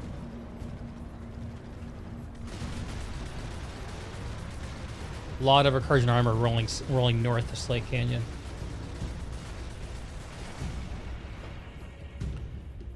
And Argent Pass, in the meantime, was resecured by FIFA, I believe. No, looks like it's currently... Yeah, they've got it. Now, Recursion did get pretty far down with the cap timer, which means they're not... FIFA's going to have to hold this for another 2.5 minutes before this lattice connection gives them any profit. If they can do it, though, that would open up a very interesting play for FIFA, with Recursion's Nexus being in play. That would be fun. I hope they hang on to this. Recursion fully in control of Bitter Gorge at this point. And at Slate Canyon, the hack is on for Recursion. A lot of red at this base, not a lot of blue. Recursion owns the road and the point. And a little bit of FIFA armor that's rolling in from the warp gate is looking like prey on the plate. Pink on Wednesdays. What color on Saturdays, I wonder?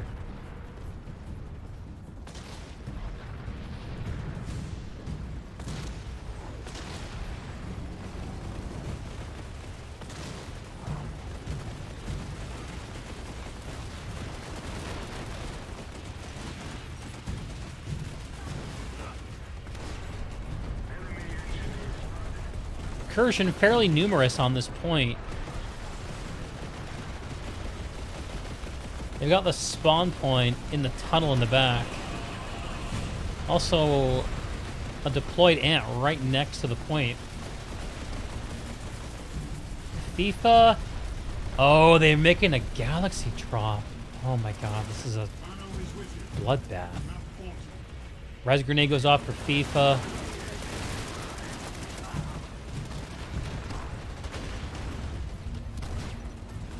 This is what Recursion does. And there's some FIFA respawners that are currently eating some air to ground.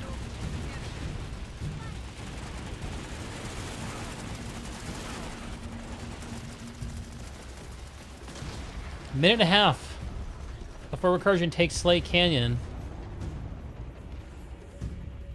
At Nexus Omega, we're just under a minute out from a full resecure by FIFA, at which point I'd expect them to make a move on Hydroponics Compound.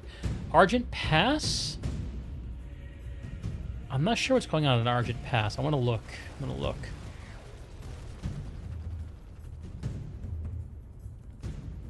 Okay, so over here at Argent, it looks like there's a lone Recursion preventing this from being retaken, resecured, but Admiral Faxoff for FIFA. Okay, Recursion Dervish is onto him. Got a little bit of head-to-head. Trying to preserve this lattice link, and Dana unceremoniously flung from the Dervish. Well, while Faxoff is gonna re-secure Argent Pass for FIFA. Oh god. I almost thought he was in a Valkyrie.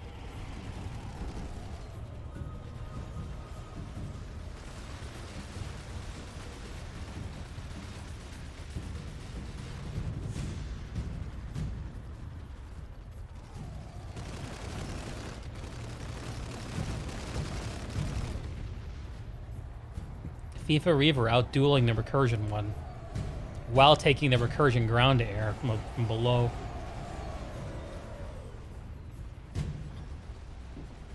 Flaming Cliff trying to put out the flames.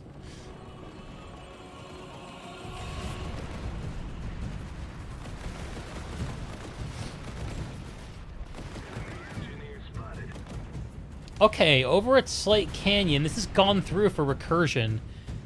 They now have both lattice links open in Nexus Omega, and FIFA are tremendously on the back foot at this point.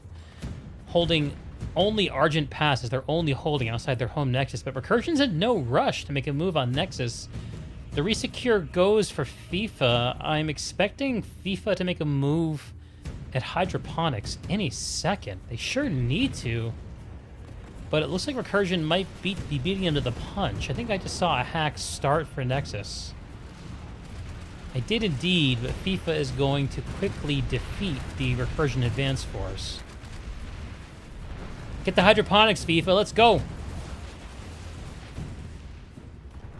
Gotta keep this warp gate far, far away. We got 15 more minutes of gaming to do. This is my last Outfit Wars match. I don't want it to end early.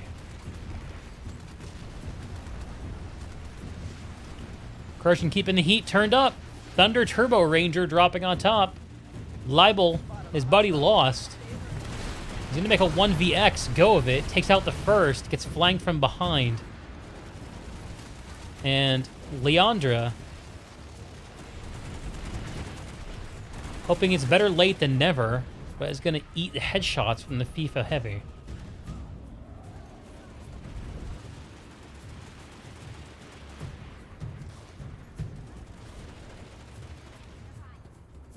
And here's a Recursion force forming up on the Hydroponic side powerhouse. This is going to be a brawl. A lot of reinforcements coming in for Recursion. They must have a spawn point set up. This is a very strong, this is a pretty strong force. Squad strong at least. Flanking in around from the other side. And they're going to take this point away Do they have Link? Yeah, they have Slate Canyon, right? It's not ticking towards them.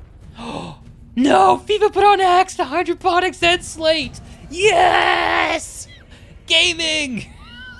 Oh, fuck you guys. That's so awesome. My god. What a heads-up play by FIFA. There's not even anyone here at Slate Canyon. If they are, I can't find them. They're too sneaky. Oh. Oh, what a fuck you.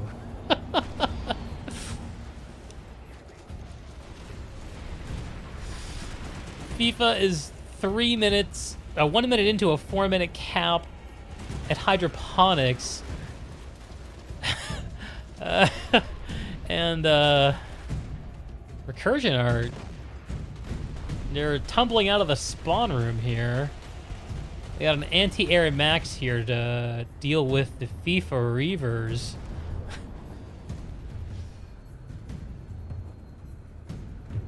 But Recursion not really worried about this base.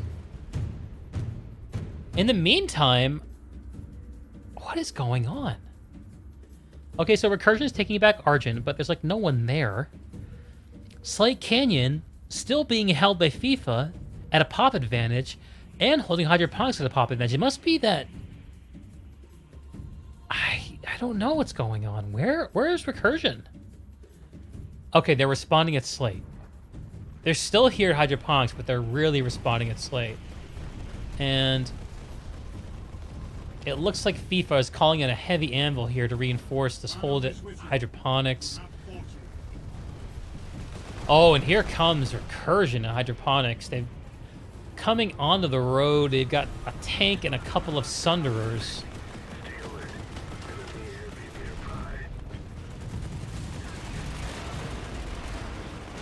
And they're going to try to take this one outnumbered. Oh, FIFA doing a great job of preventing the Recursion from even getting to the point room, though.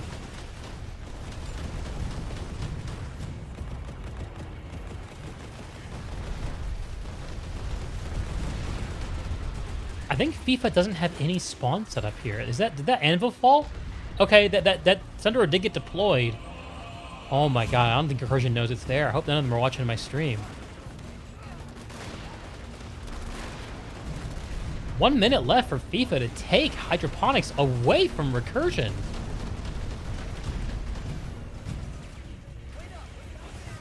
And their play at Slate Canyon might be making it possible. I think Slate Canyon got resecured.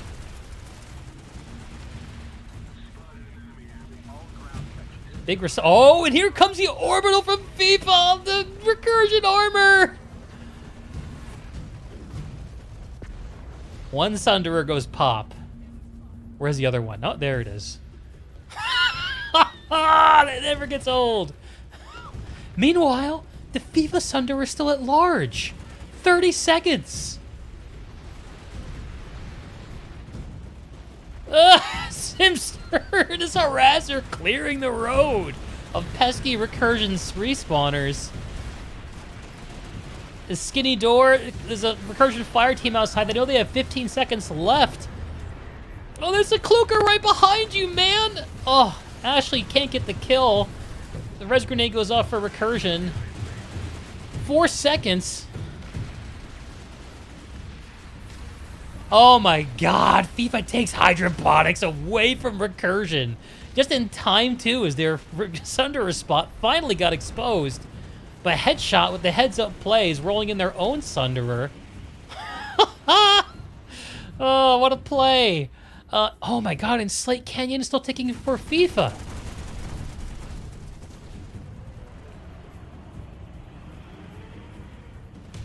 Yeah, that's not the, I don't think that's the way you want to take that Sunderer. You want to go to Granite Head, right? That's where I would want to go. Let's take a look at Slate.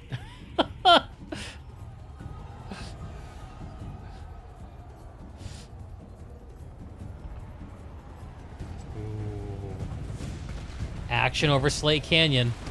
FIFA dropping behind the double stack. They're going to try to come up from below. They're jumping over this baby gate. And they're going to defy the Recursion attempt to retake the point. FIFA out-slugging Recursion in the double stack. Recursion filtering in piecemeal and not able to put a fist together to smash this FIFA hold. 1 minute left for FIFA to retake Slate Canyon after they've retaken Hydroponics. I can't believe this shit. Recursion are coming in out of the spawn room.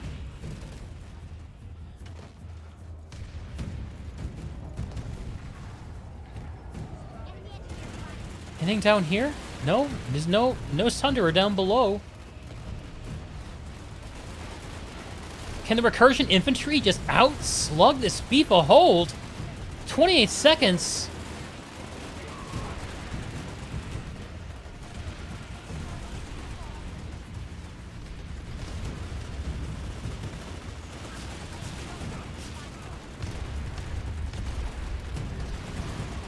Ten. Recursion are on the point. It's starting to flip. FIFA gets it back. 4 seconds. And FIFA takes back their side of the continent. In the 37th minute of this Outfit Wars contest. Unreal. I have never seen that happen before.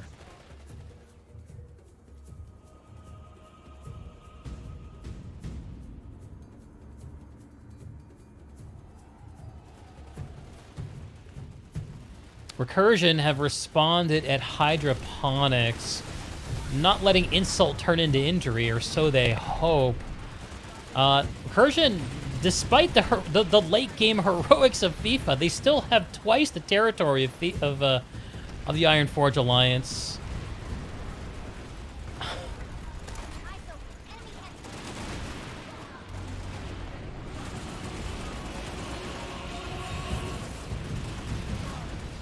FIFA needs to find another play.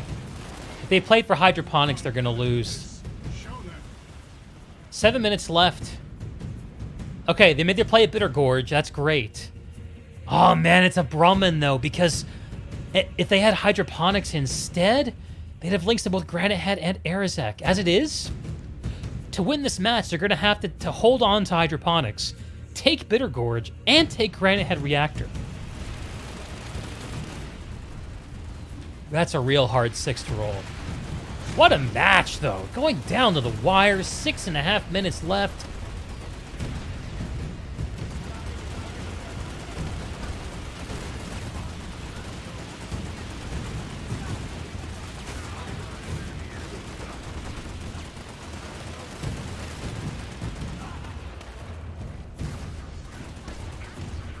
Hiding in the bushes. Don't mind me. See a Recursion in their natural habitat. Posted up next to the doors, aiming down sights. Beauties. Beauties. Alright, sorry for the terrible Steve Irwin impression. Here come FIFA in through the server room. Man, they are confidently challenging this Recursion infantry. Look at the confidence in this Ironforge Alliance. And look at all these dead Recursions. They take the point back with less than a minute. Wow. There's a little bit of magic in the step of these Ironforge Alliance folks. A little bit of magic.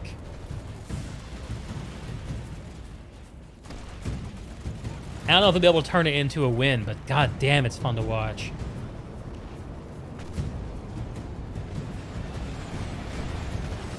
Recursion Valkyrie getting knocked out of the sky by FIFA.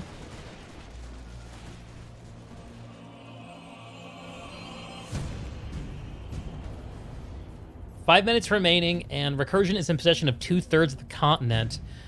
There was a bid for FIFA at Bitter Gorge a moment ago, but it looks like Recursion has taken that back after losing Hydroponics.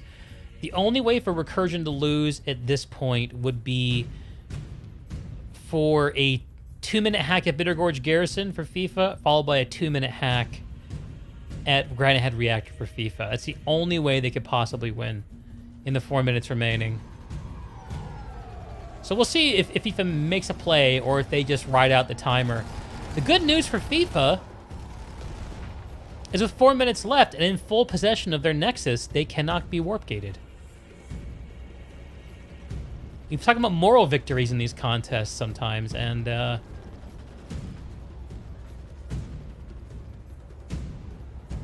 if there was moral victory to be won here, FIFA, I think, has won it.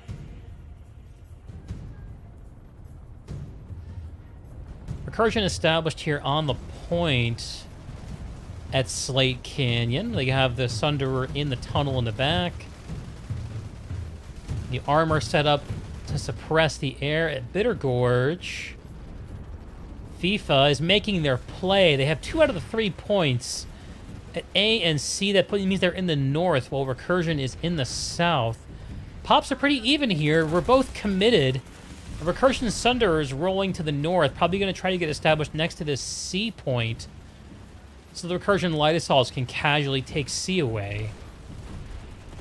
FIFA, meanwhile, has committed just about its full force to re-securing A, and it looks like they're also flipping the B point.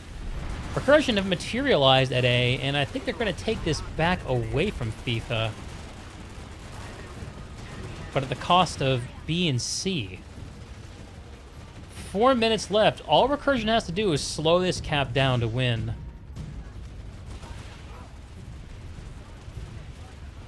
Actually, I think that the win is off the table now for FIFA. 2 minutes 44 seconds. It would take at least 3 minutes to take this base and Bitter Gorge.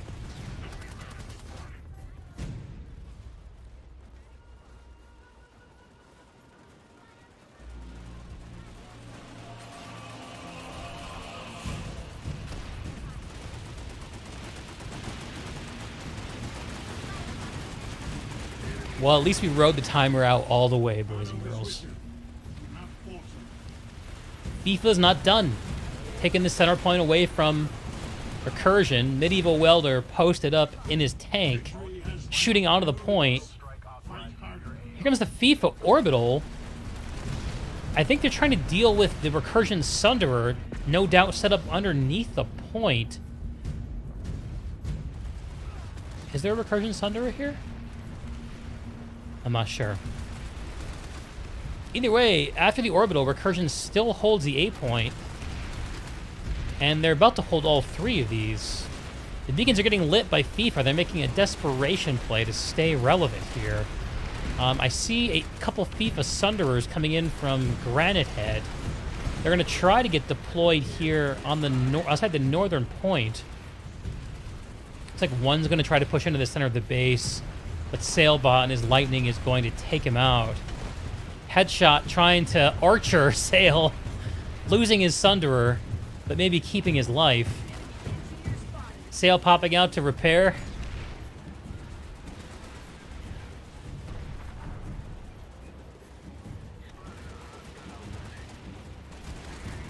All right, Sayl. Meanwhile, we fight it out. We know the way it's going to turn out, but we fight anyway. That's the Planet Man way. We don't fight just for territory. We fight for ourselves and for our honor. For our team. And most importantly, for kill-death ratio. FIFA taking over C point in the final minute of the final outfit war of 2022. And these teams gave us a great game, boys and girls. Let's put a hand together for Recursion and IronForge Alliance, giving us the streamer's wish of no warp gates here on the Nexus Glacier subcontinent.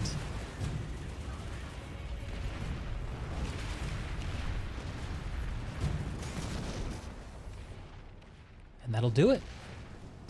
Recursion wins, marching their way to an undefeated tour of the Connery Outfit War and crowning themselves the top Outfit Wars outfit on the West Coast. FIFA, the Ironforge Alliance made a brilliant showing for themselves, forestalling the Warp Gate attempt and even taking their home territory back from Recursion. What a game. What a game.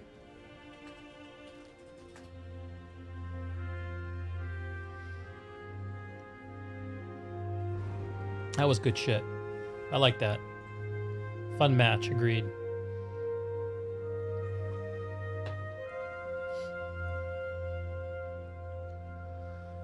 Oh. I need to catch a ride.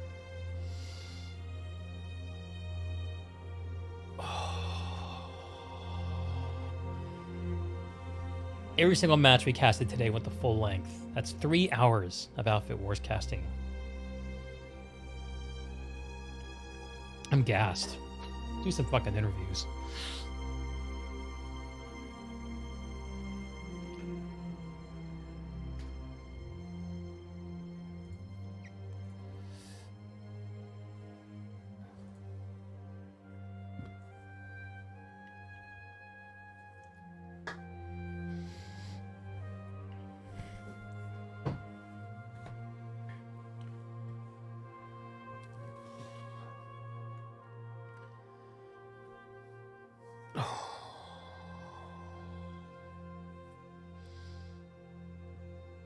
Oh, Chris Bergen, you're so sweet to me. This has been a fun time. This has been a fun time. It's been a lot of work, but I really enjoyed this. Oh, and we already have some folks from Unity ready to go. I just realized they're there. Let's figure out how these interviews are going to go.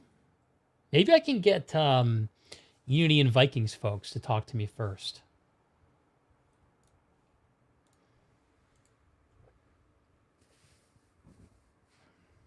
All done, Jeff.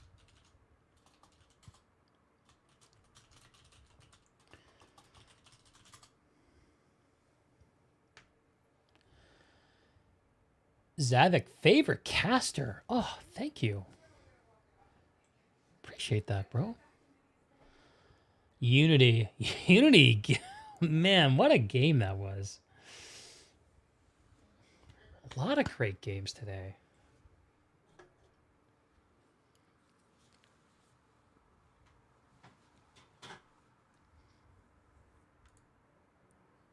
All right, we have people waiting to be interviewed, so I'm gonna pull them in. I don't know if we're gonna get any Vikings, but let's pull in the Unity folks. I'm just gonna close my door real quick.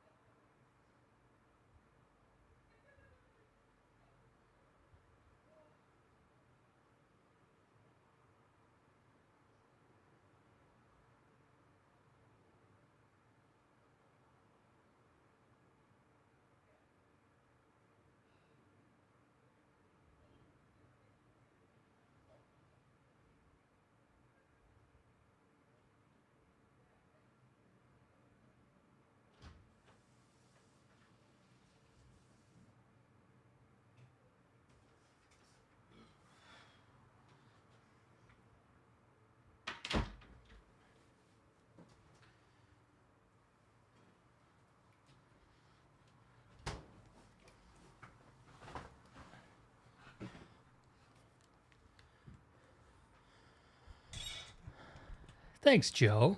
Thanks, Zach. Wow. That's very legit of y'all. All right. I don't know how long Renuse and crew have been waiting for me, so I'm going to let them know.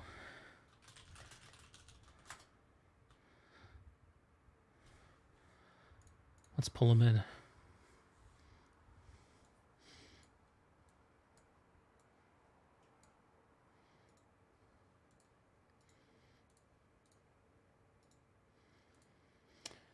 Renuse, PropMaster, and KaaLock.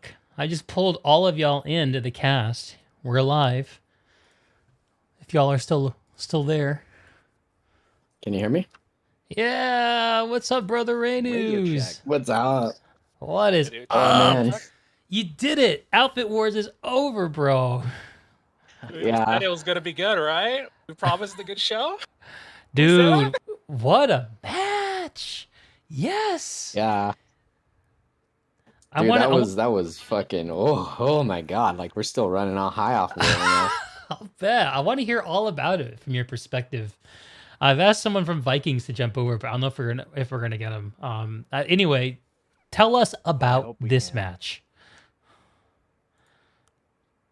Oh man, like okay. So first off, disclaimer: we've been drinking, so like post match. Of course, drinks. man. Of course, man. The opening, it was, dude. We went straight armor. Like that was it. We did not. We gave up the air game. Like we're like. I noticed that on the jump. We're fucking done. Yeah. Like Fuck the air game. I think we had 2 or 3 Mozzies. Like count 2 or 3 Mozzies up the whole fucking match. How did that? Yeah, how was that? Like, what? Why was that a tactical play? Was that an I'm sick of this shit play? Like, what? Tell me about what went into that.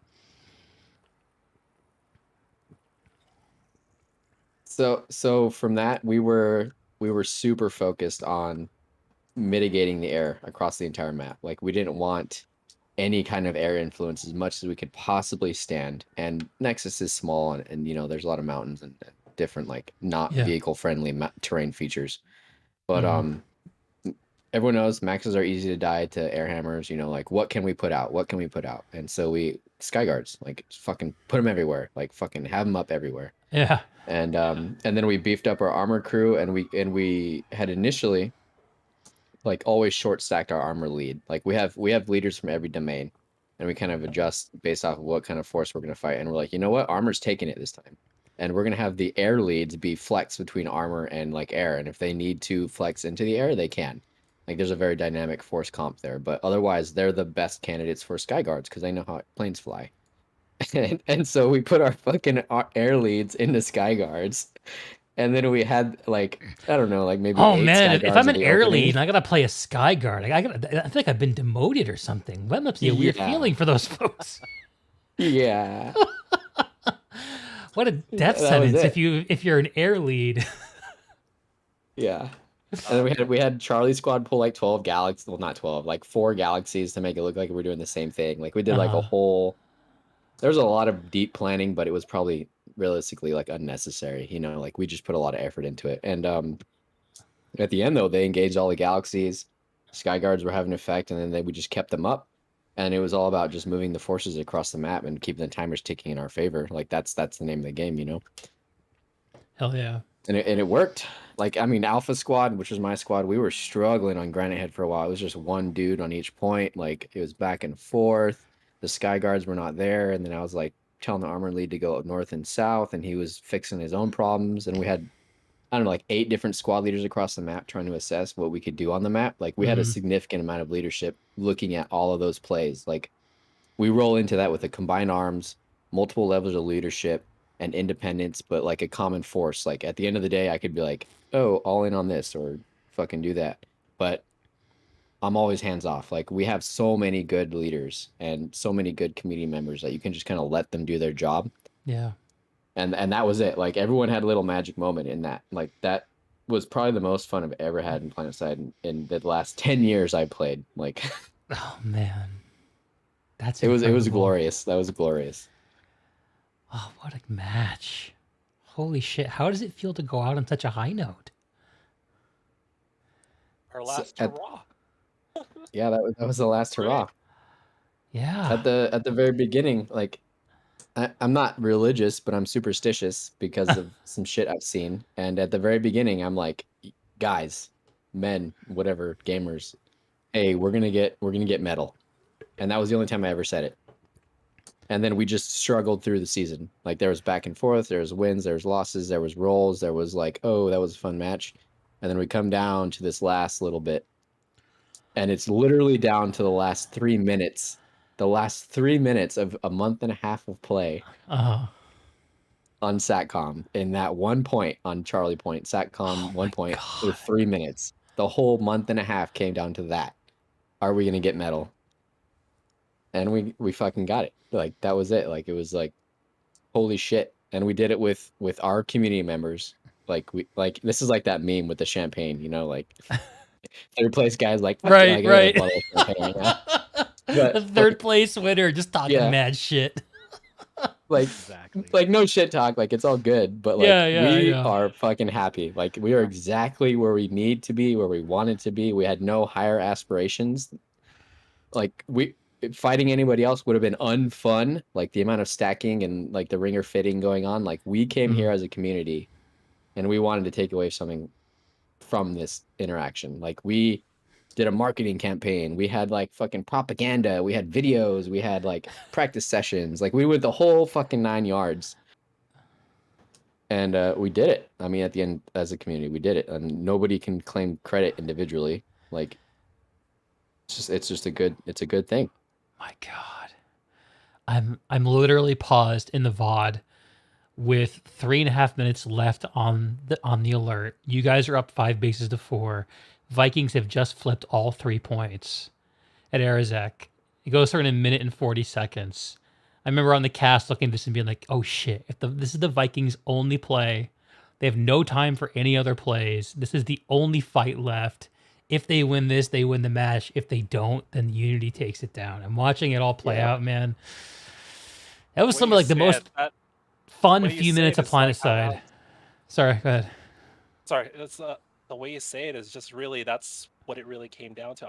I already flashing back to me screaming on Bravo, like get on whatever that roof point is, get on that, get on Valkyries, let's do this. Yeah. Got where we had 1 cap point, we're like, all right, we got 1 cap point, we're safe. Oh no, I think we got to take another one. It's just like the thing's not done. Yeah. Those Vikings scrambled so hard. They pushed you guys so hard. It was, Man, it was a fight glorious. every minute. Yeah. No breaks. It was awesome. Yeah, like Yeah. everyone was sweating. Like that was the moment. Like there's very few moments in PlanetSide that you can get. Like even in any other game, honestly, like where you invest that much time and that much effort to come down to fucking 2 or 3 minutes of gameplay on a fucking Saturday night, you know, if you have internet or if you can not be at a family dinner or if, you know, whatever bullshit that the world gives you. To be like, yeah, this is a memory. Like, yeah, this is fucking it right here. Like, I've been leading gamer communities for 10 years, and this is one of them. Like, this is one of the moments right here. Like, and that's PlanetSide. Yeah, this is a good one, dude. You should get like the bronze Outfit Wars placard, like on a chain or something. You know, give it out to the squad leads. yeah. Oh shit. Cox was in here. CaptainCox was in here earlier. Oh yeah. Down south, and it was good vibes. And yeah, nothing but good things to say, and you know, it was amicable. So it was like not the community focused drama stuff that's happening. Like, yeah, you know, I don't hear a lot about drama from the Connery folks. It seems to be more of an Emerald thing. Just anecdotally. It would be cool if they could make it in. I know that they're probably up to whatever they're up to post their own match and stuff, but like just, you know, all shout outs to them. You know, we got to do a, you know, like this was our rematch, you know, and it was, you know, it was really cool and really fun to get to play against such a good outfit and you know, just get to you know, bring our A game to them and, you know, fight our hardest and, you know, find that success in our plans and in our execution. So I'm very pleased. Yeah. What a moment. I do think it's really important to mention, like, this was like this outfit, like objectively speaking, from far away, was like it was the most balanced in my opinion. Like having been in Zerg fits, having led tiny little sweat fits, and then been in like mid fits comfortably. Like this was the most balanced, responsible, like reasonable gamer community approach that I've seen intimately that yielded like a positive like experience in PlanetSide so far. Like considering the amount of fucking meta cheese and like the faction discrepancies and the game itself, like there's so many different little things we can argue about for countless hours. And then the community issues and all of the different personalities we have and the different interactions that are happening across the community front there.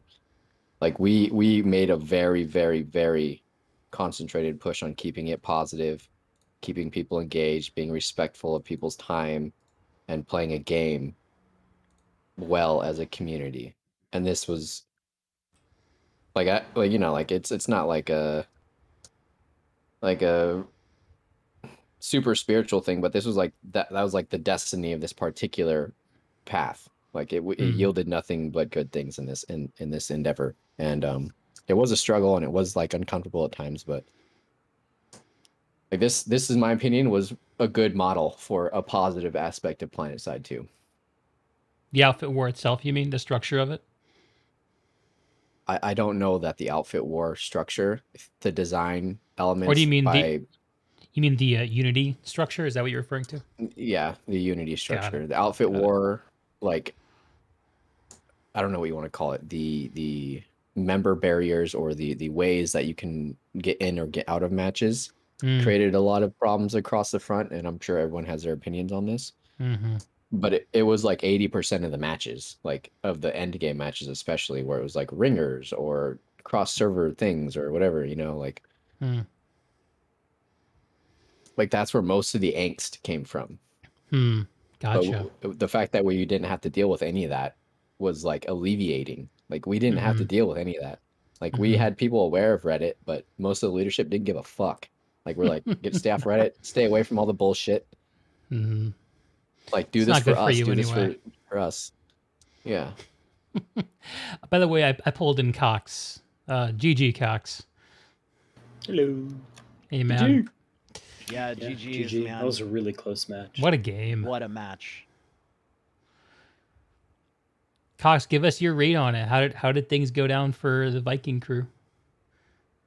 It was a really close match, really fun match. The biggest thing, which we've had a couple instances of not being able to properly address it in a couple other matches, was dealing with what happens when the enemy team goes full armor and we can't leverage our air as much, which happened here. And we tried to leverage some armor, mix in with some Hornet Reavers and all that jazz. But I think for some of the game, honestly, maybe it would have just been better if we had done 48 infantry for like the middle of the match. Yeah. It was really a close match, though. Really fun. Oh, it was beautiful to watch and cast too. Yeah, one of the things that Renuse was mentioning about the opener is that you're just like, you're kind of like, fuck air. Like we're not gonna play that game. It's not our game, and we're just gonna get on the point, roll some armor, and make a go of it, and use sky guards and whatever you need to use to get control of the air. And it's playing to strengths, and I think that's a really beautiful thing when that happens. It's interesting. I had this big question in my head when the outfit wars started, 2 months ago, of whether air was going to be the only determiner of victory in these matches, and it's turned out to be a much more complicated question than that, I think. And I think that's been really good to watch and fun to watch the way people respond to things. So yeah, I totally understand how that could fuck up your game plan. Yeah, and not to discount your air or anything, like your air was constantly making their presence felt. I mean, I got air hammered a bunch of times. I know we all were constantly, trying to stay aware of the sky and trying to avoid as much as possible exposing ourselves to your air, because your air game was as usual incredible, and much props to your pilots there. Like the amount of work that they were doing when we weren't even playing their game was still really impressive. So, gotta say it.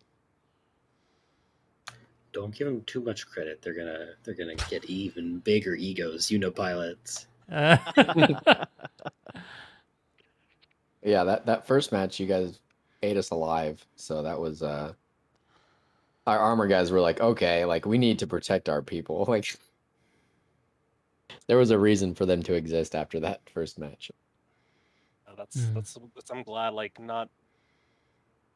we were able to learn from our first match and not engaging with that, and it worked out well. But air, you can't ever discount air. I'm glad that it turned out and worked out and was shown great effect. Yeah, even with our win and even how the match turned out, it's still, those air hammers hurt. Getting Sundays with those missiles, it's kind of tough. And even you did try to adapt. I think some of you guys tried to pull lightnings. I got some MBTs hitting my Sunday trying to set up over in the north. Yeah, we opened with I want to say 6 or 8 people in armor / rep buses.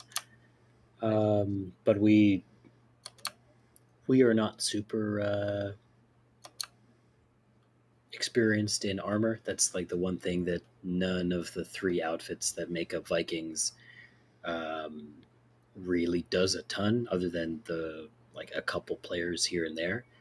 I mean, we don't use it much on live in ops because armor doesn't really have a place on most like QRF live platoons. So we just don't have much experience with it. That's interesting. That kind of like makes me think about what the ideal, like in this particular game format, right? Like Nexus only, like what is the ideal force composition and leadership pool, and then like player pool that you want to maintain or cultivate over a period of time? Like, is it a balanced approach? Is there like to me, like detracting from the names Unity, Viking, whatever, like looking at the game at large, like is air the meta still, like, or like it very much is influences, and that was like a very, very close like exchange there. Like we could have lost easily. But is it air? Like, is it armor? Like, what are we deciding is the vehicle meta for the map control, like the area control? It's weird because I think somehow I was a big proponent, still am, of Desolation, because I thought it was a really good blending of all of the different facets of the game. I really thought it was struck gold randomly. But it's weird because on Desolation as well, or not on Desolation, on Nexus as well, air has the capacity to be the game changer and be the focal point that propels the team to keep tempo up and keep aggression up and deal with little things easily. But if a team commits hard to anti-air and to armor, they can do reasonably well, if not fully negate a stronger air presence, like we saw it this match, and we saw it when we faced Recursion and they dumpstered us in our first match against them. We had our normal air, and they pulled like a squad or maybe a bit more of armor, and our air could do nothing. Like we got kills, but it was not useful. It was not as useful as just having a counter to their armor or their really good infantry. Let's be honest, recursion infantry is scary. Mm-hmm. Yeah. Yeah, it's interesting to think about. One of the comments one of the outfit leaders made to me, I think it might have been Dubness from B-Way, or maybe it was Sayl from Recursion. I can't remember who it was. Early on, was it they at the start of the outfit war?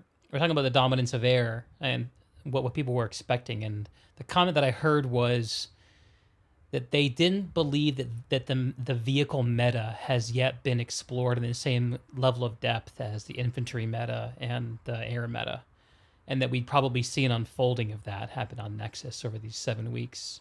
Do you guys feel like we have seen that?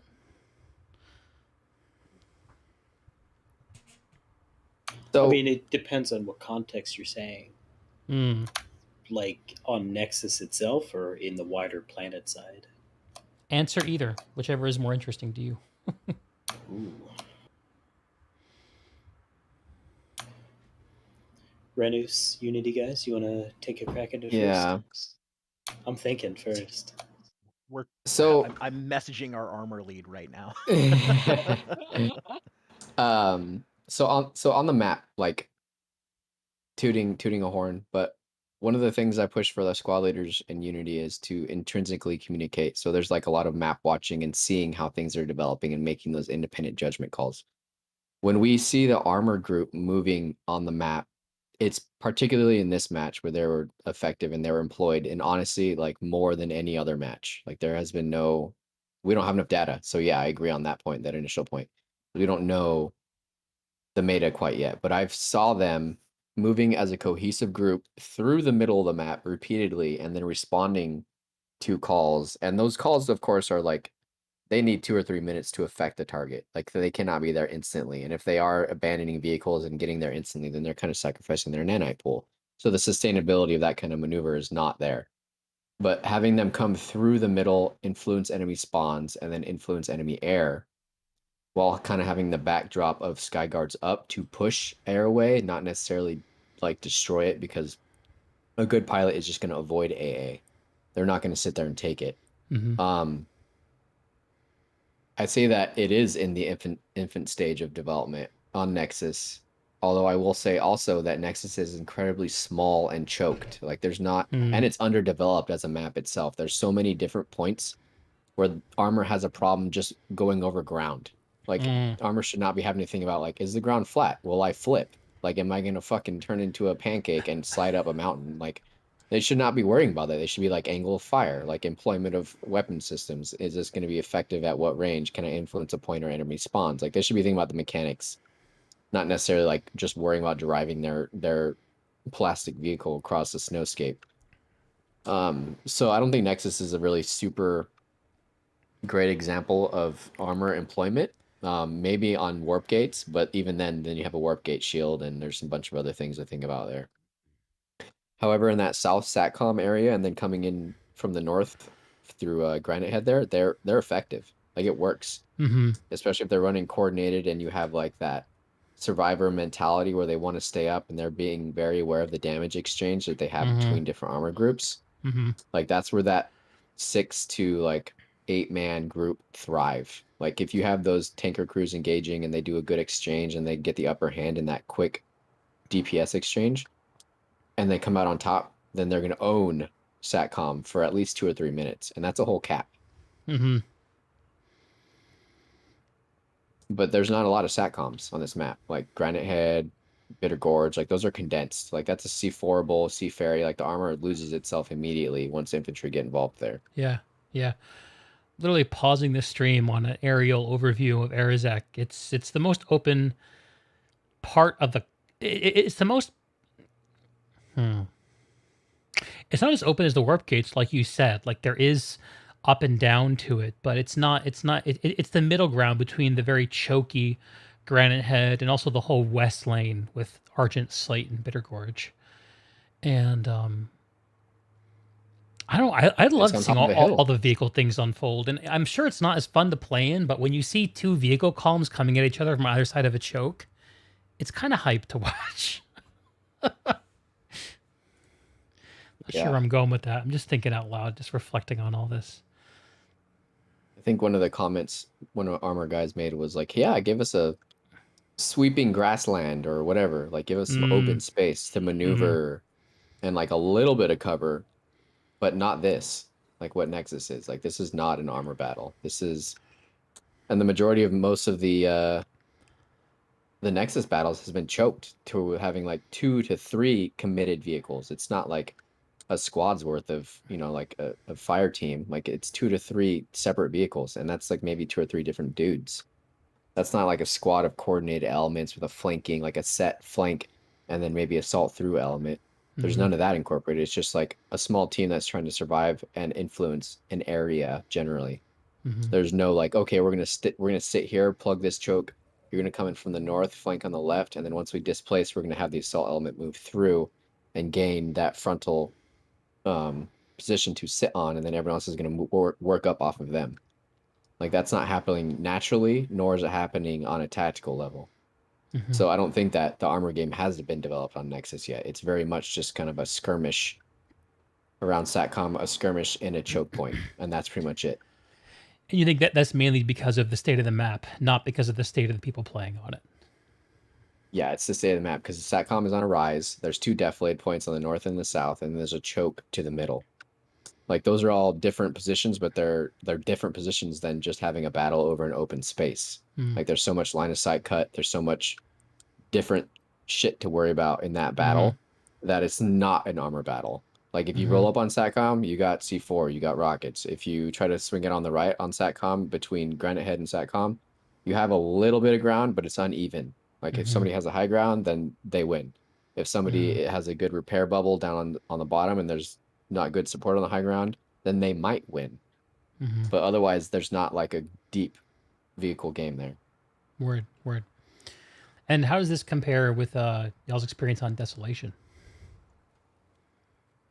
Oh, well, I mean, props. Like, first thought is Megatron on top of a donut running people over. So, like, you get vehicles where they're not supposed to be. You know, you have a much more open map, and then you have 2 parties influencing a battle space, and there's like a give and take on 2 fronts, and that's not just like a one front push and pull. Like, you can't just be intimately aware with one armor team. You have to factor in how the other third-party armor team is going to exploit your weakness, or, you know, leverage an opening they see that was opened by another team where you were neutralized.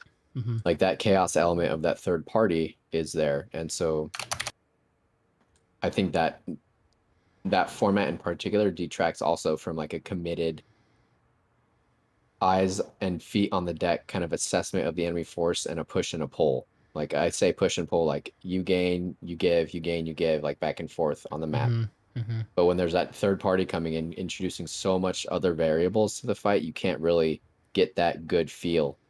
Yeah. Aside from being, oh, I got double teamed, or oh, we're double teaming. Like, outside of that, it's really difficult to locate that intimate armor feel on that battle space. But it's more open. It's easier to influence from range, you know. Yeah, I think one of my big regrets for this season is that even though I've so enjoyed casting it, I've not actually played a single minute on the Nexus myself. So I feel like I don't have that kind of exposure y'all do. From a caster perspective, what's that? Unity's recruiting. Keep that in mind. You might not want me though. I just gotta warn you. Listen, if I can play with these guys, then you can play with us. Okay. Like, we so quote unquote we won the game, and we had somebody that was like, I had a positive KD, yay! Sounds like me. That was like it. Me. Yeah, there we go. We're happy. We had two operatives actually, or members that actually this is their first and last game. Never played the map. Nice. Speak dig. Tell us. Oh, I was just gonna say that all my perspectives on the Nexus, hearing you guys talk about like the chokes and the uneven terrain, like this shit is all basically invisible to me as a caster. All I'm doing is I'm seeing the action unfold. And what I love about the Nexus is that all the bases are pretty easily identifiable, except for like you know, the fact that the home bases are mirrored on each side. But watching Desolation as a viewer, as a consumer of the Outfit Wars product, like as a viewer of it, the fact that there are 3 teams made it hard to understand the action a lot of the time. The fact that all the bases look the same made it hard to understand the action. I don't know, like, I think that this has been an incredibly good PlanetSide viewing experience. But that doesn't necessarily mean it's a more fun experience to play. So I'm just sort of reflecting, man. I'm not going anywhere in particular with this. Yeah. I think you would have to follow those particular, honestly, in their house leads of the armor elements, or seeing them roll out in their cohesive ball. And then there's, I don't know how every other team did it, but there was the north, mid, and south lane. And we had infantry squads assigned to those lanes, defensive or offensive. And then we had the armor who was either playing through one of those lanes or trying to influence those lanes. Predominantly, they would go out in the north or the south to try to punch through to do something, right? That depends on what team we're playing against. On this particular match, in reflection, we had Sky Guards going north and south, and then we had a small armor core with like some MBTs and a repair bus. Went to the north lane, went through that little choke area, and then came down through the center. And then from there, they kind of went back and forth up the middle, but they're riding that choke back and forth. Like once they secured that mid choke, they're kind of going back and forth, and they might have had a repull or 2. And I can't speak without the armor lead being here, but they were in a cohesive group. And like, if you would have followed them and seen that particular battle for the duration of their match, like we all had different fights. That would have been its own interesting aspect of play, you know, from an armor's perspective. Yeah. And infantry, sometimes they get cut up in teams and stuff, so you can't even really keep track of that, honestly. But the armor guys, they're always together. Like they have like a good team outlook on things. Interesting. Yeah, I'd love to hear from those folks. You know, one of the things I also appreciate is in 2022, there are so many different recorded perspectives you can watch of this action. So you can review a lot of it in hindsight. One of the big notes for me, like, I had all these plans to do. I was going to do this big Outfit Wars content piece, recording interviews from outfit leaders throughout the Outfit War, and then real life happened. And it was everything I could do just to show up to do the casts. I'm so glad I was able to do it, but I've not been able to do what I wanted to do, which is take the time to review a lot of these perspective VODs that people share, and even look at other casters to see what they're doing. I've checked in with some of the other casters just to like see their style and like how they're approaching things and what tech they're using, but I haven't really spent much time with the content that people are actually putting out there. Maybe something after the Outfit War, but again, I'm just trying to broaden my perspective on the action, because I have one of the things I've really tried to do with my cast is try not to give too of a zoomed out view of the action. I mean that literally and figuratively, because like I think there are a lot of people, especially in the PSB casting crew, who do an awesome job of talking about like the high level tactics that are playing out, and they're really focused on capturing as much of the action on the screen as they can. For me, one of the things I like to do is zero in on specific moments that are happening, and try to find the cool, maybe cinematic moments. I don't know, maybe not, but I think that Nexus made a lot of very cinematic moments to watch, and you could see people heading towards a choke, or you could see a drop happening on a base full of the opposing team. Or I know you can see this stuff in other places too, but as a caster, I found that this match and this map, and especially y'all's match, has been a real pleasure to cover. So I think you're thinking about it in a capacity where it's like a war correspondent, essentially. Like you're not going to get that good intimate perspective without being boots on the deck or like attached to that element, right? Like you're not going to get the the intimate like stress, the engagement that happens where one team gets wiped over the other, or maybe Yep. like the shoddy drop and 50% of the squad is wiped before the other 50% gets there. Like you're not going to get that Yep. from a zoomed out perspective. Mm-hmm. Yeah, I did maybe this. Attach yourself, or maybe like have like a team cast kind of thing. Like there's a lot of good old leaders that can break down tactical things, and then there's Sure. a lot of good other leaders who are minded like on the map, and then there's some more like cinematic people who are focused on cinematic things. Mm-hmm. Mm-hmm. Like a team cast effort on like a big event could be really freaking cool. Yeah, and some people are really scaling up what can be done in terms of planet side like multicast kind of idea. I did this video like gosh, a year and a half ago, I guess. It was part of a project that I was working on that I didn't finish, but I ended up finding this really great. I was following B-Way, Bushido Way on Emerald, sitting in their platoon in an observer cam on the live server, and I was just recording their TeamSpeak comms and watch them drop on and take a base. And one of the things that experience made me want in the outfit war is the ability to like tap into the team comms, like to just hear the yelling going on, to hear the scrambling, the frustration. Yeah, definitely stuff to tap there. I've all kinds of ideas coming out of this contest, but at the risk of overly dithering on caster concerns, I just wanted to say that this has been really fun to cast, and I hope that next time Outfit Wars comes around, we get to see more iteration on whatever it is it ends up being. So if we come back to Nexus, like maybe there's a chance to open up some of these things for more interesting vehicle play. Maybe there's a chance to do some other things. I don't know. I'll be excited to find out what the RPG team has in mind for that. You casters give us a lot. Mm-hmm. I just want to tag on with what Renuse was kind of talking about and what you're talking about, Deeg.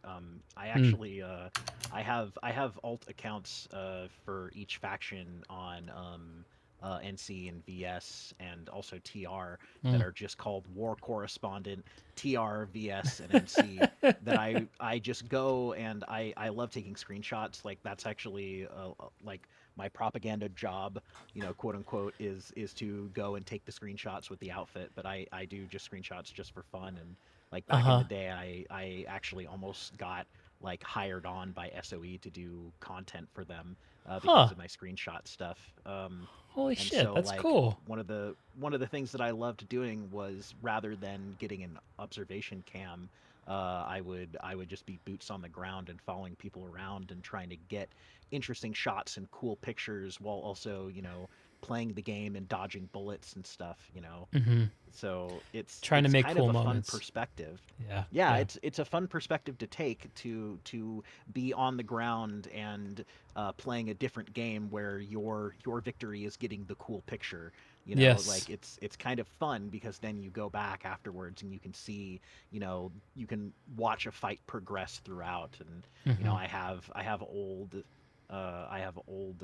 albums of sessions where, you know, I like created whole stories that were about like the action and what went on and stuff like that, kind of like an after action report from an in-game, like in-world quote unquote perspective. And I think that's really fun. I really enjoy doing that. And maybe that's something that you could like try out and go into, because it's honestly a blast. It's so much fun.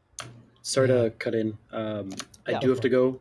Deeg, thank you for casting. Renuse, the rest of Unity, thank you for an awesome match. It was very fun.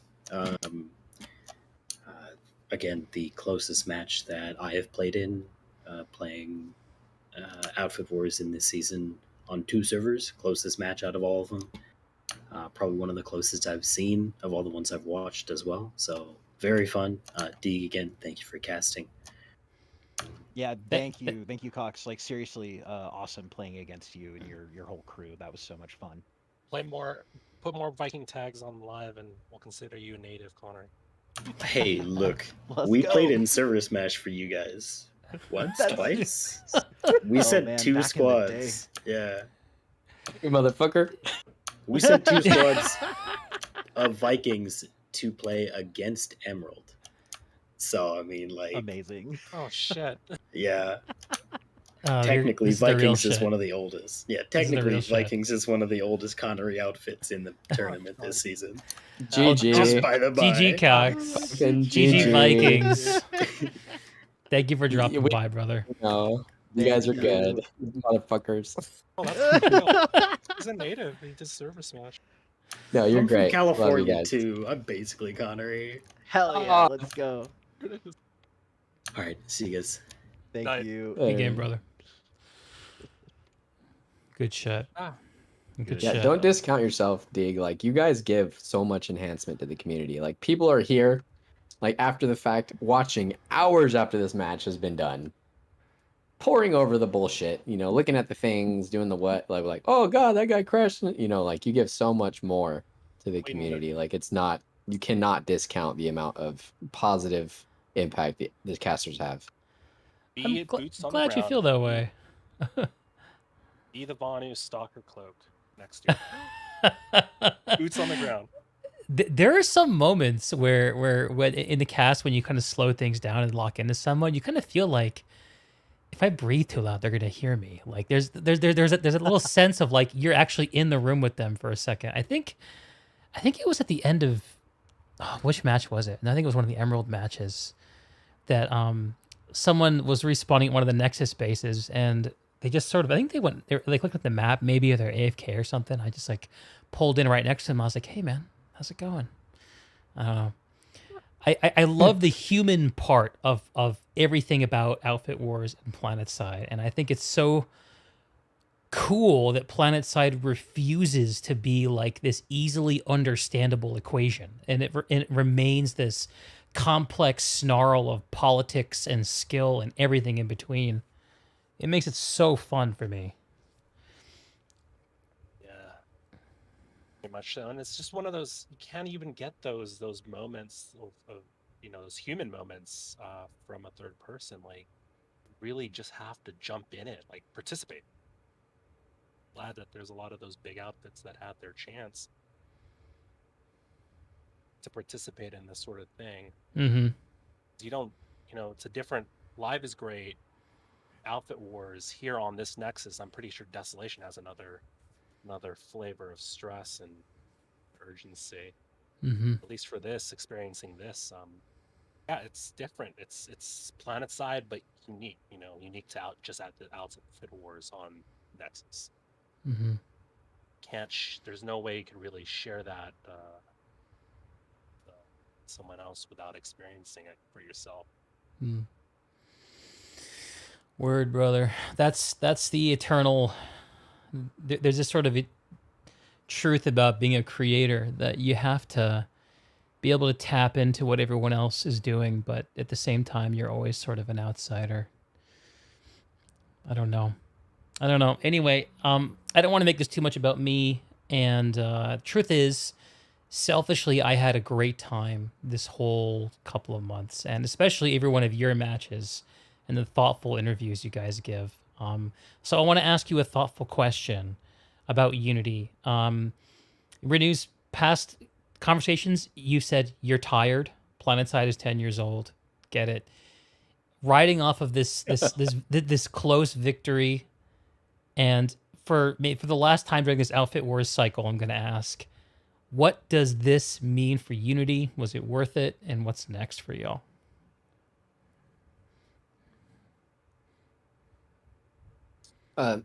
Selfishly, I'm gonna say that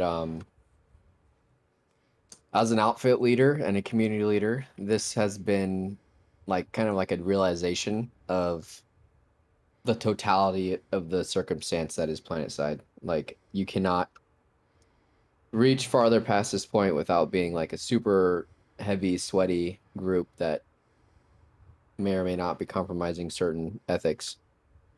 And then you cannot sink any lower without becoming like a super casual. You know what I mean? Like, we are very comfortably placed on a personal level and on a skill level. Like this has been like the epitome of outfit leadership. Like I did not compromise on my morals. I let my leaders are respectful and of the opinions I put out, and like I helped drive the train in a certain direction. And ultimately, I'm not the only leader. Like I was just kind of pushing for this particular event. I don't know what else PlanetSide can give Unity. Like we have such a good feeling here. Like maybe it ends on a good note, but then we have so many good people and so many skilled leaders and players that it can live on, like without me in particular. Like it could take a whole nother form. Sure. So this could be like a stepping stone into like who in Unity is taking over next. It could be like,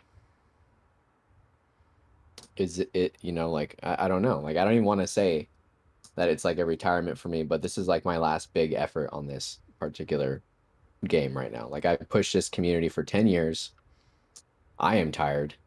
I've been involved in Farmers League, PAL, fucking server smashes. Like I've touched enemy warp gates with the outfits that I will not name. And I've seen communities implode and the variety of things that PlanetSide gives us. And you know, at some point you're gotta be like, hey, you know, how much more time do you want to spend here? You know? And I'm only here for the community. Like this game, I peaked a while ago and then I started declining. And I think that you reach maximum sweat. That's it. Yeah, like that once you hit that level, you're kind of like, okay, like how much farther can you go without becoming something else that you don't want to be? Yeah, giving up on other things you care about. Yeah, like I'll say that Unity is I'm always going to be here for Unity, and Unity is going to be playing PlanetSide, and we will be playing it in the most, like, I don't know if I can say right position, but like the most like honorable position that we can play a video game, you know, and maintain our own kind of like professionalism in the game. And hopefully if something else comes up and it's more refined, maybe we'll participate. And there are other leaders that might take over and push far for me past this point, but I'm pretty much done with PlanetSide after this. Like this is my dream right here. I'm done. Like this, I've reached PlanetSide pinnacle. Like I've won PlanetSide in my mind. Like this was it. This is going out champion. Yeah. Yeah. Like it might be a bronze medal, and yeah, like the meme, throw the meme, fucking make the meme, put it on there. I don't care. But this is it right here. Like I couldn't be happier with what the community has done, the leaders that have grown and risen, and the different personalities that have interacted, and how we've all like come together to do this and pull this fucking bronze medal out of our ass, essentially. There's definitely some ass clenching going on at the end of that match. Oh yeah. Yeah, that was a moment. Oh my gosh, and I just realized too, like we're blue. We were blue the whole time. We were blue the whole time.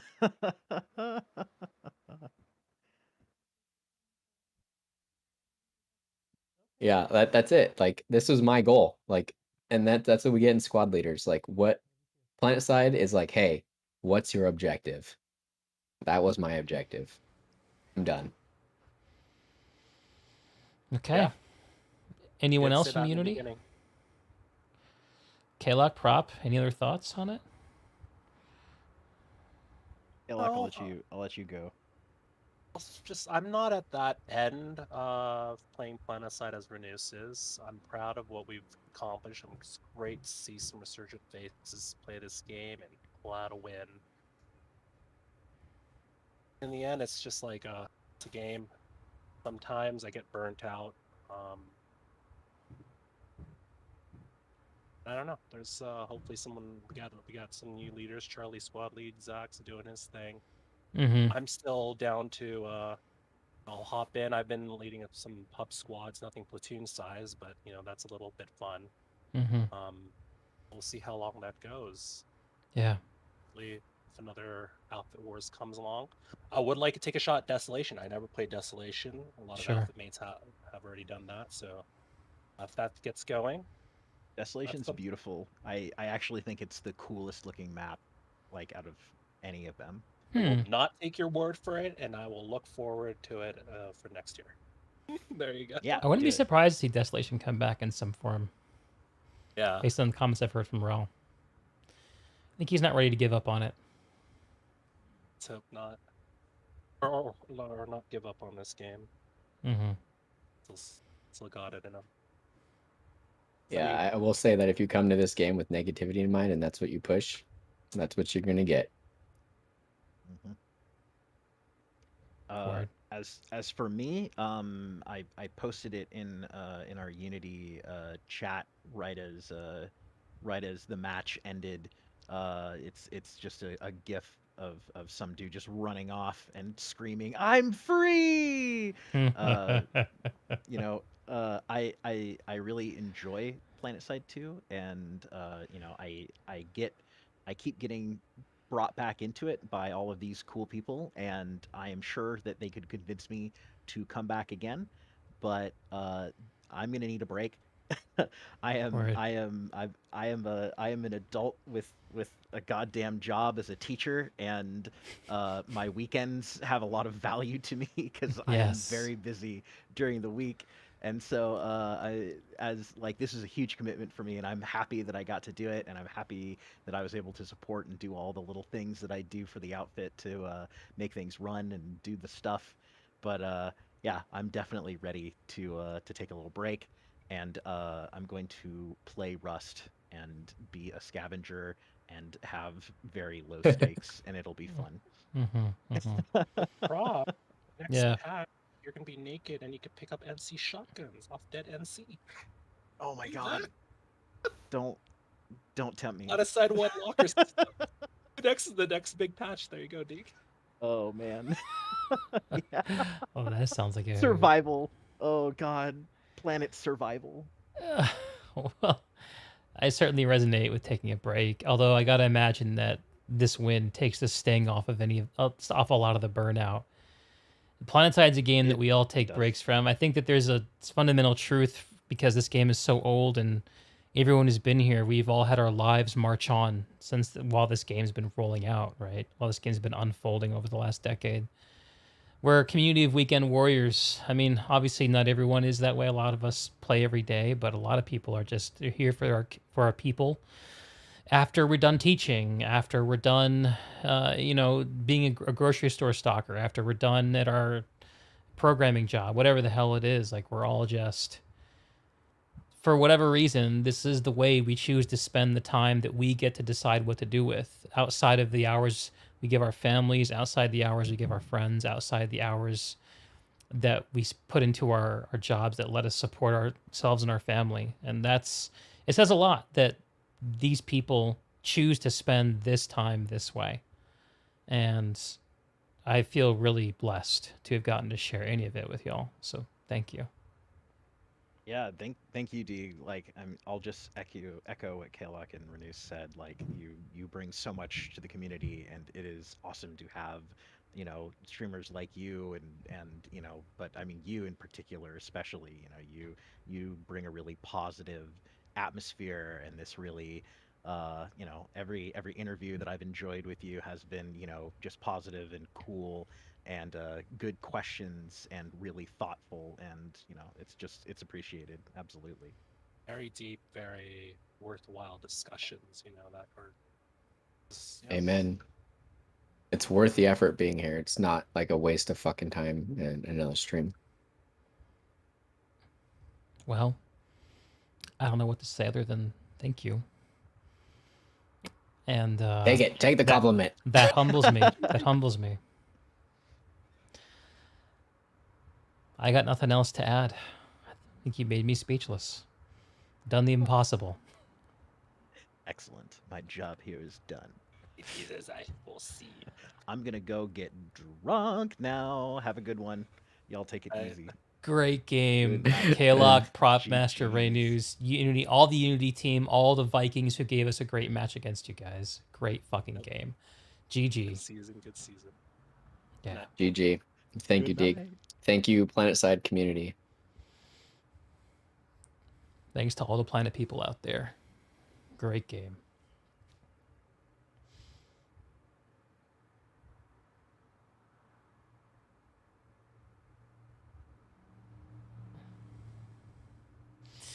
That was a great interview. It feels almost silly to do another one after that, but we haven't talked to Recursion or Ironforge Alliance about their also very enjoyable match. So I'm going to shoot those folks DM and see if they want to come talk to me. And we're about to get really loopy soon because I am just... I am running on vapors. But I want to talk to these people.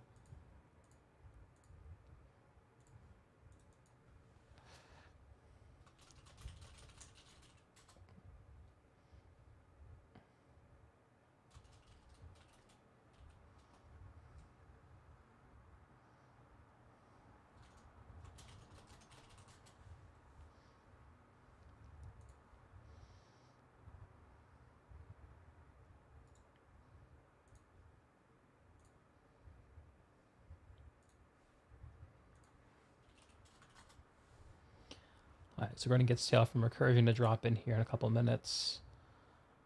That's great. Let me also... Let's see.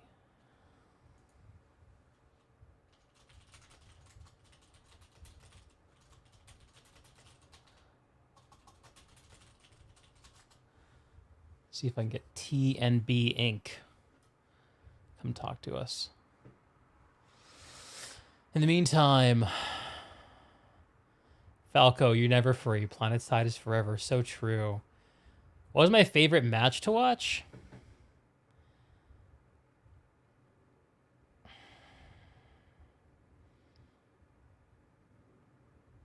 That's a tough one.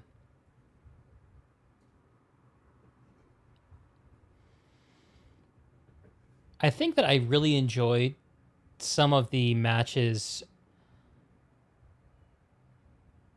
that I casted for Terran Alliance in the middle of the season. Some pretty close ones. But I think that this Unity Vikings match is maybe the best that I've seen.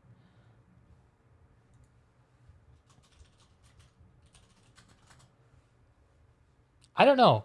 Honestly, Falco, I might need to go back and rewatch some of them because, to be perfectly frank with you, I've done so many of them that they sort of run together for me. The thing that I remember isn't necessarily the matches. I remember the interviews. I remember the things that people say. I remember the sentiments people share. I remember their fears, their worries, their anger. That's what I hang on to much more so. The big plays are great and they're important moments. Those are for the actual PlanetSide players. And whatever it is I'm able to give when it comes to that, I'm happy to do. But for me, I remember the thoughts we share afterwards more. Okay.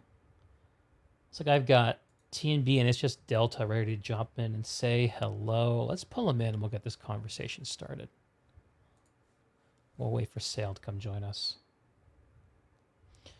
Actually, I'm going to pee real quick. Be right back.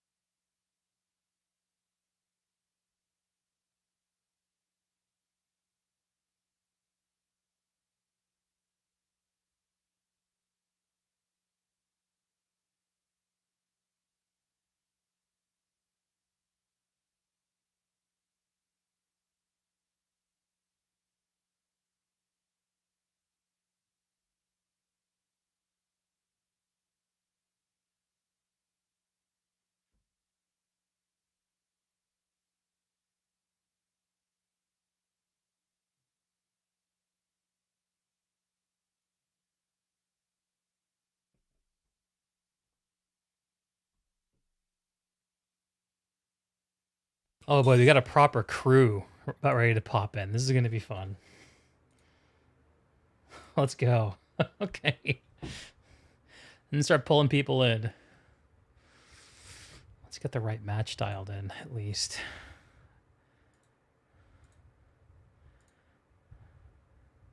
There we go.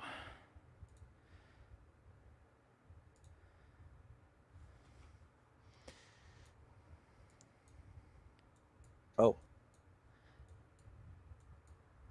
I am pulling people in, making sure everyone is unserver muted.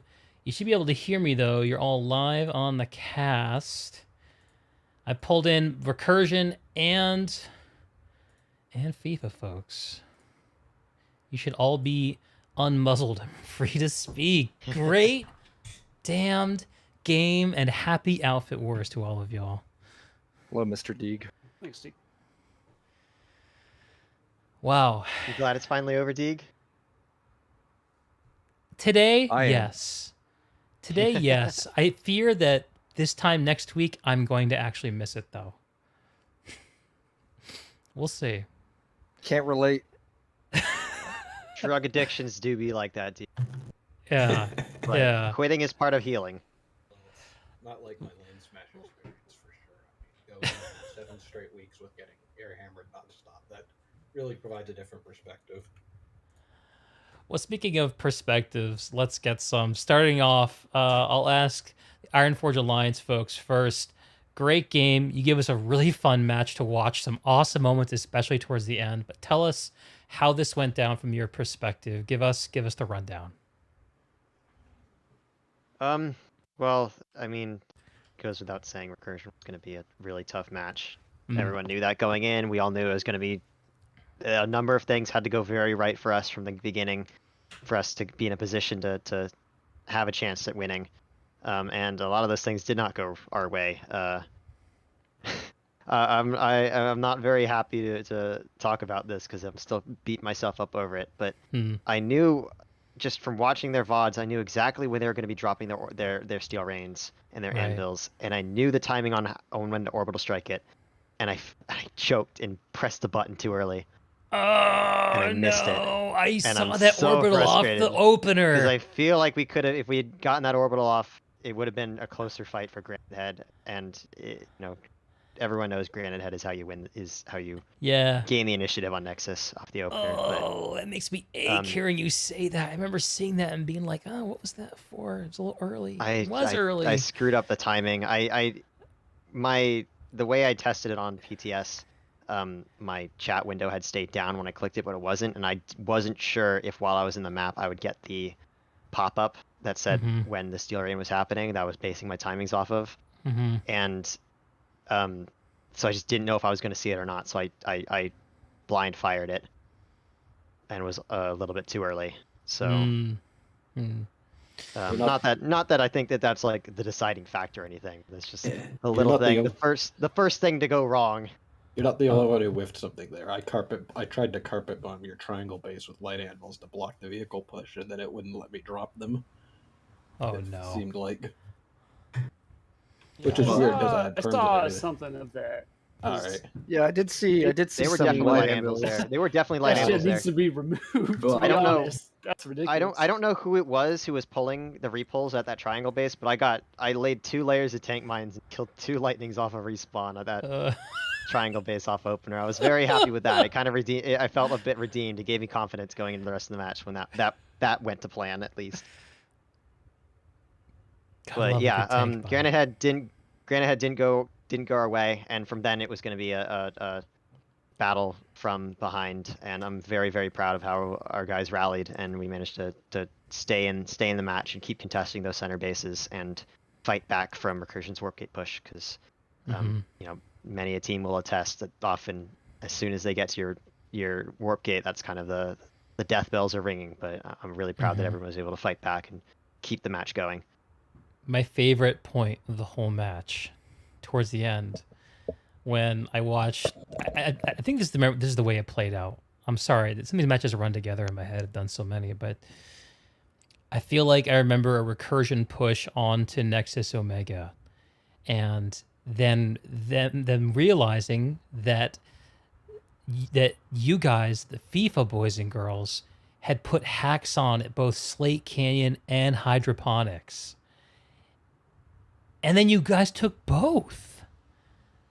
And that just blew my hair back. I mean, that's a fruitless saying from me, but it was just an incredible unfolding, because we all know like how hard it is once you're on the back foot and back at your nexus. It's like, okay, I guess we just play to avoid the warp gate. And seeing you guys get out of that was invigorating to watch. So kudos. For sure. It was. I was very proud of everyone for that one, because that was a lot of what we've been working on and saying we need to get better on as a team, is those rotations between bases to keep timers running. Didn't work out throughout the match. You know, there were times when we could have been faster and better on those, but that was we came in clutch. Everyone came in clutch there, and very, very proud of everyone for that. Word. So what other than that moment that I called out, what else went well for y'all? I feel our infantry did very well with what we have. We always knew that would be our weakest point, stacking up against Recursion. They just have a much deeper infantry roster than we do, a lot more talent, long-term experience in these kinds of formats, this kind of play. And we were kind of starting from scratch with a lot of people, teaching them, beyond just basic live squad play and into what you need to be able to do to be competitive in this kind of format against players of Recursion's caliber. So I'm very happy that we were able to stand up to them in that regard, and I'm very happy that our armor and air teams stayed in the fight the entire match, and I think we actually outfragged Recursion on vehicle kills. So I hope that our vehicle teams all hold their heads high on that one. That's worth coming away with, man. That's good shit. Okay. So let me hand it over to the Recursion folks then. Great game for the Recursion. Congrats on the W. Tell us how it went down from your perspective. You want to direct that question to somebody, or you just want us to just start blabbing? Well, let's all together at once. Sure. No, let's Sayl go. Sure. Sayl, you can start whatever you want, man. Okay, so the question was, what did we expect, or how did the match go? Both. You saw what happens in the GOBS match when we don't get our middle base, and so we modified it as much as we could. Like we figured that they were listening to the cast, and if we did the whole, like for the GOBS match, we really went all in, like 48 people. So we changed it up a little bit just in case they were listening to that after action report. We got the middle base, and then we were able to, use our stealth rats and to try to put pressure on points and get a bunch of capture points, and we just kept pressure timer on the new lattice lanes, and they did a good job. They took that, was it Nexus Alpha hard when it flips you around all day. Our adjacent west warp gate base, and so Argent we really Pass. had a Argent Pass. We had a full collapse on that west side, in exchange for the east side, and I think that was a good trade for us, because once we could get a little bit of warp gate pressure, it's going to take a lot to get us out of there, and so I think that's when we started to make that comeback and get that. And it was really, the noose was very tight on them, but they just played like maniacs at the end, and like you said, just shocked us with that that second wind at the very end, and kept the momentum up. We were losing nanites quickly, and the tank rotations weren't coming in, and anyway, if I may, Sayl, like, it's that particular mountain push, unless you have a complete stranglehold on the match, once you try and hop over the mountain when you're exposed to the enemy's warp gate, is incredibly difficult, especially against a competent armor and air team that FIFA had. They were able to certainly exploit that into draining our nanites on our assaults on Nexus, and then immediately go straight into counterattacking. And there wasn't a lot we could do from a vehicle perspective because we were very drained from our all-in on their Nexus, and then they were able to garner that momentum, and it was a little moment of panic on our side to give them props there, but like absolutely good play on their part. Yeah, man. My greatest wish coming into this finals weekend is I don't want to cast any warp gates. Like, they're great for the winning team, but man, I want to see every single match in this round go down to the wire. I wanted to feel like anyone can win as deep as possible, because I think that's what we kind of deserve. Like, we've been through 7 weeks of this. The best players are here in the finals. We should be seeing a titanic clashes that have uncertain outcomes, and not every match is created the same. It's not the size of the community where you have all this where the skill parity is completely magically even across everybody. But I'll say this was a very fun match to watch and to cast, and especially that moment at the end where FIFA came roaring out of the Nexus. Just so fun to watch.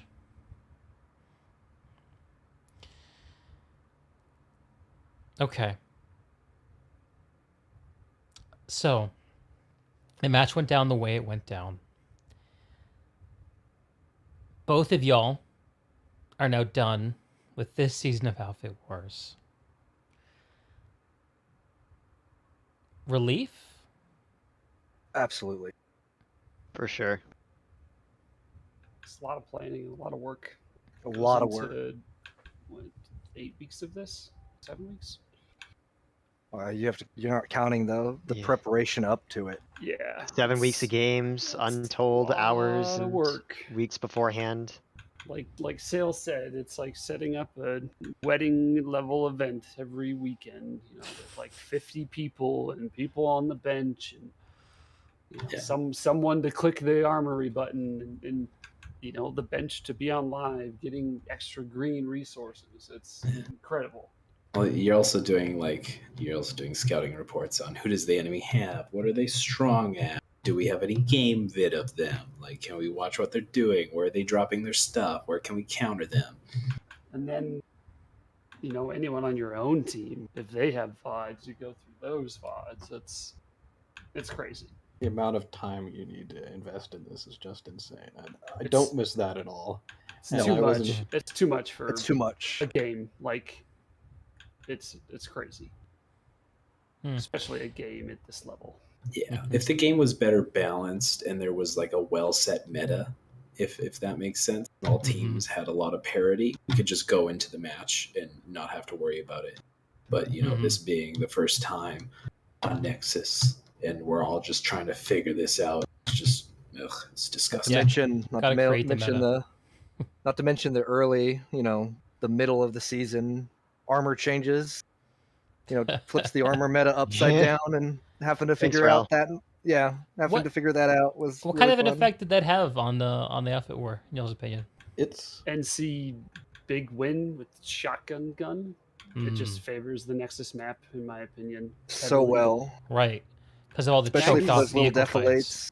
It's really insane. I mean, all 4 of the weapons, in my opinion, are ridiculously overtuned, but that's unfortunately the new normal. I mean, it's a great way to get money, but they're all overtuned in different ways. So, for example, the King Snake gun, the Lightning, is absolutely cracked just because it's a better Viper, but the NC one takes the Vanguard's main strength and then turns it into an unbreakable killing advantage. machine. Yeah, I mean, it turned NC versus NC even more of into a who shields first and lands the hit first than it already was. I mean, Vanguard versus Vanguard was always scuffed. We saw that in the few times we ran super scuffed armor pickups. Well, I do see all three MBT guns as, just because of the amount of damage that they put out, basically a counter to Lightnings. Yeah, Lightnings just have such a harder don't have time enough countering health. MBTs now. I mean, there were times that I would push, a Vanguard, and there'd be two waiting with their shields both popped, and you just instant die. You don't. It was kind of funny. There's no counter to that. It was kind of funny seeing Recursion's armor game evolve through the season from being like one Vanguard to like and a bunch of Lightnings to mostly Vanguards and a few just people pulling Lightnings, presumably because they're nanite locked or they have nothing. They just need to pull an armor piece. Part, I don't. A lot of people say like this evolving stuff. Part of this is just like us purposely not pulling more and getting away with the minimum, right? Oh yeah, for sure. But I guess it's just in terms of how other teams are looking at what other teams are doing. From Lane Smash, it was everyone tended to bring their 2 MBTs and go from there. And I think as the matches developed, we just saw more and more armor, just gradually more armor from everyone. Yeah. I would go almost so far as to say that it's just as much an armor map as it is an air map. I mean, yeah. How many games would you say that you actually had air parity or air supremacy? For us? Yeah. Well, I'll let Roids answer the air part, but we would go for air contention. It's yeah. Like you have to win the infantry and one of the other options.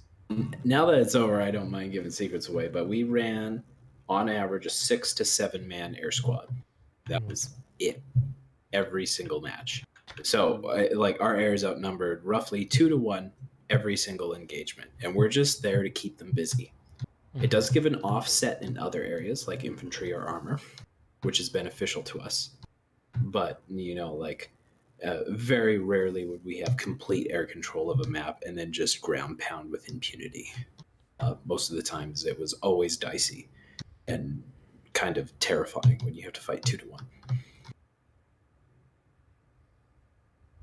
But conversely, if we get it, then like armor control is that much easier to gain, right? Because you just roll straight through them. Like the Iron Dome defense was what that was called in Lane Smash. You just set up an impenetrable barrier. Exactly. Or in Outfit Wars back with Goblin Tribe, I called that the Iron Curtain.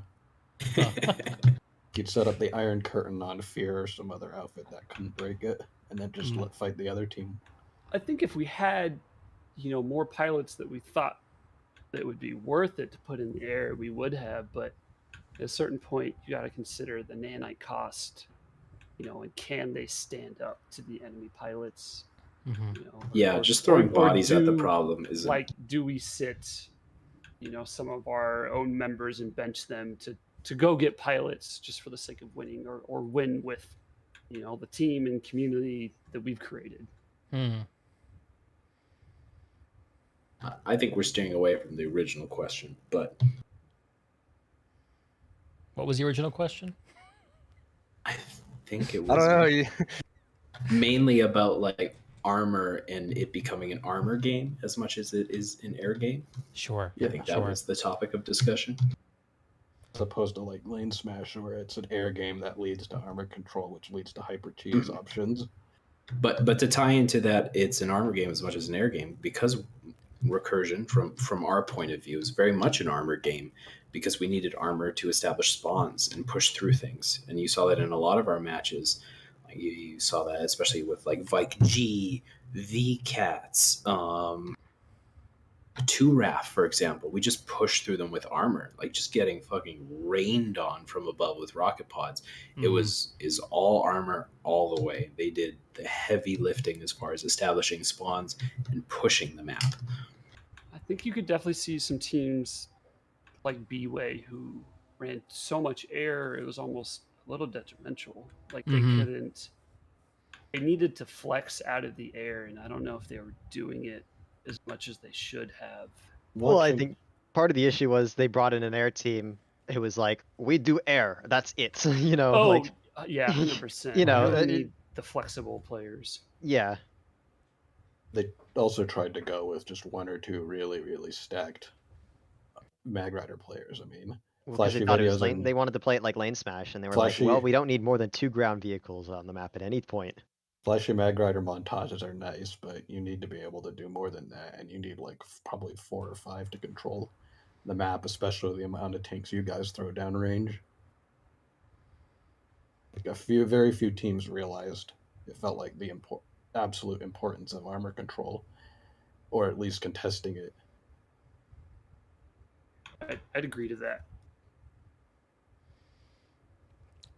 Sayl, was it you who said to me early in the season that the infantry and air metas are kind of well developed for platoon strength ops like this, but that the vehicle metas still needed development? Was it you who said that to me? No, I don't think I would say that, because you know, we just think when you're doing live ops or you're a live op outfit, a lot of times the air is very disconnected. You know, it kind of floats there, and a lot of times air players will go for like air superiority and just fly around and fight people, and sometimes that might even hurt the point. Like, for instance, if you were to go fight air duel some pilot, you know, 4 hexes away, kill the pilot, and then that pilot then goes to the fight your infantry is trying to on the base you're trying to take, you know, you could actually have a net loss to, you know, the local battle you're trying to win. And so sometimes I think pilots just don't have that perspective, or at least, you know, sort of the ones that we've met. I mean, I've been doing this like 10 years, right? So it's like we've met a lot of pilots, and their perspectives were always sort of, we can't get them to play for the point. And I think that's what, you know, Goblin Tribe does so novelly. You know, I remember Outfit Wars 3 Delta being on stream and saying, like, you know, we had to get out of our vehicles and get on point. And I think, you know, that right there, it was the most terrifying thing I ever heard, you know, because it's like you take really good vehicle players that now know that they have to get out of the point sometime, or get on point sometime and get out of their vehicles, and pilots are the worst usually. Well, anyway, you know, ranting aside, I think that for us it was just, we'd rather just play high value players, you know, if they can pilot, but like also once you kill them out of the sky, you know, they can get in as infantry, maybe, you know, pull lightning and stuff. And like Delta said, we just thought like we could just mong them with numbers, you know, because it's like a 10 by 10 road, you know. What's Delta's lane smash, you know, gonna do for him when he's outnumbered 8-1 on a 10 by 10 road he can't do anything on, you know? Yeah, I saw a couple of those interactions at least. Fight on Emerald earlier today, and GOBS vs Recursion, when we were fighting over Granite Head, that was that armor push that you guys were driving in, and we just couldn't break it with all the infantry that were swarming us. That was my worst case scenario for this match, and I'm very glad we didn't encounter that. That's always been the case when fighting you guys. It's not just the tanks, it's the infantry that are the real threat. That's something that's something we've worked tirelessly for and wasn't really expecting a huge payoff for it, but it, you know, the infantry being able to flex quickly and support the armor is massive, because you've created such a disparity between firepower, and, you know, you'd be the best tanker in the world, still are going to have trouble hitting these small little infantry guys running around without having some form of hesh or splash damage. And that's, you know, that's something that that's something that the infantry brings to the armor fight. You know, as you know, as we know, this is a combined arms game, and with infantry being able to flex into the armor and vice versa, it really creates an interesting matchup.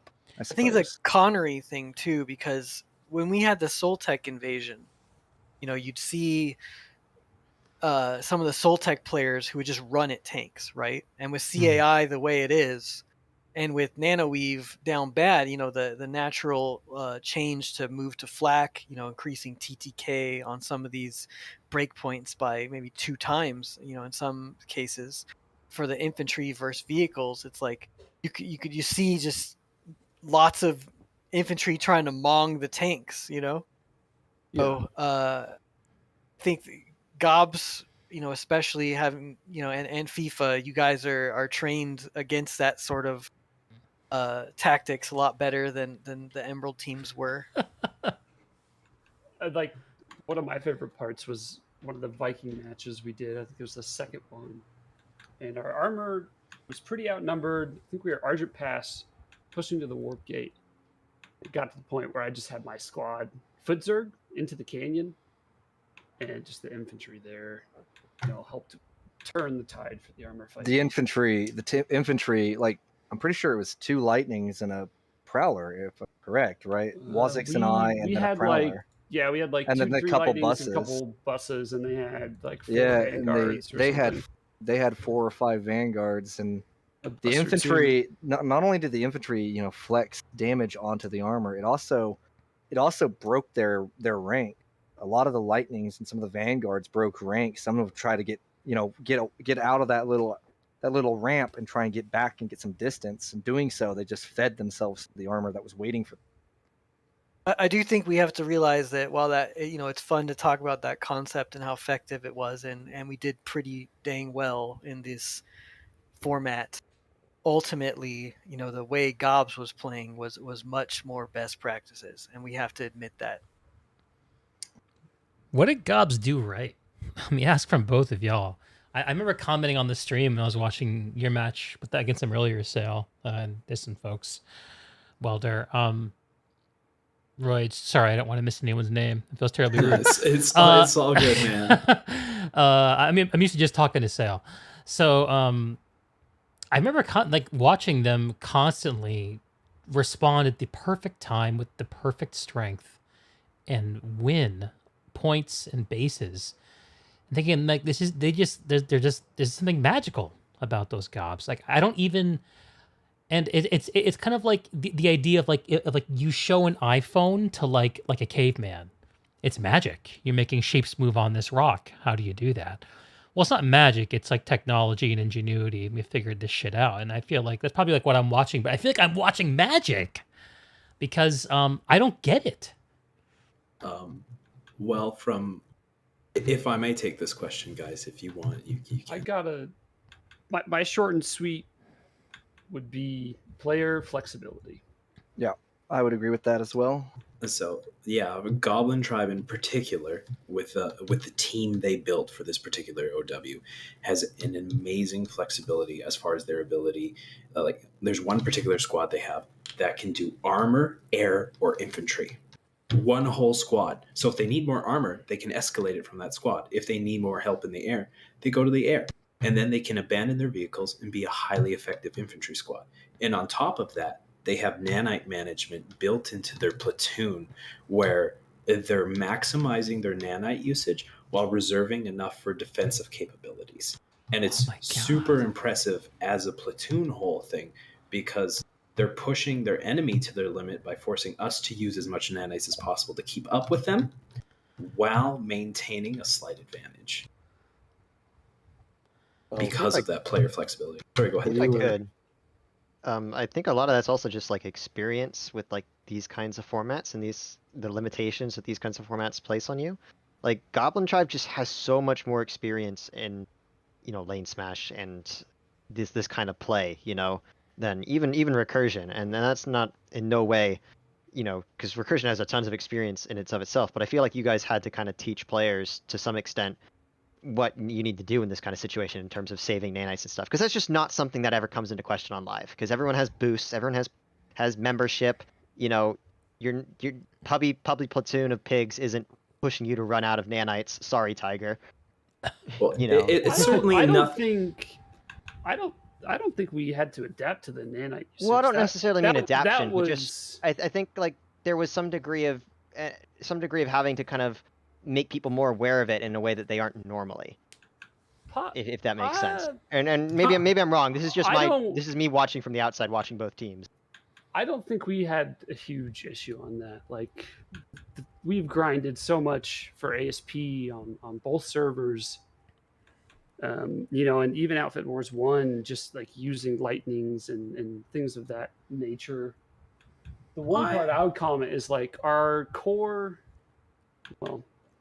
a decent amount of our leadership have not done the current iteration of Lane Smash. We've done some in the past, but not the current stuff. If I may, real quick, the ass skill was so huge here. I think that was made or break us. The Goblin Armor team, we didn't have any of that. We were one wipe for most of the match, both matches against you guys. We were one wipe away from completely losing the map. It was pretty bad. You guys had us right to the brink there. Something that I see from Goblins versus us is it's a difference in, it's like pressure versus alpha. And even watch like some of those TJ things that they're sending me now where they're not dropping as fast as they can and just like try to pressure the point. You know, they're going to go in at the right moment and take their time, you know, wait for that suffocation of vehicle play where, you know, Recursion's like, let's utilize the increased spawn timer and cadence of a bus put in a very good spot, because it's like, well, you've got a beacon. I mean, that's like 15 seconds, and then the drop time, that's much slower than like 6 seconds. And because there was on live, there's deploy zones, there's no deploy zones in the Nexus, and therefore we could leverage, you know, an extremely high pressure build. And the problem is that GOBS has good enough infantry where they could cut through us and get what they needed to get, and their armor was good enough to figure out ways to solve those buses, despite our best efforts. There was a healthy amount of crossover between the two armor teams, though. There's only so many really, really, really good armor players out there, and a lot of them go to the same weekly events on Jaeger, so we ended up having a lot of the same players on the teams. We force infantry players into the tanks. Yeah. Open the hatch. Yeah, Funny. essentially. I started this game. I started this game playing an AP Lightning back in beta, and then AP Lightning got busted with CAI, so I vowed I'd never play it again. And then Sayl asked me, "Can you play Lightning?" Well, I guess come full circle now. It's time to crawl back into the hatch. Some of the nonsense that's crawled out of Cobalt from one of their Lightning players has me really horrified of the day people learn how to abuse that thing properly. With the Lightning? Yeah. Oh, it's so good. Yeah. It's so good. Being able to head peek, being able to drift. It's such a powerful tank. There's a lot about the armor game that only got figured out in the past year or so. A lot of really nasty tricks that really shook the meta up, so it'll be interesting to see how that continues with the new guns. I've already been practicing my artillery build. Yeah. One of the reasons for the Lightnings is just people learned Lightning from the last 3 outfit wars, because the ability to pull from Cordium, you know, was a big benefit for us. And so, you know, we can't teach these old dogs new tricks, you know. Teaching a Prowler is much harder than a Vanguard. I think both of them are much harder than a Lightning. I think a Lightning's pretty easy, but maybe Delta knows better. The way the Prowler and the modern Prowler plays is a lot similar, is very, very similar to the Lightning, because I'm not going to go into that now. There's a lot of small tricks. I can DM that stuff to you if you want, but basically it's things like camera position you're abusing, and since they both have the camera position really far back, you can, the same mechanic applies to both. Like you can, like, do you know right angle peeking? You can do that with tanks. So there's things like that. There's a lot of crossover between the two. The other 3 tanks, the Stroller, the Maggie, and the Vanguard, they don't have that same kind of interchangeability. I call the Vanguard the shit brick, because it's a big brick and nothing can really defeat it. Yeah. We zerged your stream well enough, Deeg? Answered about things you didn't ask about? This is exactly what I hope happens every time. Ideally, I just get everyone in a room and I shut up. Recursion zerg surfing? No, that means something completely different. Can't overpop on Nexus, but we'll overpop the chat rooms. I'm watching this beautiful moment again on stream where recursion pushed in on your Nexus, and then the moment as I realized that they couldn't put the hack on because you guys latticed recursion, like I literally like shook the camera. I was like so like yes. Sorry, I can't get over that one stupid moment. There it is. You don't mind me asking, how close to nanite locked were you at the end? That would, for armor or for air For or armor, for infantry, yeah. that would have to go to Wazix. As I was the armor lead for recursion, but I disconnected midway through the match. Oh no. Yeah, Yeah, thank you, that's Rail. great. Really, really appreciate that, Rail. I love being able disconnecting. But I mean, I was pulling some tanks. I know I ran into Delta, but from the lightning usage is partly why we like them so much. You can't really run out as long as you're playing with them properly. I don't think I got close to running out. They're what, 100 a pop with Aspen discount? 110. You can trade those. Pretty cheap. 150? Yeah, 3 they to get 1 with they get advantage. really cheap. No, I'm confusing it with the harasser again. Yeah, they're 150 and MPT's 225.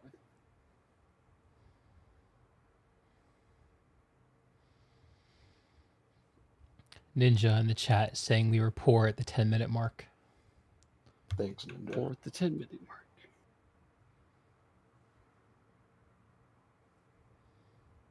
All this senseless violence making us poor. Why can't we just set up communal trade? Pull your nanites. We're taking donations. Yes, we're setting up a co-op Deke, so everyone can have a tank. No one has to be without a tank anymore. No one should feel disadvantaged for pulling the wrong tank cannon. Every man a tanker. And did you consider like resecuring Origin and just all inning on our warp gate at all? No, like near the end. No, Argent was always it was always just to keep it in under our control, just so it's a little something in the little back pimple line that you guys have to deal with. I gotta be honest, but like that was my squad dealing with that. It was fucking annoying. Yeah, I mean that was the whole Fucking point. Like annoying. when I kind of figured even if it gets cut off, if we can get that base and we can put pressure on the warp gate, I never considered an all in because that would be, in my opinion, that would be throwing the match because Recursion has us beaten infantry. Like there's no shame in admitting you that. You held your own in the infantry game. But I don't think we can hold Nexus for 7 minutes. It's a long That's a good point. That's a long time. I mean, Goblin Tribe had a hard time holding you guys for 7 minutes, and I mean, like, and even so, you guys almost held them off. And anyways, it's not easy to take that base at all. So like, I just did not consider it at all because I've seen base races only end badly for the team that gamble on them, and I would rather keep the match going all in than throw it, or rather keep the match going on the front, the front that was established, than try for that gamble, it not pay off, and then we just kind of like are stuck in our warp gate for the rest of the match. Something interesting was on that second wind you had. Did you ever think about hitting Bitter Gorge and Slate Canyon at the same time? So I know you had the hydroponics, but if you had left hydroponics and just tried to do the Bitter Gorge, did you ever think about that? The issue was we were having a really hard time rotating our vehicles around, especially switching between the two fronts. Yeah. And so I kind of just made the decision I'd rather make sure our warp gate was secure so that we could potentially maybe push Satcom and Granite Head at some point as well from them, rather than going all in on the Bitter Gorge and Slate Canyon at the same time play. I wanted to try to keep options open on both fronts as much as possible because I feel like once you get stuck on one front, it's very easy to contain. It's very easy to just contain them. It's very so I wanted to difficult keep it open. I mean, there was definitely a point where I realized, like, mathematically, it's not looking good, with like 15 minutes left or so. Right. But I just really wanted to focus on trying to keep as many options as possible because rather than going all in on one potential solution, I wanted to try to keep as many options possible because things just happened. you never know when an opportunity might just arise. Like Right. getting back on those points when we were warp gated. I wanted to make sure we had both options available to us, and we managed to pull something out of it. So I don't know. I Right, was for sure. so sweating balls that entire match. not fun to. I mean, it is fun in some way. Like it's a rush I was of too adrenaline. busy. I was too busy Right. seething over the fact that I couldn't play. But I watched from afar and was just. Whenever I saw that Why second are you win, here, Jake? I just wanted to hang out. Just bored. Hey, when are we playing lonely. TT again? Round 3. Bro, when- we've got a whole bunch of fucking servers coming up soon. You're more than welcome to come. Connery servers are becoming a thing. Wait, servers for what? I used to run a Gary's Mod server for DPSO and pretty much anyone that wanted to play, and I shut it down because there wasn't a whole lot of interest in it, and it was costing me money at the time. But now that I've got my own servers and stuff set up, I can just spin up anything I want. Mm-hmm. What's So, the deal with Gary's Mod? It's just a Gary, good community game. yeah, it's a good community game. Hmm. Never really dipped my toes in it. Anything to drag us away from PlanetSide, even if momentarily. Please, God. It's kind of sweet that y'all still play together, though, even when you're not on Araxis. Oh yeah, I mean the Connery community. That's one of the things I love about the Connery community so much is just how intertwined it is. I mean, Tand and I, despite him being in C primary and I primary VS, we still talked. I mean, he would hang out in the DPSO TS. He'd hang out in other areas, and I consider Tand to be a friend. I consider a lot of the people I hang out with on Connery to be a friend. And it's like you play with these people for 10 years, and sometimes you come to a realization that you've never talked, you've Right. never said a word to them, but you've known this person 10 years, So it's always great whenever the community can come together and not be toxic. Yeah, I was like in middle school at the time, and I have footage from like 2013 of like old crappy Bandicam footage of like an armor fight around Howling Pass. And I remember I'm fighting Roids, I'm fighting Therum, they have Bait tags, I've seen these names forever. Even if I didn't know them at the time, like, here we are. 10 years later almost. You come full circle debate, Sayl. We're done, we're out of here. We're done, dude. It's over. Were any of you there for that Operation Remove Baguette horror show? Nation rings a Smash bell. 2015 or 2016 at USA versus France.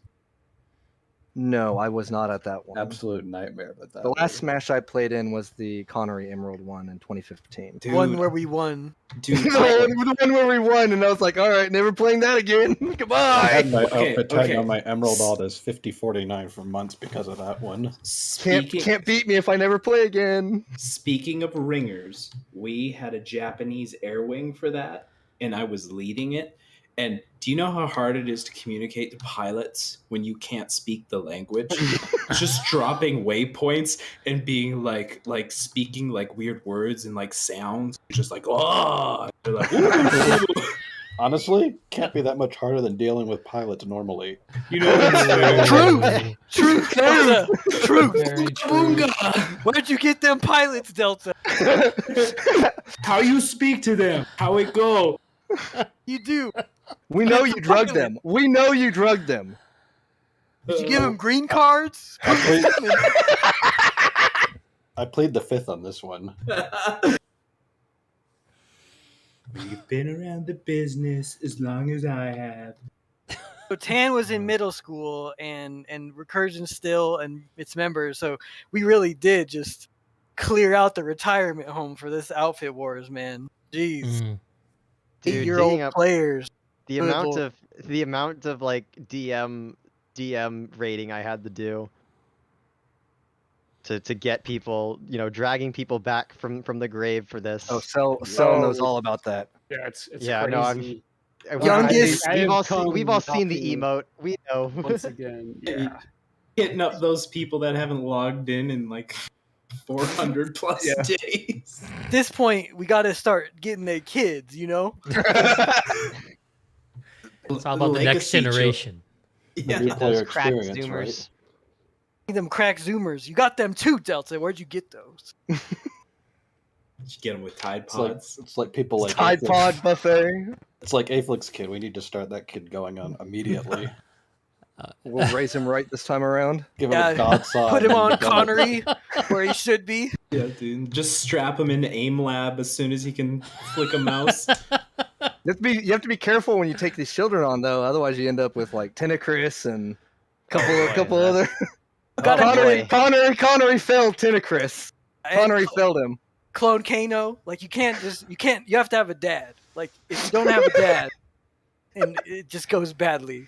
Grill Games, you know. Grill Games needs the belt.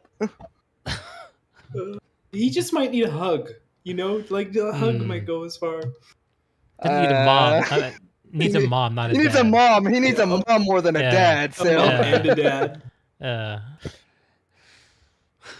Literally anyone in R18. Oh, no. Oh boy. Well, Deke, is there anything else that you'd like to know or glean from us? Let me think.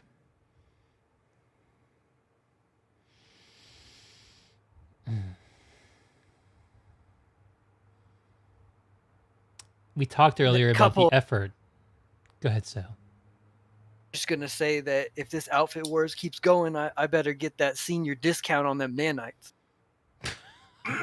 That's what the ASP program should just be renamed, right? Yeah.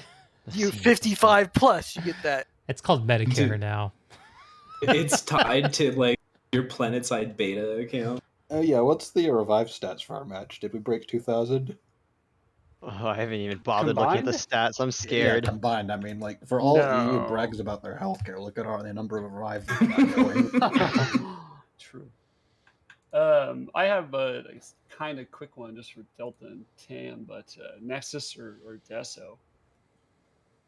And if the 1v1 compared to the 1v1v1 is an issue, like if Deso could be a 1v1. I think Nexus is the better option for higher teams in the brackets like us, but for weaker teams, that's where the appeal of Desolation would be, because they have the ability to do their thing and come out on top or play to throw if you're R18. Well, I mean, it would in a 1v1 sense, you know, take out that third factor. Like if you could just, you know, plug part of the map and make it an even symmetrical map. The idea of construction intermingling has always been interesting to me. So that's one of the reasons I think Desolation is a pretty cool map, is because it forces you to play construction. You can't not play construction. And that's one of the things I like about it, is that, you know, they gave, like, for construction for what it is, like, let's call it, you know, it's a gimmick that DBG created SOE created a long time ago to bump up, you know, PlanetSide's value. And then since then, it really just hasn't been touched.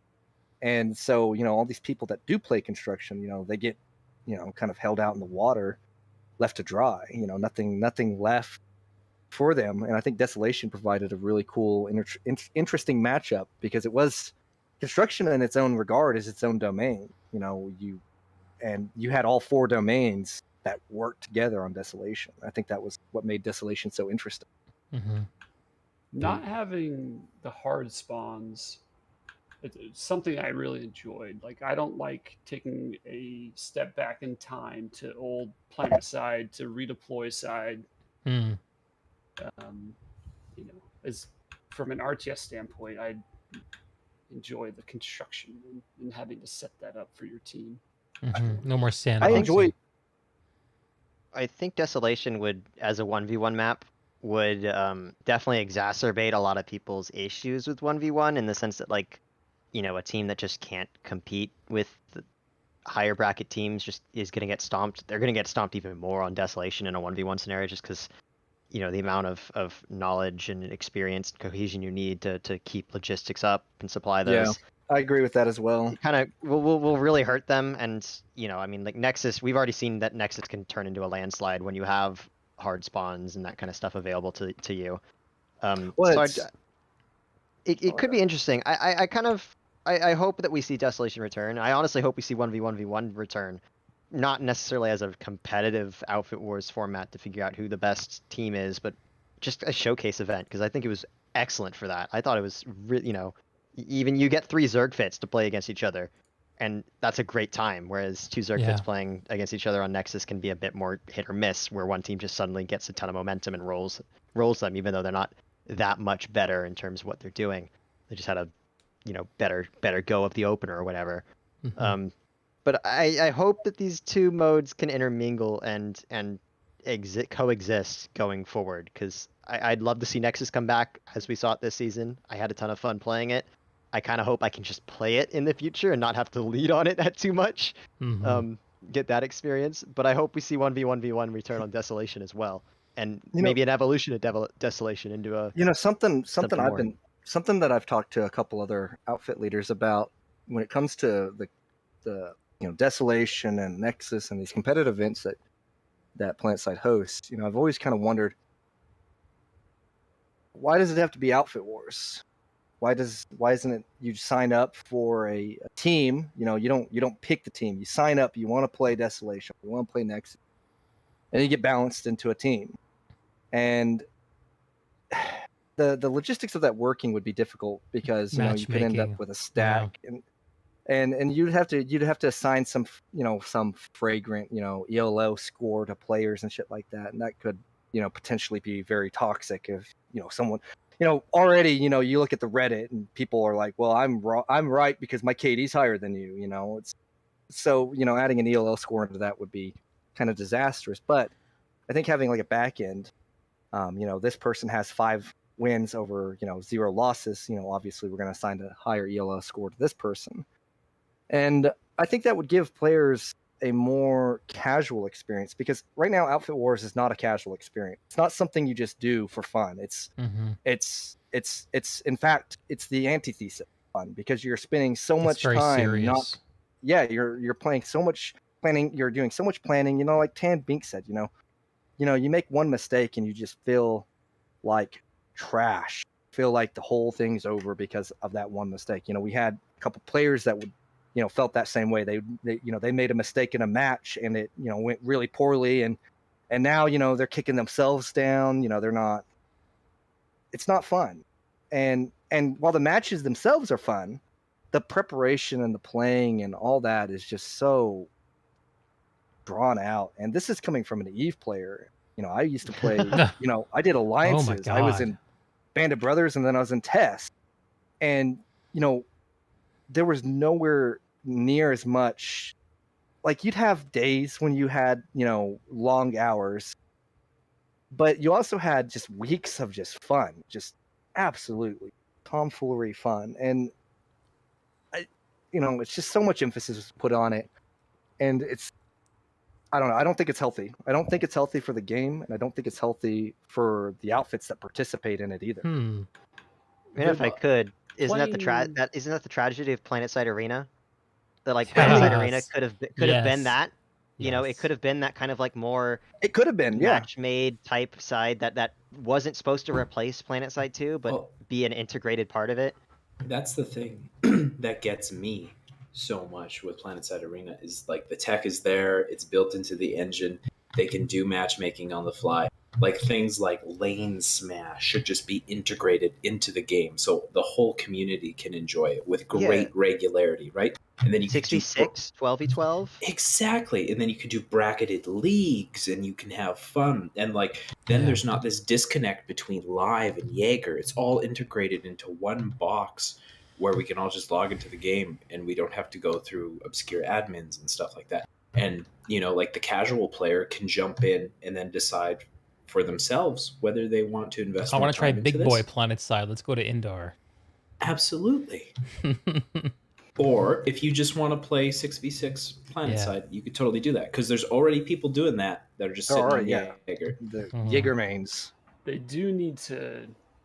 Live has been incredibly difficult the past with the population changes and stuff. The spawning change has been Yeah. awful. Like live has just been It's miserable really to affected play. PlanetSide this year. Like I think it's sort of it's like bad. the dark It's horse not thing fun. that makes Like, it if hard I'm for everyone to sure- enjoy the game. If I may jump in here, it's going to create a hard schism, even worse than it is now. There was one team, I'm not going to name, that FIFA beat, and they come up to me and they say, what the hell was that? And it's like, the FIFA's been playing lane smash, and your outfit's been playing live. You didn't know what FIFA could do, because a lot of the FIFA mains play a lot of Jaeger. And so there's a lot of communities that just play live that didn't realize like what the Jaegerites were going to do to the competitive community. And the answer is absolutely run it. So they weren't ready. Yeah, there was a lot of outfits that just weren't ready for this kind of thing. And I think it's going to get worse, not better, because I mean, you think about it, the bloat of the free-to-play model has now made it so the instance outfit wars was lagging. Right, it was hitching, I think was what people were calling it. And so they're like, well, to fix the hitching, and you remember how long Rel has spent dialing in the spawn rules, right? He's had at least 9 iterations of the spawn rules, and he just was like, nope, all my work on the spawn rules to make fair fights and live more enjoyable is now out the flushed down the toilet, because whatever reason that is, it creates hitching on outfit wars. Well, the problem now is there's going to be Jaeger, Lane Smash, outfit war teams, and there's going to be live team, and now you have a complete schism of these two concepts, and I think that's kind of bad for the game. Like it's bad for Jaeger mains, because I think outfit wars gave the Jaeger people like an official channel to actually use their skills. Yeah. It's bad for the live teams because they're playing, let's Zerg everybody, because that's the best practices right now. And then they're going to fight, FIFA and get rolled and be like, what the heck just happened to our outfit? Yeah. I think you'll see a lot less live outfits, live only outfits play in this next outfit wars. It just will dictate. It's just not worth their time. No, I think there's a couple outfits on Emerald that I was surprised I didn't see their name signed up on the board. Like who? Like NFFN. They totally have the numbers to do that. And even if they just wanted to do it for fun, they could just show up at this time, we'll play, whatever, for fun. Interesting. Like part of that could be alleviated if you could just pick your weight bracket, but then there's going to be some team that just sandbags their way into the B bracket when they shouldn't be. They're always that's why that always goes. There needs to be ranking, but it's going to be hard for them to do that. Yeah, that would have to be like, do you rank done. the outfit? Do you rank the alliance? Like, what if 2 alliances are coming together? How do you rank that? Rank individual players. Like it needs to be done. I have no idea how you should do it though. I feel like handpicking it would be the only way, but that just requires so much time, because you'd have to either just right off the bat, you'd have to be able to look at rosters and know who you're looking at, which would require Jaeger knowledge of the tournaments there, or just take your best gamble if you don't have. Well, they can't even get live GMs to come and clear the guy who's flying around in a vulnerable max, killing everyone on the server for 20 hours at a time. You forget you can shoot through the wall. Yeah. You get four platoon leaders together, 200 players, and each platoon leader has a certain amount of money, and each player costs a certain amount. Deadshot for crying out loud. Some serious. I don't mean great real money. fiction. I'll say points. I'll say points, not PlanetSide Fantasy League. Worth a certain amount. PlanetSide Fantasy League. Well, the Big Yaga from the trading cards. That's right. He's got the trading cards, and I'm Exodia. I'm Exodia, dude. So if you ever want to, hook me up, you pull all 5 of my body parts and my Beetlejuice, you win. Connery, the tabletop game. Deeg, we gotta go soon. These guys, I can't trust them for too much longer to not say something. If I could on the live bringing outfit wars or lane smash play to live, I think it's just kind of a responsibility for players, platoon leaders, outfits to kind of understand when these they might get you wins, but they aren't fun to play against. and they ultimately aren't going to be fun to play with unless all you care about is making number go up on map screen. Like I've said it for a long time, and I think Connery has done a good job of it in the past because we don't have the population to just rely on more people flooding in to even things out. Well, it's up to the outfits. Emerald won't care about that. It's the they big wanna, thing. They want to win. The big thing about that tand is that would work if it was released back in 2014 and 2013. No, I know, but I just mean in general. Like I do feel like outfit leads and stuff to some degree won't just full on play like it's Outfit Wars on live going forward as much, because a lot of people are going to burn out and they're going to take a break. The people who are really into playing like that anyways. And then I hope I like to believe, and maybe I'm just huffing some copium, that everyone will kind of settle down after Outfit Wars and we'll go back to more live play style, just in a way that's as fun for everyone as possible. I like to believe, at least. I think it really depends on the player, because there's some of us, once you've experienced, like Server Smash and Outfit Wars at its peak and at its most beautiful, there's just nothing quite like it. And you go back to live and you're just looking at this giant stinky Zerg, and if you don't have your 48 and you're just like, why would I even bother with you? Just log off into the sunset. That's when you just get 5 of your guys together and be like, all right, you know what we're doing tonight? Shotgun squad. We're just gonna drop on that tower where there's 96 Vanu, and we're just gonna keep shotgunning them. Me pilot, feet tender.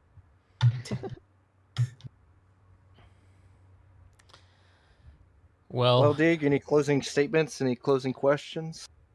I feel like we should end this on something profound, but honestly, I'm just so grateful that we all get the chance to come together over something like this, with all of its warts, all of its problems, all of the missed opportunities and chances for it to be better. This community is remarkable. It's something that Cardo told me, and he was a real outsider to the PlanetSide scene. Just compared to trying to put together playtests for games like H1, putting together PlanetSide playtests was a fucking dream, because our community is just, we do this.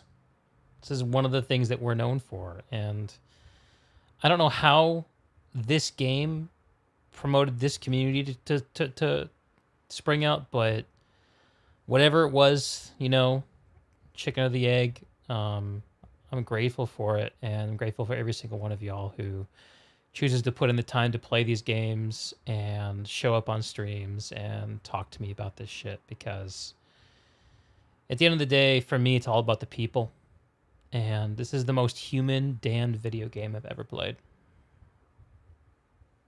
I think you're right on that, and the reason for it is just because of how niche this game is. Everyone's here for the same thing. We like the big battles. We like the map macro. We love, it's an RTS, it's an air game, it's an armor game, it's an infantry game, all rolled into one. And so everyone here is for that specific reason. You can't get this game anywhere else. So naturally, you already have a bond with every player that plays this game. Mm-hmm. A refined palate. Yeah, no, I wouldn't go that far. All right. We won't self-congratulate ourselves too much. I don't have anything else to say. I'm just grateful to every one of y'all for doing this and for coming to talk to me. Whenever you want to talk to these people, D-Guy will talk to their parole officer. Okay. We'll set something they put up. Parole officers in a retirement home. I'm gonna have to put you on parole, Sayl, for all the mean shit you've said this season. Deeg, thanks so much for streaming and putting on these matches, dude. It's much appreciated. Yeah, thank you. From community members. Thanks, Deeg. It's been my pleasure. I've had a lot of fun doing it. Yeah, GG FIFA. Yeah, GG guys. It was a hell of a match. Good games, Recursion. Yeah, thanks, man. Good games. Good games. All right, peace. The games all around. Y'all. Peace, everyone. Much love. See you on our axis. Connery Kings of NA. Yes, Yep, sir. Connery Kings of the servers. There it is. It's stage West 1 Coast, and West annexing Coast. Emerald, right? Absolutely. All right. Thanks again, Deeg. Always a pleasure. Likewise, dude. Thank you. Take See care. you later. Peace. What fun. That was great. That was so fun. It's exactly what I needed. I'm I'm half a deeg right now, so I'm glad that they were only too happy to talk about PlanetSide Fantasy League, and why not? Why the hell not? Why can't we have a match-made competitive mode in PlanetSide 2? Damn it! Why can't we?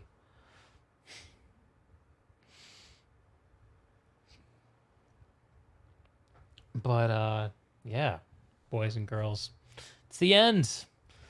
At least of this season. 7 weeks of casting. I didn't know how seriously I was going to take this. I didn't know how I was going to enjoy it as much as I have. I really like this. This is fun. I hope I get the chance to do some more PlanetSide casting again in the future. And I'm grateful to everyone who supported it by giving me interviews, by playing PlanetSide, and turning up and watching, because this is so fun for me. And on that happy note, I'm going to go find something to eat and get some fucking sleep.